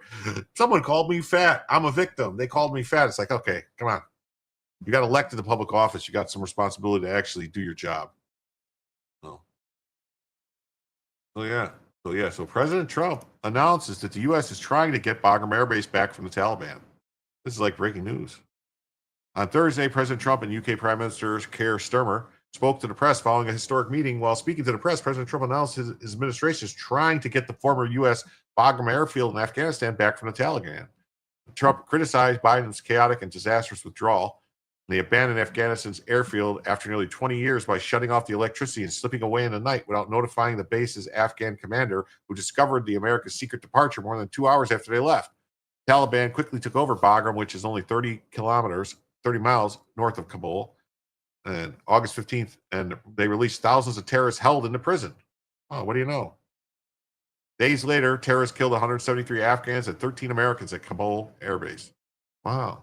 Almost like Biden purposely did it. Biden also left billions of dollars worth of military equipment. Big bone shaming is good too. Okay, good to know. For $1.99. So take this down. So that's $2 off. So that's $36.50 now.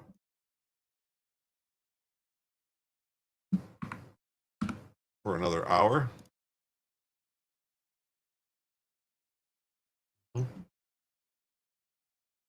Bagram was one of the worst places to be stationed. Had pretty views, though. Didn't have snow-capped mountains.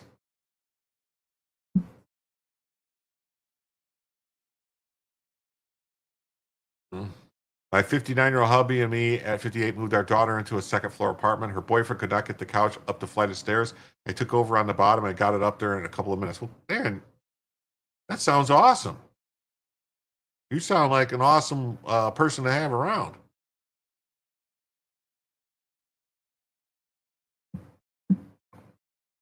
I'm still wrapping my head around China making nuclear weapons in the Middle East. How is that allowed? No. Well, Afghanistan borders China. So that's why they're in China making the nuclear weapons. So it's in China, but Bagram is in the north of Afghanistan, right? Not that far from China. Okay. Yes, where they used to shoot the rockets at us. Well, you can't have everything you want,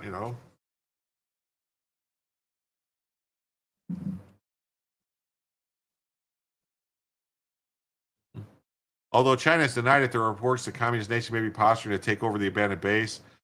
They just went through the Afghanistan total disaster for no reason whatsoever, and we're going to leave Afghanistan, but we're going to leave it with strength and dignity. We're going to keep Bagram, the big air base, one of the biggest air bases in the world. You give it back to them for nothing. We're trying to get it back by the way, and it could be a little breaking news. We're trying to get it back because they need things from us. We want that base back. But one of the reasons we want the base is, as you know, it's an hour away from where China makes its nuclear weapons. Wow, that's what he said. So. Mm-hmm.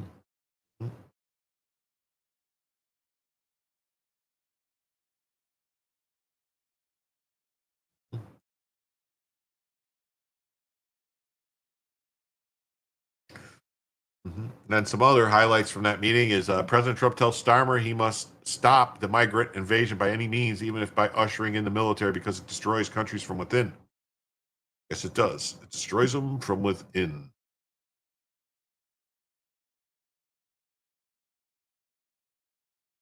About it, and I think your situation is very similar. You have people coming in, and I told the prime minister I would stop it, and it doesn't matter if you call out the military, it doesn't matter what means you use, but it's going to destroys countries from within. And we're actually now removing a lot of the people that came into our country. It's a very hard chore. We were given a very, very bad hand. Millions of people came in from prisons and mental institutions. We have to remove them. And we are removing them. We have no choice. And I feel very strongly about it. Thank you about it. And I think your situation is very similar. You have.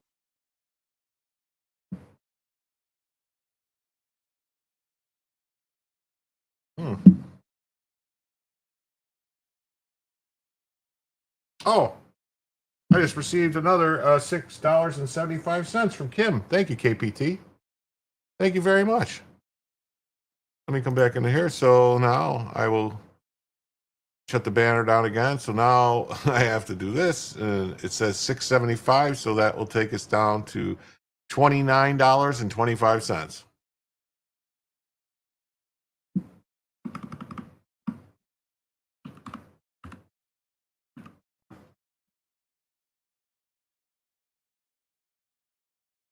Thank you very much, KPT. Thank you.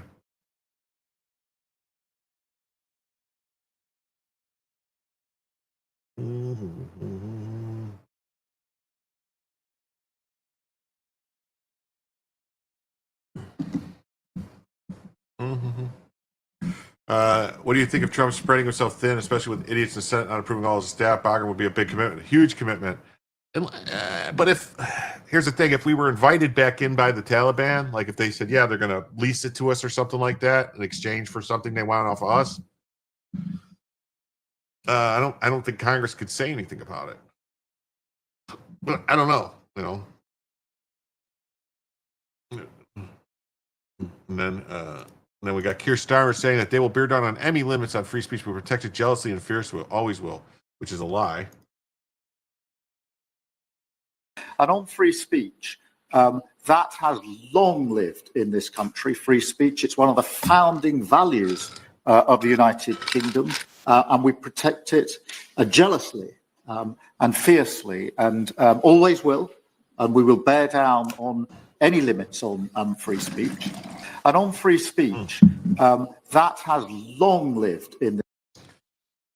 Yeah, I'm sure CENTCOM already has a plan to do it. They've had a plan in the works because they were planning on staying there. Trump originally was planning on staying at Bagram. So we'll see. I don't know. Hey, look at that. Brian Oldenkamp comes in with 5. Jim tells you gifted membership. So we are staying another hour, folks. We are staying another hour. Let's see who got those gifted memberships. We got M.E. received a gifted membership. Lynn's received a gifted membership. Duck and Felonies received a gifted membership. Chain of Custody received a gifted membership. And Terry received a gifted membership. Thank you all so much. So thank you very, very much, Brian Oldenkamp.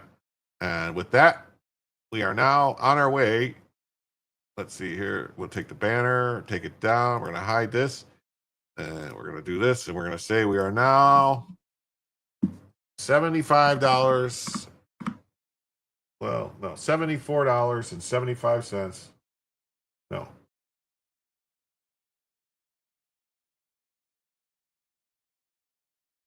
$74.25 away from a third additional hour.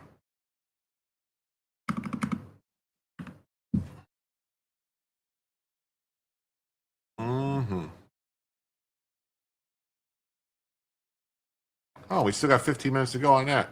So yeah, so we'll start that that other goal up in a minute. So hide this, show that. Okay, there we go. Kai Sturmer. Okay.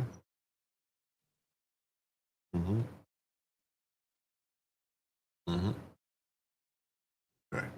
Here we go. So we got another story here. We got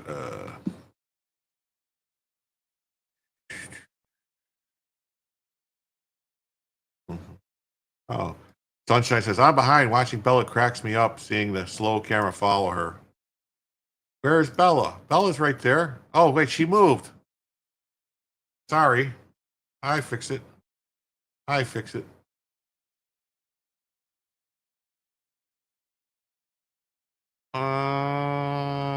There she is.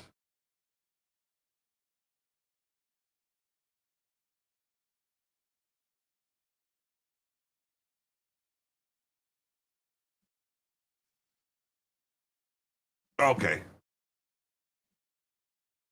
U.S. Air Force retired? Hello, Pat.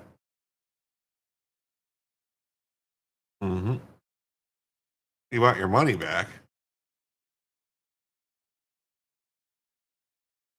Your iPhone doesn't give you the option to gift memberships. You want to pass it on? You might have to go on a computer. I don't know. I don't know how it works exactly. Gifted memberships. So it's been 8 days since a leftist assassin shot my friend, Charlie Kirk. And just now, Rashida Tlaib just called us all fascists again.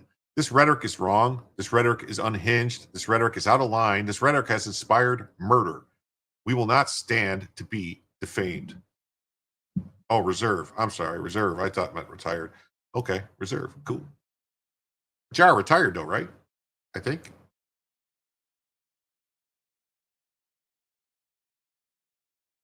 And I think it's really important. We need to stand up against this fascist takeover. That's not a bad word. It's a fact. And here in DC and across the country, it is so incredibly important, Mr. Chair, that this committee does not allow rhetoric. I always acknowledge the chat. Defames and I'll always acknowledge the chat, even no matter what. I'll Washington do the DC best in a I way can to participate that with you chat. all haven't really truly seen. You're just reading it. No, you're just reading it or something off of some. Will the gentlelady yield to a question? Yeah, I think it's really important. Will the gentlelady No, I yield? don't yield. I don't even have time. I can tell you. Your time's expired. It is expired, but Tlaib, Mr. Chair, I'm but you all live like here, Mr. and Tlaib. you're not telling people the beautiful parts that you do see in our Mr. nation's Tlaib. capital. And no, it's just wrong how we're doing it. Chairman, I think it's Wrong. insane that the But you're gonna gentlelady look doesn't at have an American argument, but she's going to Washington, DC refer as a to bunch me of and some of criminals. my You yield, colleagues. Mr. Chair. Like we were You from the know Third this. Reich. This You're is gonna insane. look at It's 14, insane. 15-year-olds as It's a bunch of insane. criminals? It's insane. No, Do you're I look not like a member of the insane, Third Thomas. Reich to you, Ms. Please, Tlaib? please, Is that what I look like please. to you? You're the one taking your voting Is that what card, you think? giving it Is that to what you somebody, think? giving Is it that your what you card. think? No, that's unethical. I think it's radical and I think it's insane. And I'll respect everything that you say. But to say something like that to myself and a lot of my colleagues is way out of line. It's way out of line. It's way out of line. Regular order, Mr. Way out of line. Regular order. That's okay. But it's okay, right? That is not how it It's goes. okay, right? You hold yourself accountable before you talk about Hold Washington, myself D.C. accountable. Mr. Hold your own self accountable. How about that? Hold your own I'm self trying, accountable. How Mr. about that? Free DC, and make sure you All right. vote with your own voting card. Don't be giving it to Ms. somebody else. Tlaib. All right, time. Free DC. So she's part of the communist Free DC movement, which they somehow going to try and they think they're going to make DC a state, and without a constitutional amendment. That would be a Palestinian name, and she should probably be deported back to Palestine. Yeah, it's not respectable at all. It's not supposed to happen. And she should be censured. Anytime anyone does that stuff, they should be censured. That's what's supposed to happen. That's why they have a censure. We got a bunch of weak-kneed Republicans. Mm-hmm. Byron Donald said, Rashid Tlaib has no point to make, so she called Republicans fascists again. She used the exact same irresponsible rhetoric that inspired the scumbag that was completely out of line. Enough is enough. We must set the record straight. We must call them out every single time. I think it's important to set the record straight. Congresswoman Tlaib tried to call me and my colleagues fascists. Obviously, in light of the assassination of Charlie Kirk, that's it's even more of a sore subject now than it ever has been, and I just find it to be reprehensible. I don't look like somebody who's in the third rank. None of my colleagues do. And I think if people want to start talking about being responsible with their rhetoric, they should start with Congresswoman Tlaib. It was completely out of line. She had no point to make, and so she was trying to make one. And I just think I'm sick of that stuff. So yeah, I said enough. I called her off. I think it was important. Point of order. The Nazi Party of Germany, the National Socialist Party, modeled a vast majority of their policies off of the Progressive Democrat Party of the United States. But some of the Democrat policies in the 1920s and 30s were just a little too extreme for the Nazis, if you can, believe it. Like, the Democrats had the one drop rule. You can look it up, and the Nazis said, "Whoa, no, that's a little too extreme for us. We're going to go with 2 grandparents. We're not going to go with 1 drop like the Democrats." What part of Florida am I in? You're married to a Gainesville man. I am in Southwest Florida on the Gulf Coast. Byron Donalds is actually my congressman. He has been in my house.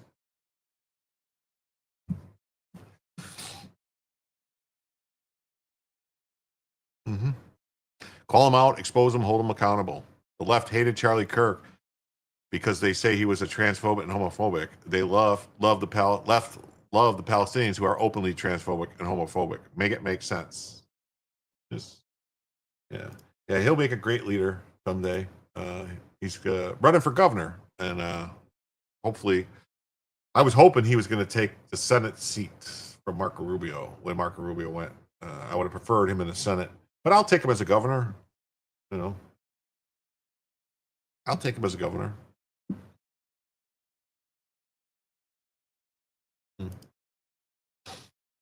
Mm-hmm. Then we got this going on in Portland. You guys were talking about Portland, and all their ICE riots. So we got the Portland mayor, Keith Wilson, is issuing an ICE facility a notice for land use violations because they're detaining illegals. Democrats love protecting foreign criminals over American citizens. He literally sounds like an HOA Karen. Keith Wilson. Hello, I'm Keith Wilson, Portland's mayor. I'm here to share an important update about the Immigration and Customs Enforcement facility in Southwest Portland. Following a formal investigation into the facility's detention practices, the city of Portland will soon issue a notice of land use violation. Federal records show that ICE violated its land use conditions of approval 25 times in 10 months by detaining people for more than 12 hours or keeping them overnight. I'm here to thank our community for shining a light on these concerns and to thank our staff for conducting a thorough and thoughtful review. I want to be clear about what this means. This is just one step in a formal process. The outcome is not a foregone conclusion, and the federal government will be given an opportunity to respond.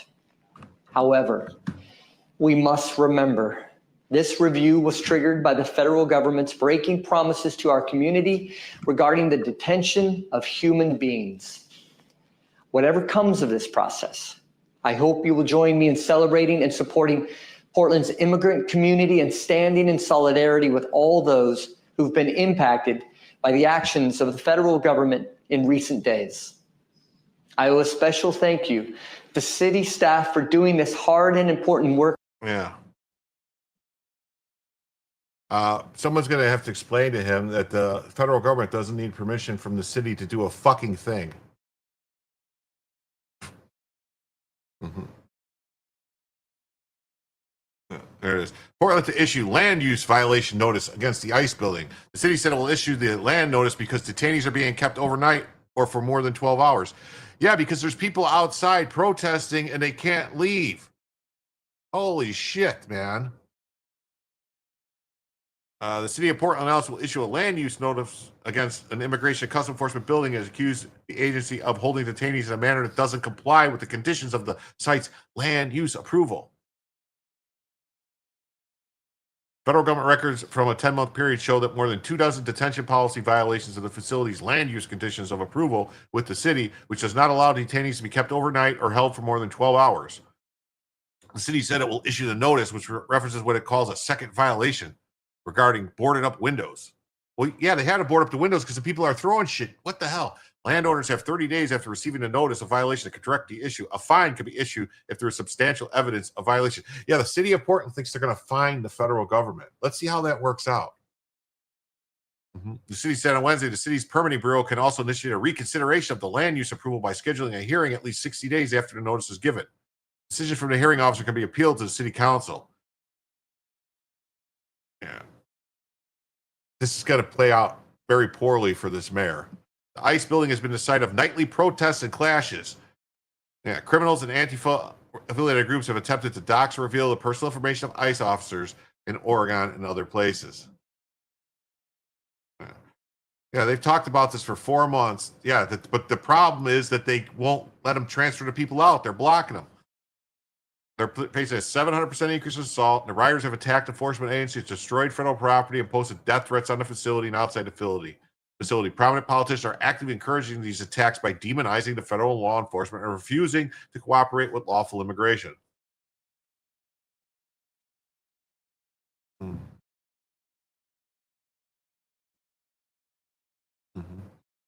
Under Portland's sanctuary policy, city employees, including police officers, do not enforce federal law. Oregon also has a sanctuary law that prohibits state and local government from participating in immigration enforcement without a warrant.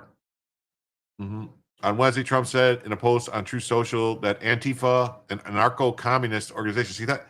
An anarcho-communist. Anarcho means no government. Communist is total government. They're all retards. Being designated as a terrorist organization. 2020, during Trump's term, there were frequent protests and riots in Portland amid the Black Lives Matter protests. They just changed what they look like, but it's still the same commies doing it. Yeah. Portland ramps up the pressure on the ICE building with a land use violation notice. Yeah, sue them. Take them to court. See how that works out. Sue the government. You can't sue the government unless they allow you to. Uh-oh.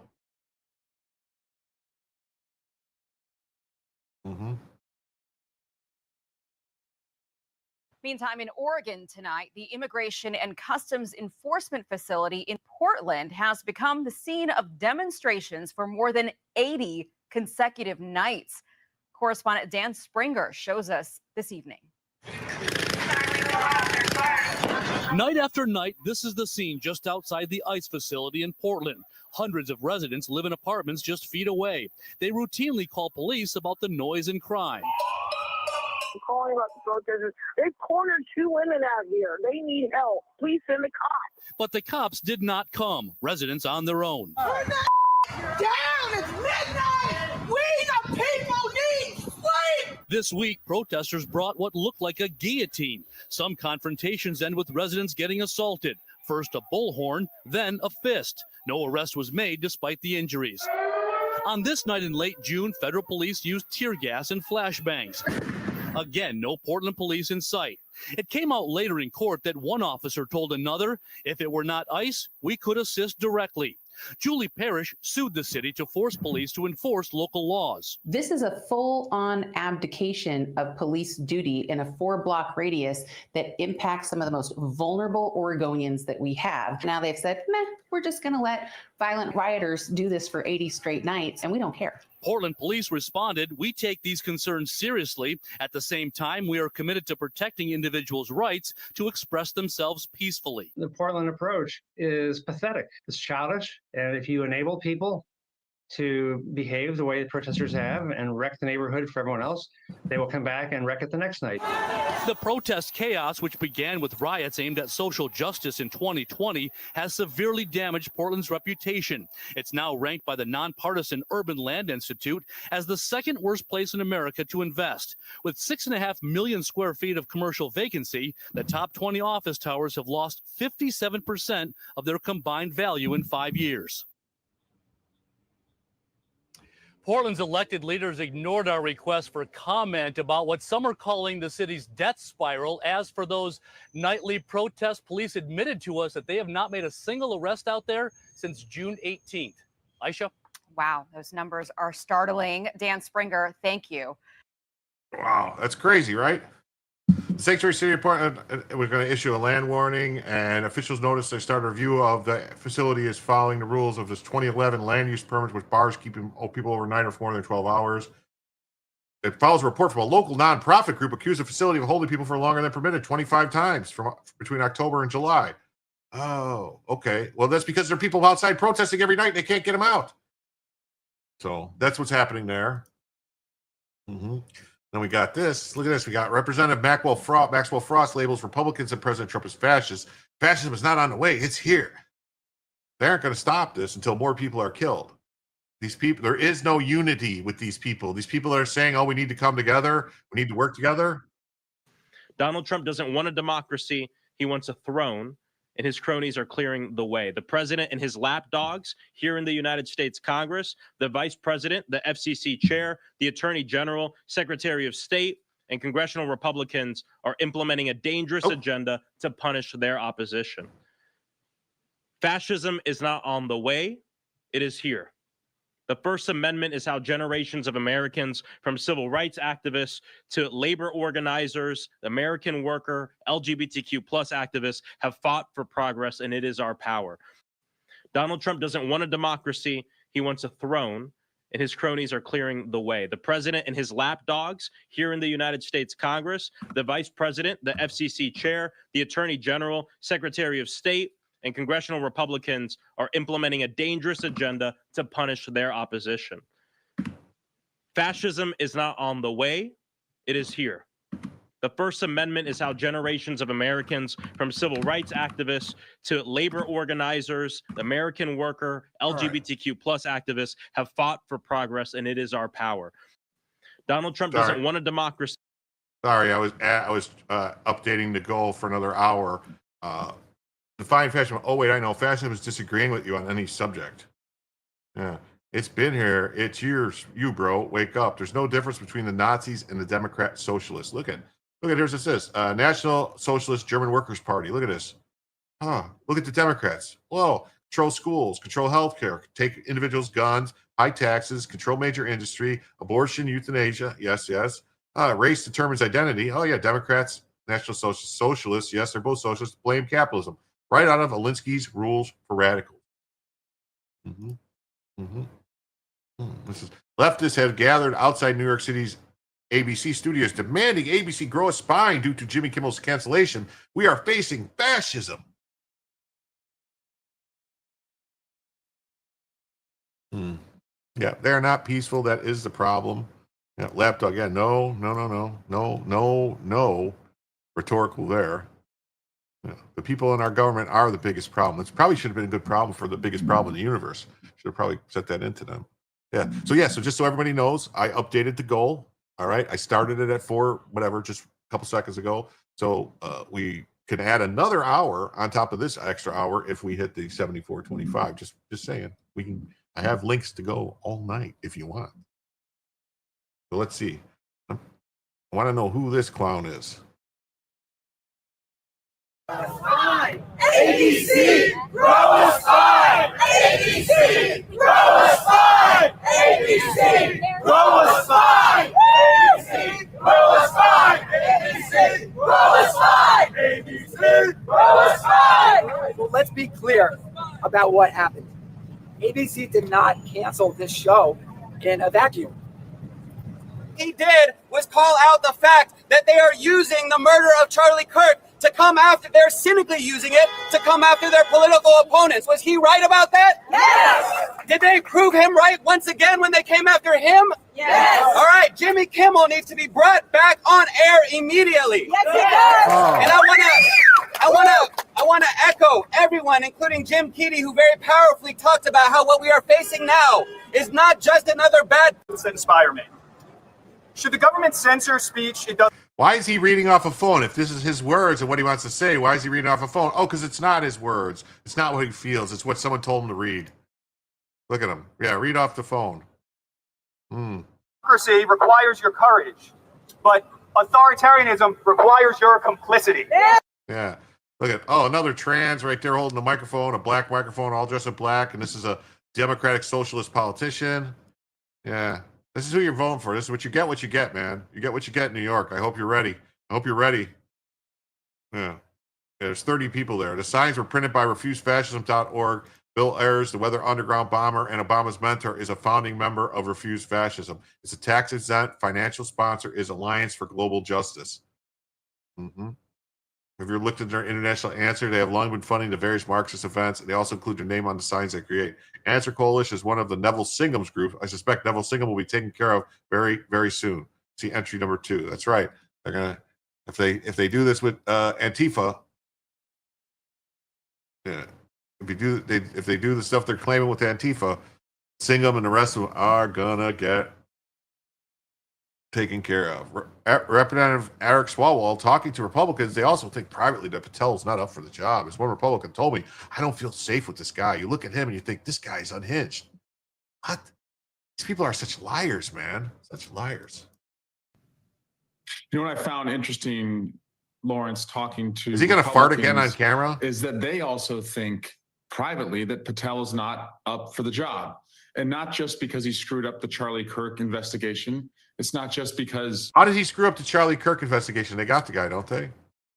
They're not under the meaning of the word screwed it up? He refuses to release the Epstein... He refuses to release the Epstein files that he doesn't have control over. Tapes. As one Republican told me, I just don't feel safe with this guy. And if you look at his testimony, particularly what you just played there, and the way he conducted himself yesterday in front of the Senate, this person is not someone who's going to keep anyone from harm. And you look at him and you think, this guy's unhinged, and he doesn't see his duty as protecting us. Swalwell needs to go back to screwing Chinese spies. Eric Swalwell says there's going to be a Democrat majority in just over a year, and the FCC chairperson, anyone involved in these dirty deals, gets a lawyer. Yeah, look at him wearing the Jimmy Kimmel hat. These people are such fucking phonies, man. And to the FCC chairperson and anyone involved in these dirty deals, get a lawyer and save your records. Because you're going to be in this room and you're going to be answering questions about the deals that you struck and who benefited and what the cost was to the American people. I mean, I want to know how these guys think that they can predict that they're going to win. Are you going to steal it again? You guys think you're going to get to steal on again? You're going to come up with some crazy fucking disease again and then say we have to fucking do mail-in voting so you can steal again and cheat again? We're on to you fuckers. There's going to be no cheating.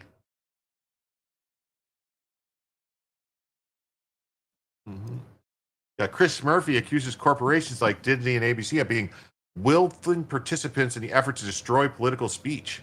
You're going to regret this on your deathbed. Is he threatening to murder people? He's telling them they're going to regret it on their deathbed. Is that a threat? Is he threatening violence? Look at these fucking people threatening violence. So listen, we need to be talking not just to President Trump and the broad public, but to the corporate community as well, and put the question to them.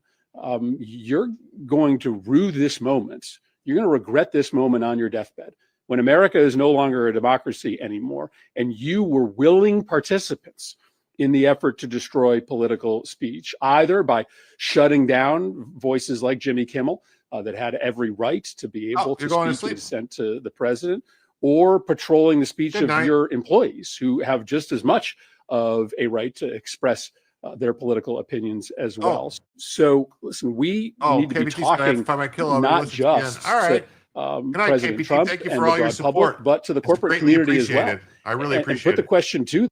I really appreciate all the support. Every dollar, every little bit helps. What political speech? Jimmy Kimmel blatantly lied about Charlie Kirk's killer's ideology. That's not political speech, it's slander. He should be sued. Disney, ABC, and their affiliates aren't obligated to let employees knowingly lie on national television. Neither is the FCC. That's correct. Yeah, famous Kirk journalist Katie Couric says Trump supporters require deprogramming and calls them cult members. What's your response to Katie Couric? Oh, well, I appreciate you. I appreciate every person that comes to watch my show, every person that hits the like button, every person that subscribes, every person that's in the chat. I try to talk to all of you and try to tell you that I appreciate you being here, and I have a good time doing this, and I think it's fun. And the only reason I do golds and ask for a little bit of money because it helps me pay for all the stuff I have to buy and do things, cameras, mics, computers, internet. I'm paying different internet fees. I got satellite internet plus fiber internet and stuff and lights. And Bella, look at the size of Bella. Bella eats so much. She's eating me out of house and home.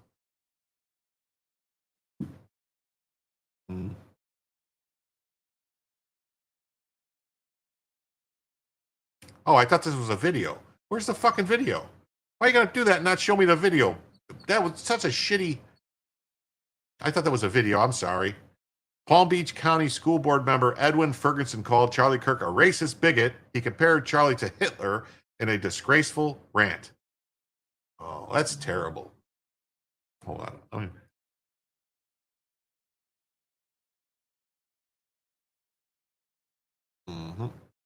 Something here.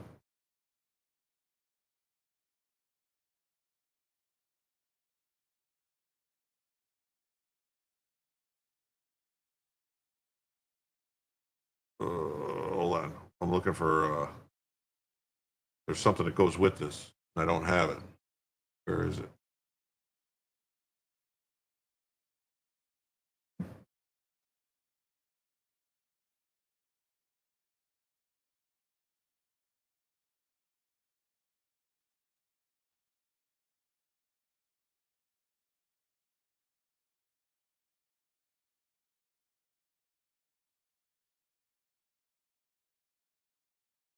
Okay.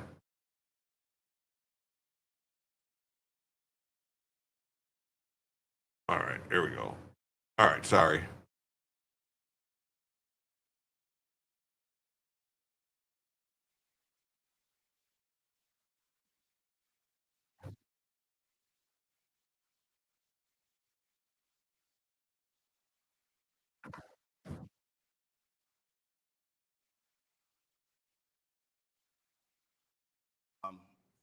I feel, let me say this.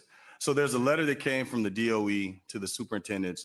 In these last couple of days, I've received a number of contacts in regard to concern about teachers who are fearful of losing their teaching certificates because of this comments that they made in regard to a gentleman by the name of Charlie Kirk, who until the last week I knew nothing of. But in researching him, I feel you know nothing about it, but in researching him. So there's a letter that came from the DOE to the superintendents, cautioning all superintendents to caution their staff to be careful about what they say because they could ultimately lose their teaching certificates. Because if students and parents feel that the comment of the teacher somehow makes them feel bad, then there could be some consequences and repercussions on that. And so my thought was I looked at the statutes and the administrative rules that were referenced in this September 11th letter from DOE. And I'm thinking, unless you as a parent or you as a teacher feel bad because I as a teacher don't miss a racist bigot at that, I don't see how you're going to be at risk of losing your teaching certificate. So, when we talk about the Holocaust, I've yet to hear a person of the Jewish faith say that I missed Adolf Hitler. He said a lot of toxic things that were very undermining to society at large, and we want to never forget that, and we want to be better than that. So he just called Things that him a I've heard Hitler from this too? gentleman, Mr. Kirk, as it relates to the Black experience here in the country, are definitely things that would make me say, hey, I'm sorry that he's died, that he passed away, but he did not use his voice effectively. So that's my 2 cents on that. So teachers, say what you need to say, but just be respectful and don't say it in a discriminatory way against him or anyone else who might be offended. Thank you. Mm. Mm. Mm. Well, this is a response to that. Yeah, if Hitler didn't exist, who would they compare us to? I know, right? It's like, it's ridiculous. He's in Florida. He's gonna have a very rude awakening in Florida. He's gonna have a very rude awakening. He says he sees this beautiful family, his mom and kid. He's gonna call them beautiful and a gift from God. He's trying to sit there and tell me he hates black people. Yeah. Okay, y'all got me. I found a video of Charlie Kirk spewing hate, and he was being racist towards a black woman. So I got to share it, just like how I share everything else. How are you? What a beautiful kid that is. Thank you. What a gift from God. She truly is. She is the biggest blessing. Something that kind of has me like on the fence of whether or not I go kind of like conservative or moderate. It's just seeing how Give it up. That is a gift from the Lord, everybody.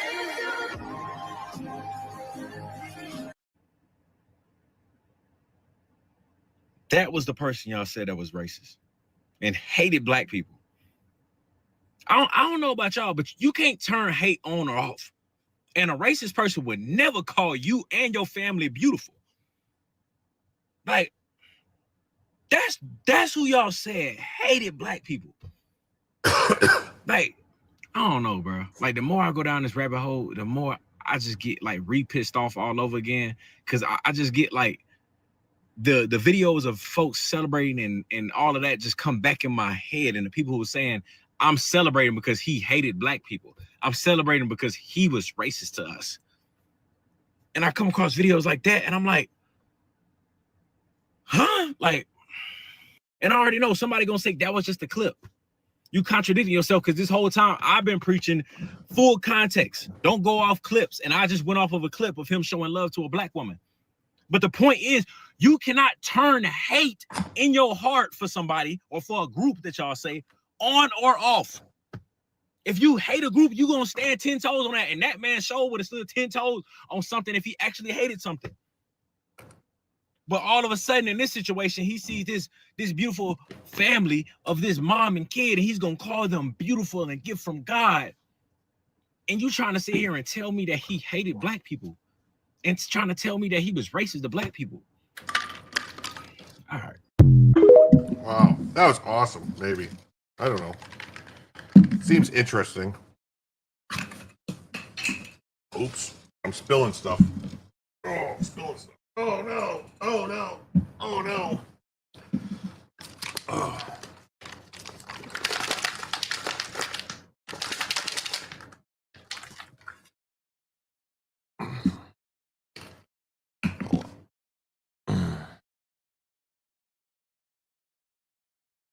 Yeah, JD Vance told the Democrats that my friend just died, and if you want to cut the shit out, look yourself in the mirror and be honest.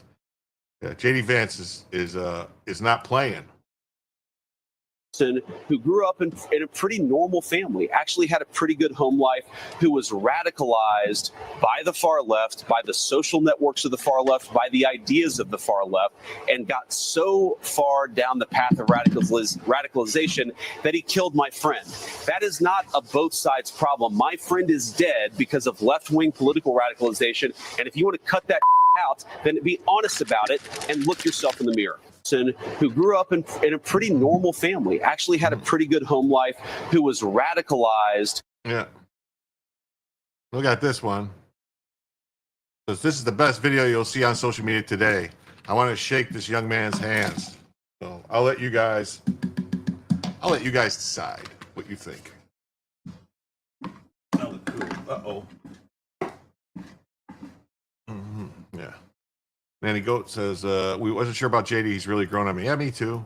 There are many young black men that are seeing the truth. Jasmine isn't it. Yep, she's not. They can tell that she's fake. And then Mark says, oh, I'm sorry. He said something that made sense. She said, Pat Hacker, our son told me in 2019 when he was on UT Texas campus, I agree with everything Kirk said that I've seen. I didn't follow him at the time. He was a national treasure. Yeah, I mean, I was following the stuff. I mean, I saw him once live. I should have went to more stuff.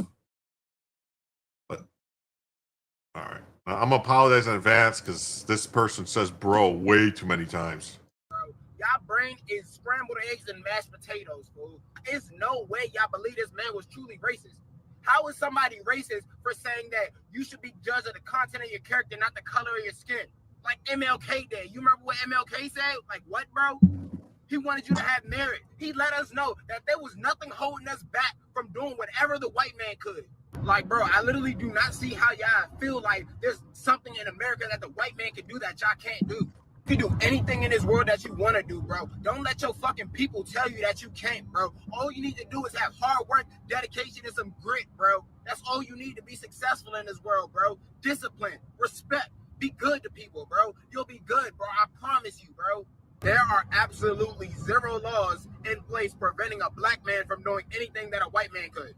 If you can find one, please pull one up and send one to my DM. I am begging you, bro. Pull up one single law that says black people can't do this, but white people can. Please, I offer you $1,000 right this second, right now. Would love to pull this card. So, if I die on a plane and seen a black pilot, I'll be concerned and I'll be like, boy, I hope he's qualified. When black pilots are 2% of the pilots in the United States of America, but I'll be concerned too, especially under Joe Biden's administration where he was pushing DEI everywhere, yo. When you go get heart surgery, like Charlie said, bro, in memories of Charlie, bro, if you go get heart surgery, you're not going to say, I hope the doctor is black. No, you're going to say, I hope they put the most qualified person to cut my heart open. Are y'all dumb, bro? Are y'all good? Sorry, bro, but the nerve of my people, bro, the people that look like me, bro, y'all make us all look like idiots. Make us all look like fucking idiots, bro. Like, when are we going to stop screaming white man bad and look in the mirror, bro? When are we going to stop blaming white people for everything negative that goes on in our life? Like, we don't have our, like, we're not our own people. Like, we don't have our own community, bro. The black community, the black culture is toxic, bro. That shit is piss poor. I don't want to be a part of that shit, bro. I'm an American. I'm a human being. Fuck the color of my skin. I don't care.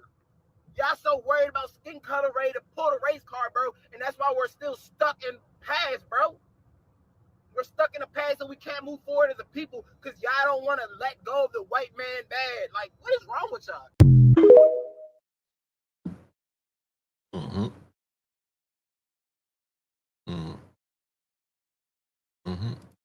Keith Olbermann defends Charlie Kirk's assassin, the scumbag, by saying it was simply a man protecting somebody he loved. Ready? You guys ready for this? Oh, you're ready for this? Now that we can say with some certainty that if Tyler Robinson indeed shot Charlie Kirk, he shot him for personal reasons because he saw Kirk as a direct threat to somebody he loved. That Robinson was not a stochastic proxy murderer from Antifa or the Groypers or the right-wingers who had so recently called Kirk a fraud, like Laura Loomer. It is then also clear that there is truly only one person whose words created, amplified, mainstreamed, and manufactured this nightmarish environment that has led to Charlie Kirk's death. The leading threat in this country, in this moment, to the safety and the lives of conservatives and Republicans and MAGA commentators and politicians and civilians is not George Soros, and it's not Antifa, and it's not a Democrat, nor a liberal, nor a socialist, nor an immigrant, nor a transgendered person. The leading threat in this country, in this moment, to the safety and the lives of conservatives and Republicans and MAGA is Donald Trump.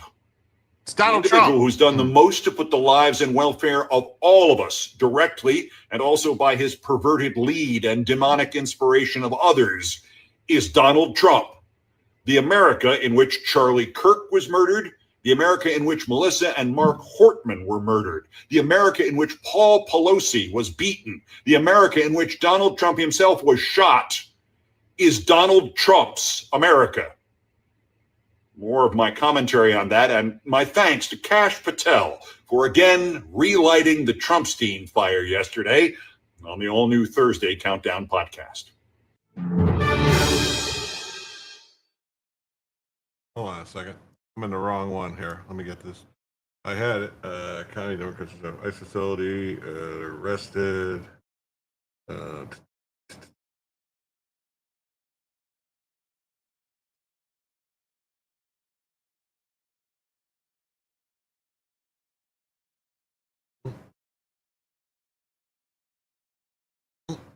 I had to do this real quick because this is a rebuttal to that what he just said. So let's go here. Let's see this. So he said he brought up political violence. All right.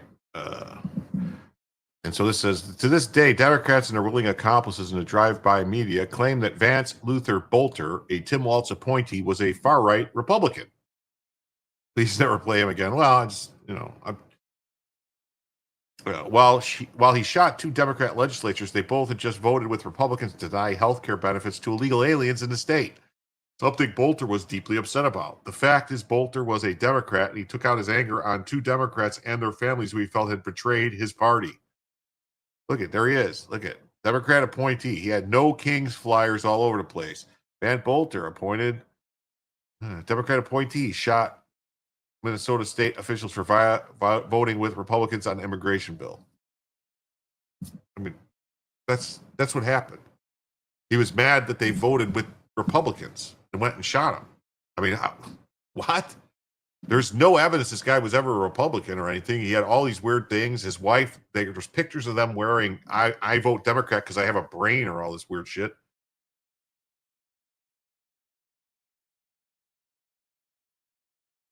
Mm-hmm. Mm-hmm. Mm-hmm. Have we talked about Gay Tim yet? Alleged Minnesota shooter confessed to killing in letter to FBI director. He said he'd been approached by Tim Walz and ordered to kill the state's 2 senators because Tim wants to be a senator. Wow. Wow. Wow. Yeah, no Kings flyers, and he's supposed to be MAGA. Yeah. All right.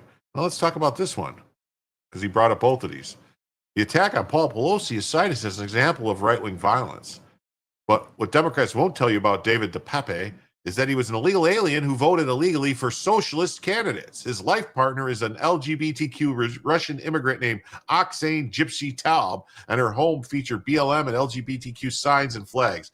David was not a product of the right. He was an insane person protected by Democrat sanctuary city policies. Despite being arrested and deportable, he was repeatedly released without prosecution or deportation.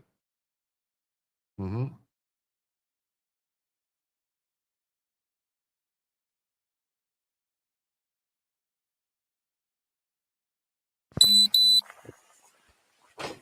Yeah, definitely don't want all of here. I definitely don't want all of here. Hello.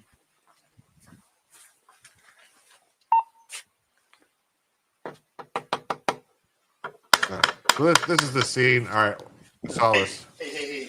What is going on? What is going on here? I mean, there was a lot of questions about this. Why did Paul Pelosi still have a drink in his hand? You know? This stuff was weird. I didn't laugh about him getting hit or getting hurt. I just said, this is weird. You know, there's stuff going on here. You know?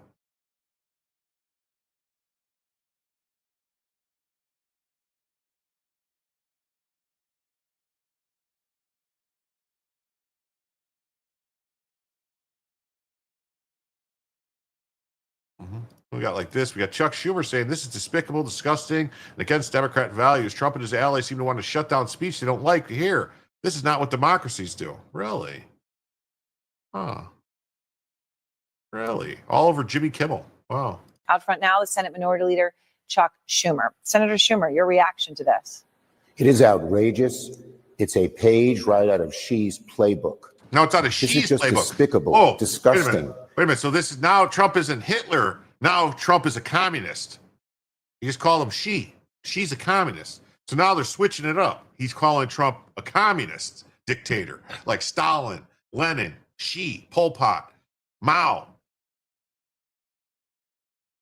And against democratic values. Trump and his allies seem to want to shut down speech that they don't like to hear. That is not what democracies do. That is what autocracies do. And it doesn't matter whether you agree with Kimmel or not. He has the right to free speech. And so it is just outrageous. It is indicative of autocracy. And I am just outraged by it. Again, this is what dictators do. This is what Xi would do. This is what Putin would do. Wow. Trump's a communist now, according to him. But if his guys do it, they like ruthlessly for the past 5 years using the levers of government to build a censorship industrial complex to protect democracy. He has no idea. Everybody knows he's full of shit. Chuck Schumer, to Rupert Murdoch. Here you go. Look at this. Oh, to Rupert Murdoch, direct Tucker Carlson and other hosts on your network to stop spreading false election narratives and admit on the air that they were wrong to engage in such negligent behavior. From Rep. Jeffries and me. So here's Chuck Schumer using authoritarian, dictatorial things to tell the news media what to say, what to report, what they have to say. Wow. Kind of hypocritical, isn't it? Here, speaking at a forum hosted by The Atlantic, Mike Pence refuses to name radical left-wing ideology as the reason for Charlie Kirk's assassination, instead calling on the rising violence on both sides issue. One man responsible for the assassination of Charlie Kirk. Oh, this is Mike Pence was always the fucking deep state piece of shit that they stuck and saddled Trump with the first term. He fucked Trump over on January 6th. He fucked us all over. He was always a scumbag plant, and he should be ostracized and laughed at and called out whenever he's mentioned. He sucks. He's literally the devil.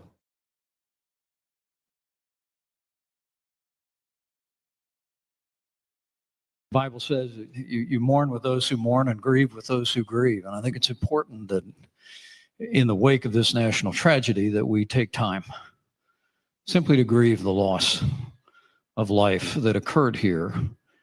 But I also believe we need to resist the temptation to put America on trial. I mean, absent any additional evidence, one man was responsible for the assassination of Charlie Kirk. That man is now in custody, and now comes justice. And while with this rising tide of political violence that we've seen on both sides of the aisle, I understand the deep concern. I don't think we ever want to lose sight of the fact of personal responsibility and the need for every American. Yes, and Mike Pence was personally responsible for Joe Biden being sworn in as president because he refused to do his job and say that those ballots, that those electors were invalid and that those counts were fucked. Because he could have did it. And the proof that he could have did it is because they went and tried to change the act, the Electoral Count Act, after the fact to say that it was just it's not really his job to check, even though they said it was. But then why would they write a law that said something if it already was that way? Because they're liars. They always were. American to focus on holding those accountable who would perpetrate this violence in the name of politics or for any other reason. We need to resist the temptation to put America on trial. In other words, let the communists kill us as we clutch our copies of the Constitution. Thank God this brand of conservatism is done for. Right? Mike Pence is the very definition of an empty suit. Guys like him turn the GOP into a party of losers. He's irrelevant. Hosted by The Atlantic. I wish I could say I'm surprised, but I'm not. Oh, look at who's this? Owner of The Atlantic. Oh, look at that. Oh, and look at who's that? Sold children as sex slaves. What do you know? What do you know? Go figure. Go figure. Yeah. And here's the leading voice. Here's a leading voice. The leading voice in the Democrat Party, spitting more wisdom. All right. This week, all clear. And then what's it say? Gundam says, where's he at? He was not supposed to run. He was supposed to behave and stay in line. The moment he announced he betrayed the club, that was enough. Yeah. Pence is why people hate politics. Yes, he is. Yeah.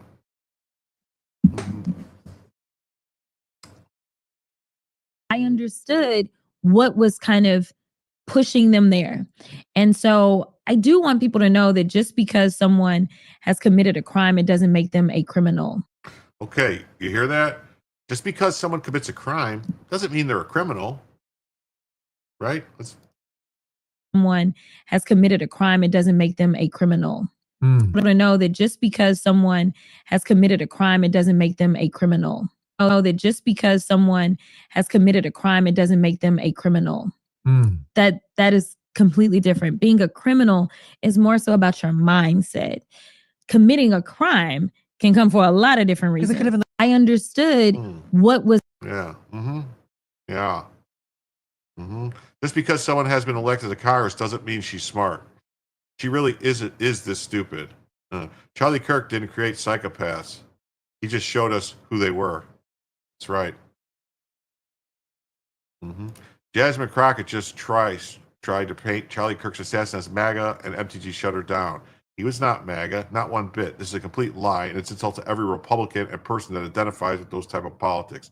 We will not tolerate it. This is exactly the type of language that's getting many of us death threats every day. It's led to the shooting in the baseball field where Steve Scalise was shot, what led to President Trump nearly being assassinated this past summer, and what has led to Charlie Kirk being assassinated. I just want to give a warning here. We're not going to tolerate that anymore. Objection is entered. I recognize Ms. Crockett for unanimous consent. Yes, Mr. Chair, since I wasn't allowed equal time to debate, I have a UC. It is from, it looks like Yahoo News. It says, Charlie Kirk suspect's grandma says family is all MAGA. Without objection, so ordered. Chair recognizes Ms. Green from Georgia. Mr. Chair, remember I have a UC as well. We'll recognize you next time. Chair, Ms. Green, it's your 5 minutes. Thank you, Mr. Chairman. I can assure you that the 22-year-old man, Tyler Robinson, that murdered Charlie Kirk is not MAGA. His family may be Republican, but all of the evidence that is being presented proves that he is a far leftist, very much integrated in online groups that are linked to Antifa. He was in a relationship with a biological male, so-called furry, whatever that is transitioning to be a fake woman. He was not MAGA, not one bit. That is a complete lie. And it's an insult to every single Republican and person that identifies with those type of politics. We will not tolerate it. And that is the exact type of language that is getting many of us death threats day after day, and led to shootings on the baseball field where Steve Scalise was shot. This is what led to President Trump nearly being assassinated this past summer. This is what has led to Charlie Kirk being assassinated. And so I just want to give a warning there. We're not going to tolerate that anymore. You know, something else we're not going to tolerate is crime. On August 11th.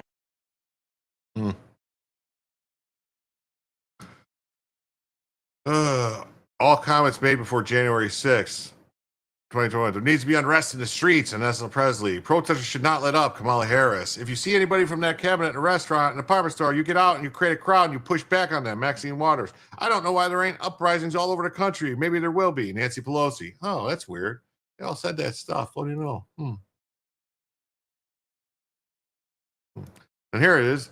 And then, yeah, we've been nice way too long. Here it is. Jasmine Crockett says the one issue she had with the Biden-Harris administration is that they didn't throw President Trump in prison.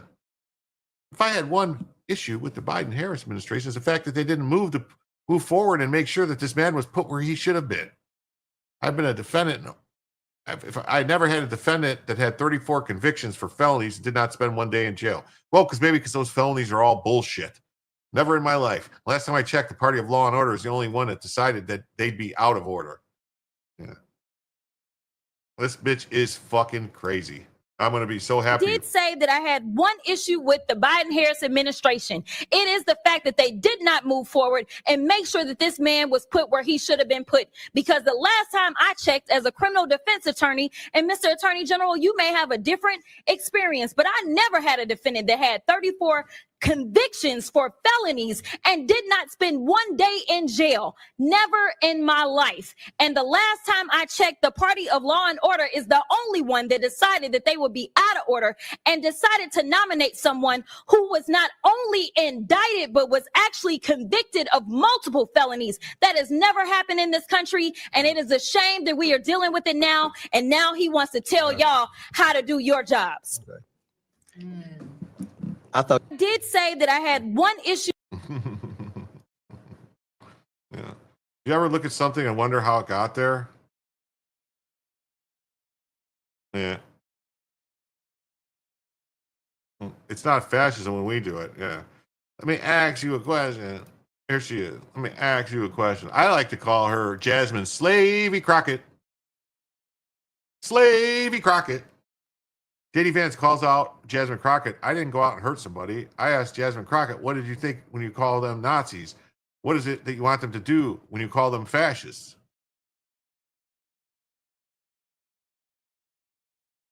Jasmine Crockett says, yes, she calls people Hitler, but it doesn't mean she's responsible for any violence that happens. Well, I'd ask Jasmine Crockett, what is it that you want people to do when you call them Nazis? What is it that you want them to do when you call them fascists? What is the proper response when you say that Donald Trump and JD Vance and Charlie Kirk are threatening your safety? What do you expect people to do? This rhetoric is completely out of control, and it's part of this entire network of violence that exists on the far left. You dehumanize your political opponents. You fund paid activists to go and harass them and terrorize them. We've had a White House senior staffer just in the past week who has had actual representatives of the Democratic Party going around passing leaflets, trying to get his neighbors to harass him and showing people where he lives, where his wife lives, where his young family lives. If that's not political violence, if that's not political harassment, I don't know what the term means. Jasmine Crockett says, yes, she calls people Hitler. Yeah, what are you going to do? You know, she calls people Hitler. What are you going to do? Here we go. Stephen Miller says they are endlessly inciting violence. It's sinister. Right? Ilhan Omar and Charlie Kirk. I do believe the interests of rewriting this hateful man's history are full of shit. Gets a standing ovation. Here it is. See? I'm going to turn it up. I'm going to turn it up. Turn it up. Turn it up. Turn it up. Turn it up. Turn it up. Turn it up. I do believe those of you who are interested in rewriting this hateful man's history are full of shit. Thank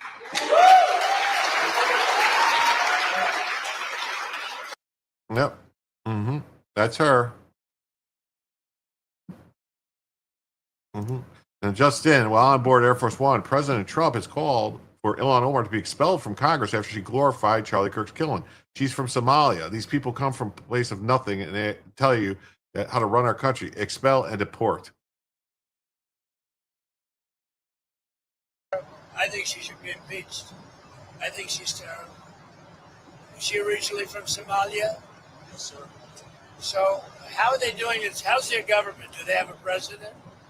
Do they have a council? Do they have anything? Do they have police? I love these people that come from a place with nothing, no anything, and then they tell us how to run our country. No, I think if she got censured, that's great. If she got impeached, that's even better. They impeached me twice for nothing, and they impeached me knowing the Republicans are on my side, so they knew it was just. They impeached me twice. She should be impeached, and it should happen fast. I think she should be impeached. I think she's terrible. She's literally on the record pledging allegiance to Somalia, folks. We called it treason back when Benedict Arnold did it. By saying these words out loud, she violated her oath of office. Expelling her from Congress is a matter of national security. I pledge allegiance to Somalia. That's her. That's her right there. See that? That's her. There she is. She got to go. This hurts. All us quiet Americans wanted this to stay quiet and live our lives in peace. No more being quiet. Trump's attempts, all the deaths, victims, and suicides, this all needs to stop. You have a constitution and oaths for a reason. Impeach and end every NGO penny, please. AOC, Ilhan Omar, Rashida Tlaib, and Elena Presley openly support terrorism at the expense of American foreign domestic policy interests. When will the squad be held accountable for supporting terrorist groups, Antifa, BLM, and Hamas? Ooh, Charlie Kirk bringing the heat. Mm-hmm. Never won. No one ever had the balls to do it. Agreed. I'm going to close some tabs real quick. They're going off screen on me.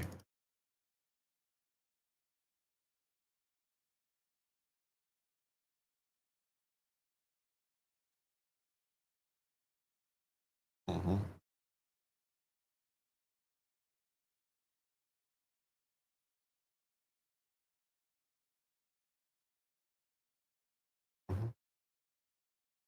The Representative Omar didn't just make reprehensible comments about Charlie Kirk's assassination. She shared a disgusting video claiming Charlie Kirk had it coming. People are losing their jobs for far less. Yep, but 4 Republicans voted against censuring her. Just a few days ago, a member of Congress of this body, Ilhan Omar, shared a video on her social media account about Charlie Kirk's murder. And I'll quote what it said. It said, "Charlie Kirk was Dr. Frankenstein, and his monster shot him through the neck." In other words, Charlie had it coming to him. The words that he said naturally led to his assassination. I mean, that is a reprehensible thing for a member of Congress to say, to suggest, to promote in any capacity. And there are people across this country who are losing their jobs for far less than this. And that, by the way, is a just response to acceptance and tolerance of political violence. Just a few days ago, a member of Congress of this body, Ilhan Omar, shared a video on her social media account about Charlie Kirk's murder. And I'll quote what it said. It said, "Charlie Kirk was Dr. Frankenstein, and his monster shot him through the neck." In other words, Charlie had it coming to him. The words that... All right. Someone asked, ask and ye shall receive. Ilhan Omar wasn't even elected by Americans. She was elected by 80,000 Somalis that Obama dropped into Minnesota. That's true. All right. Someone asked, so we shall receive. 4 House Republicans vote with Dems to block resolution censuring Ilhan Omar for the Charlie Kirk comments. Mm-hmm. House considers vote to strip. Mm-hmm. The House Republicans voted, and the 4 Republicans voted to table the legislation. Mike Flood from Nebraska, Tom McClintock from California, Jeff Hurd from Colorado, and Corey Mills from Florida. Oh. Those were the 4. Mike Flood, Republican from Nebraska, Tom McClintock from California, Jeff Hurd from Colorado, and Corey Mills from Florida.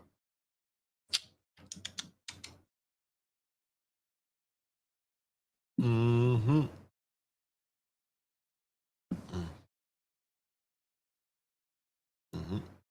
Secretary Noam says, it's my promise to Charlie and to the American people that victims of illegal alien crime will see justice and criminals will be held accountable.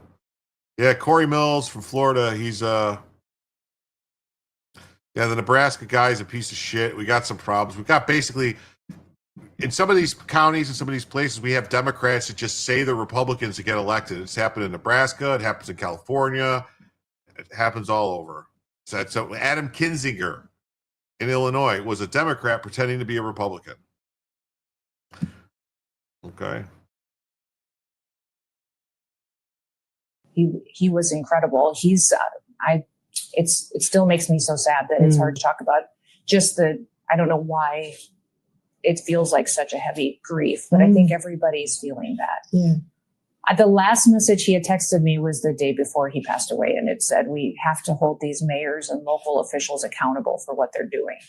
I think he was watching across this country as people were continuing to be victimized by illegal criminal activity. And he wanted someone to be held accountable. And I was traveling and in meetings in a different time zone, and I didn't see it and missed it. And I will always feel bad that I didn't respond, because I would have said, absolutely, I'm on it, which I am. But I think he knew that. Mm-hmm. Governor Noem's commitment to justice for victims of illegal alien crime is critical, but real accountability starts with ICE enforcing deportation laws, not just processing U visas. The U non-immigrant status program, while intended to aid victims, has become a magnet for fraud, with over 10,000 visas annually diverted from actual enforcement. Crazy. Every dollar spent on bureaucratic victim support should instead fund rapid removals of criminal aliens. Illegal immigration costs taxpayers $150 billion yearly. I'd say it's more than like $300 billion, but whatever. Mass deportation isn't cruelty; it's fiscal and moral responsibility.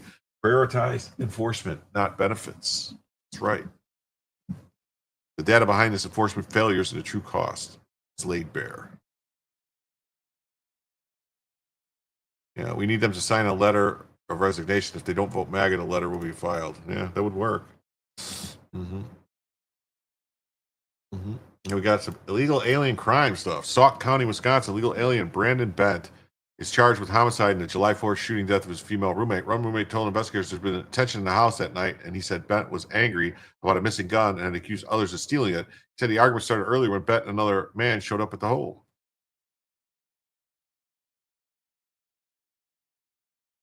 We're learning new information tonight about a deadly shooting on the 4th of July in Lake Delton. The man accused in the case, Brandon Bent, appeared before a judge today. WMTV's Shannon Ajawan was in the courtroom and walks us through what prosecutors say happened. Upon conviction, you shall be sentenced to imprisonment for life. Brandon Bent is now facing a first-degree intentional homicide charge after a woman was found dead inside a Wisconsin Dells home last Friday. The defendant here is alleged to have repeatedly shot his roommate, likely while intoxicated, then left the scene before getting arrested for OWI. According to the criminal complaint, the two had been arguing outside the home before going inside. That's when witnesses say they heard multiple gunshots. Officers arrived to find the woman dead and Bent gone. He then created a story which is not supported by the video evidence. Prosecutors asked for a $1 million bond, citing Bent's immigration status and the risk he may flee. According to ICE, he has no legal status in this country, meaning that almost certainly, if he gets out, the federal government will remove him from the country, making him unavailable for trial. Bent's attorney pushed back, asking for a much lower bond. We asked for not more than $10,000. The defense said Bent has strong ties to the community. Strong ties to the community. Lake Dells, yeah. Last year and a half, he is currently working in the housekeeping department at one of the water parks here. How is he working if he has no? How is he working if he has no legal status? That means he has no documents, so he's working illegally. All these businesses that employ these illegals, the business has got to start being prosecuted. The judge ultimately sided with the state, ordering a $1 million cash bond. He noted the seriousness of the crime and said Bent's connection to the area appears limited. His immigration status is questionable, and so at this point, I do believe in order to assure his future appearance in court, substantial cash bond is necessary. I will order that he be placed on a month. No, Gaston County, North Carolina, last week, Juan Pinuela Medea and Santos Pinuela Takaruma were both arrested for possession with intent, maintain a place to store or sell controlled substances, and traffic heroin. Yeah, Bella is dreaming right now. You see her? They have back-to-back booking numbers and immigration detainer holds. Look at this. Oh, look at a nice white guy here. It says Pinuela Meja Juan. Sex male. Race white. He's white. He's a white guy. All these white guys. We got white guys are a problem. Look at this, another one. Let's see. Another white guy. Look at this. Sex male. Race white. A lot of this. We really got to do something about all these white guys committing crimes, man.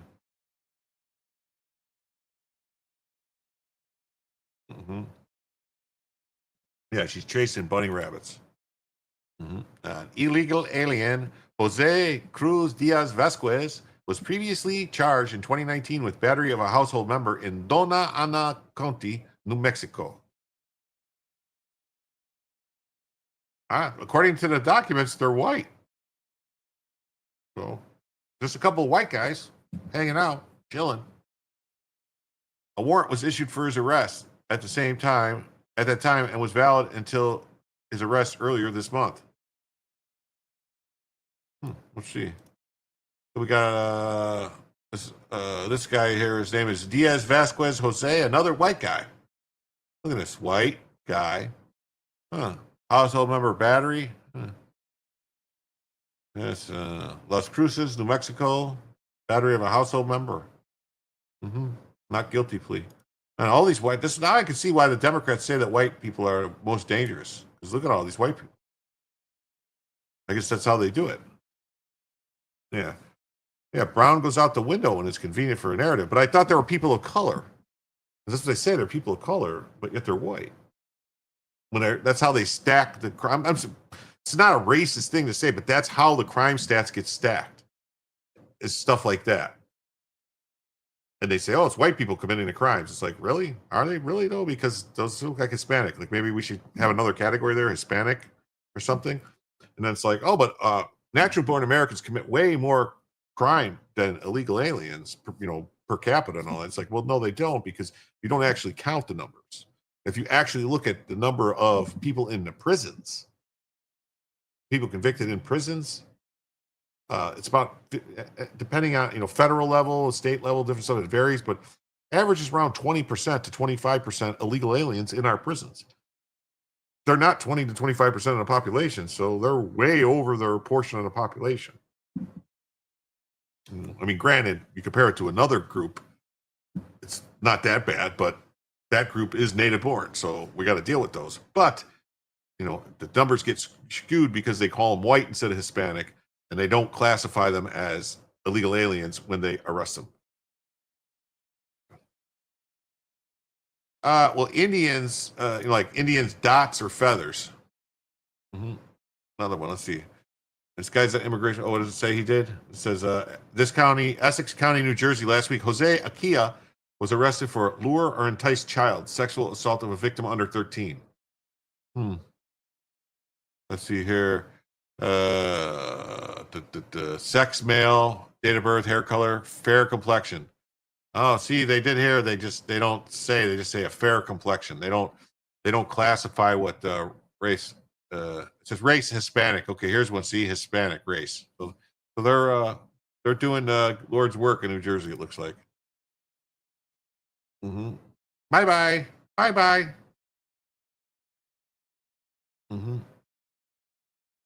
It says ICE arrested Jorge Enrique Ramirez Barragan, a criminal alien from Mexico with convictions for assault and multiple traffic offenses.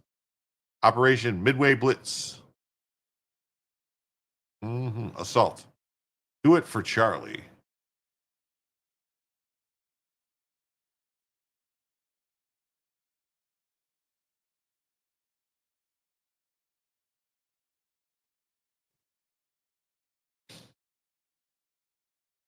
We got this. Arrested and deported like the law dictates. ICE San Antonio enforced immigration law by arresting and deporting criminal convicted alien from Mexico, Pablo Rogel Ortiz, 40, convicted of burglary, DUIs, public order crimes, and illegal entry into the U.S.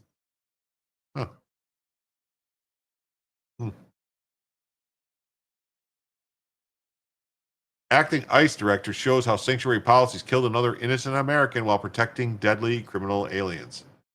Yes, for the 107 people still watching on YouTube and the 50 or 60 that are still watching on Rumble, please hit the like button if you haven't already. If you haven't subscribed, what are you waiting for? Subscribe to the channel. I provide this content every night, just about, at least 5 nights a week, usually 6 or 7 nights a week. I usually only take one night off, if that, a week.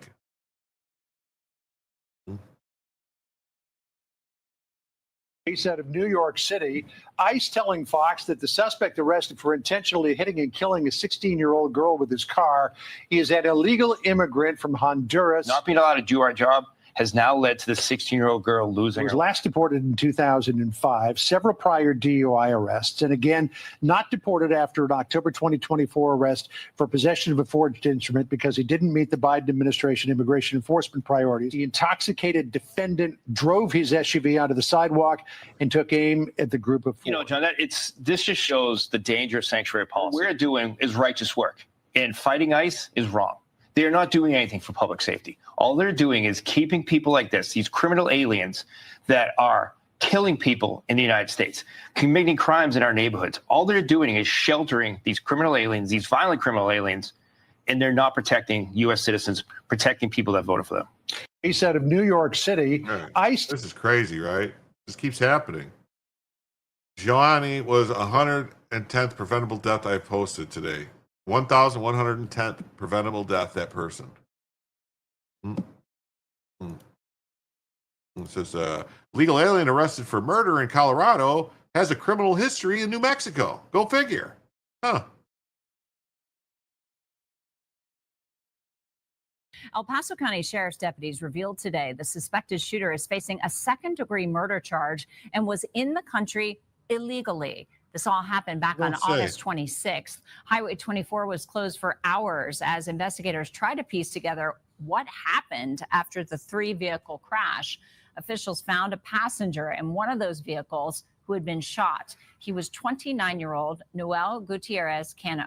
His death then turned into what was a crash investigation into a homicide investigation.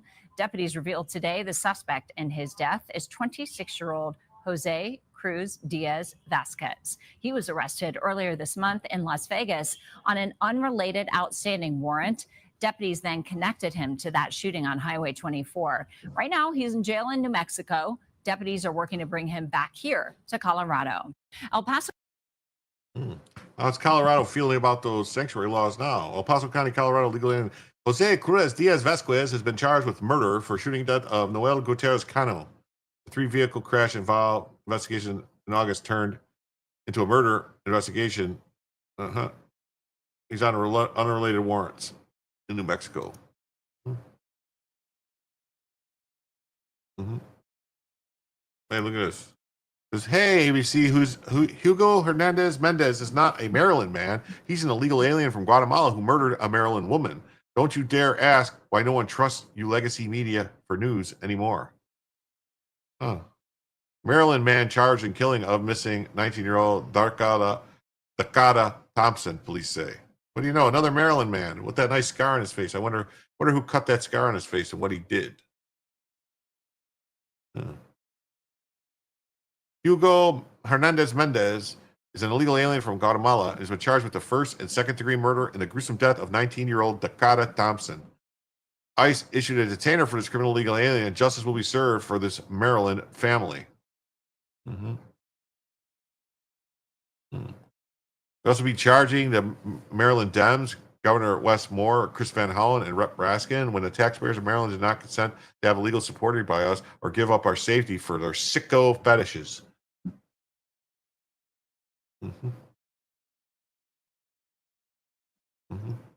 Illegal immigrant ordered to remain in Prince George's County Jail on charges of killing 19-year-old woman.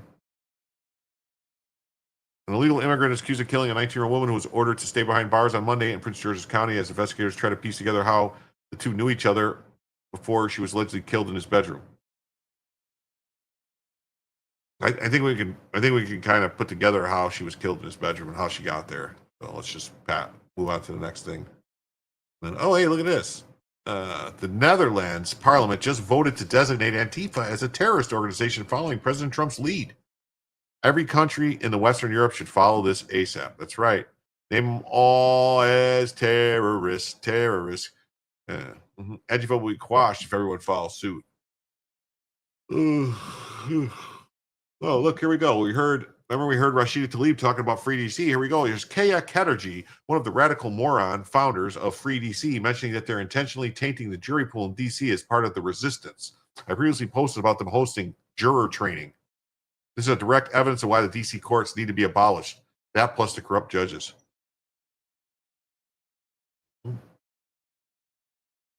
And one of the co-founders and co-executive directors of Free DC, Kaya Chatterjee. Kaya, we'll toss it to you next.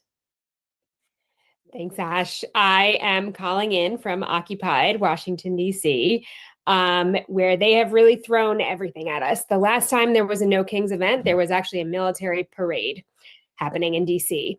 And now we have National Guard from 8 states carrying long rifles through our streets, scaring our kids. Our kids have to walk past them, oftentimes on the way to school, on the way home from school. Joe. We have gangs of masked agents. And what I am here to tell you today is that we're still here. Not only are we still here, but we are still doing all the things that you've heard everyone talk about. Because that is what is going to get us through this movement, is joy and community. And they are attacking our immigrant population. But let me tell you something. Tomorrow, it is going to be me, and then it is going to be you. Today, it is DC, but tomorrow, it will be another place. We show solidarity not because we're just sympathizing, transfer of power. They power as jurors to many. We are going to be the ones that say, oh, no, no, no. This was a step too far. These attacks that they're doing right now, this is going to be the beginning of the end of this regime, because we're going to all come out together, and we are going to not only march together, not only turn out on October 18th, but we are going to use our power as jurors. We've seen that be so important. We've seen they couldn't indict that guy that threw that sandwich in DC. No. Because we have power as jurors. We have power as consumers. Well, what's going to happen is we're going to abolish the DC circuit. So congratulations. And we got this new investigative journalist, Karen B, went undercover with Antifa, and she says it's a military operation. They bring in people with military experience to lead sessions. Antifa trains people on how to get arrested. Antifa has people at the jail. Bail funds are ready. Lawyers are lined up. The primary goal is the violent overthrow of the federal government.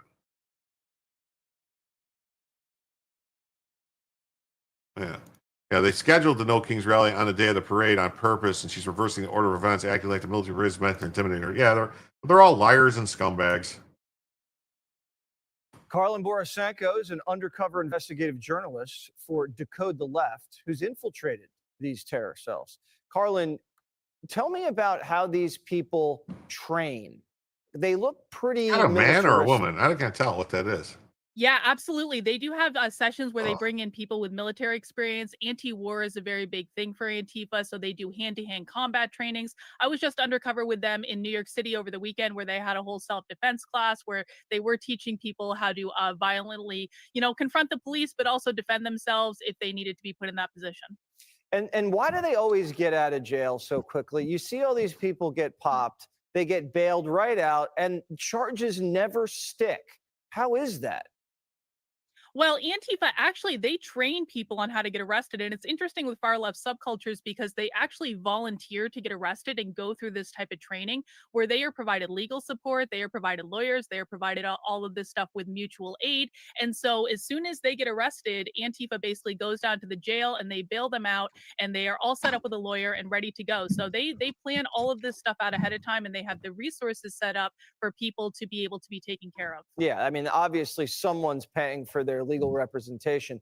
What is the core mission of Antifa? Is it anarchy? Are they anarchists?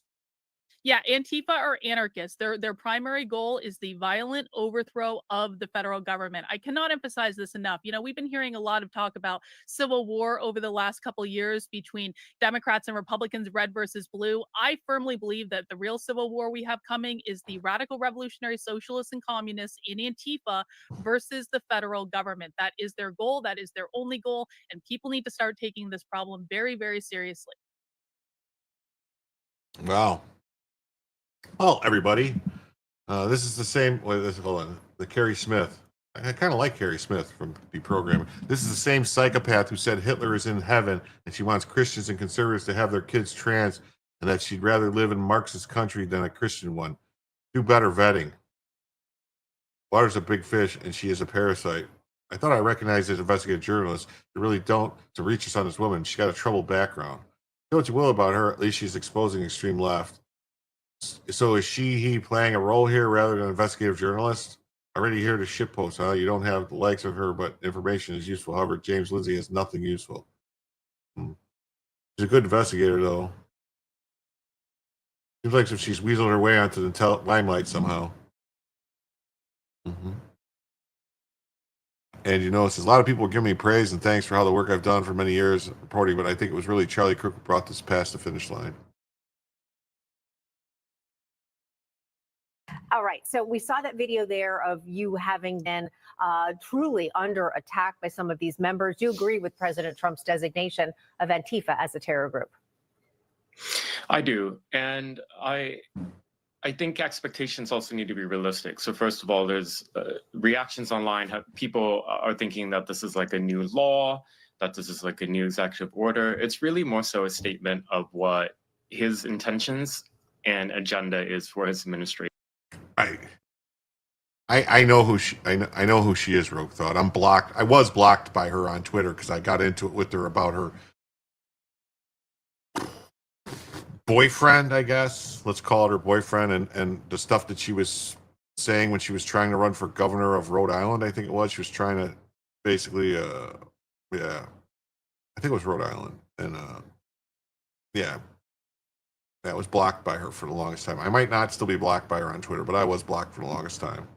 And that's actually really important. We have a DOJ that has tools at its disposal to go after some of these organized violent extremists, like in Portland and many, many other places across the US. And a lot of people were giving me praise and thanks for the work I've been doing for many years now, reporting on Antifa, but I really think it was Charlie Kirk who brought this past the finish line to get to this point. His assassination happened in the context of TPUSA events and even his own events that he did with TPUSA, getting attacked many, many times over the years by Antifa, by some of these organized militant cells. It's going to take a lot of work. I can see right now that the ACLU and left-wing legal groups are already looking for the opportunity to argue that this is a First Amendment infringement. That is a red herring, because what we have here is organized conspiracy to commit violent criminal. Okay, organized conspiracy to commit violence. Mm-hmm.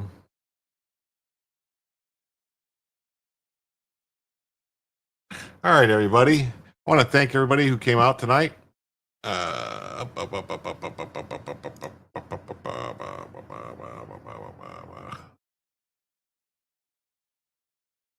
want to thank everybody who came out tonight. Yeah, Bondley is worthless. I don't like Bondy. But Catherine Borinchenko, she's a Dr. Carolyn Borinchenko or something like that. I want to thank everybody who came out tonight. I want to thank everybody for being here. I want to thank everybody who hit the like button. I want to thank everybody who subscribed. And I hope to God to see you all soon. Hopefully Saturday night we'll have another show. And everyone will come and check it out. Please hit the like if you haven't. Please subscribe if you haven't subscribed. We are so close to 1,500 subs. We're like 6-7 away from 1,500 subs, which is just the first step on the way to 5,000.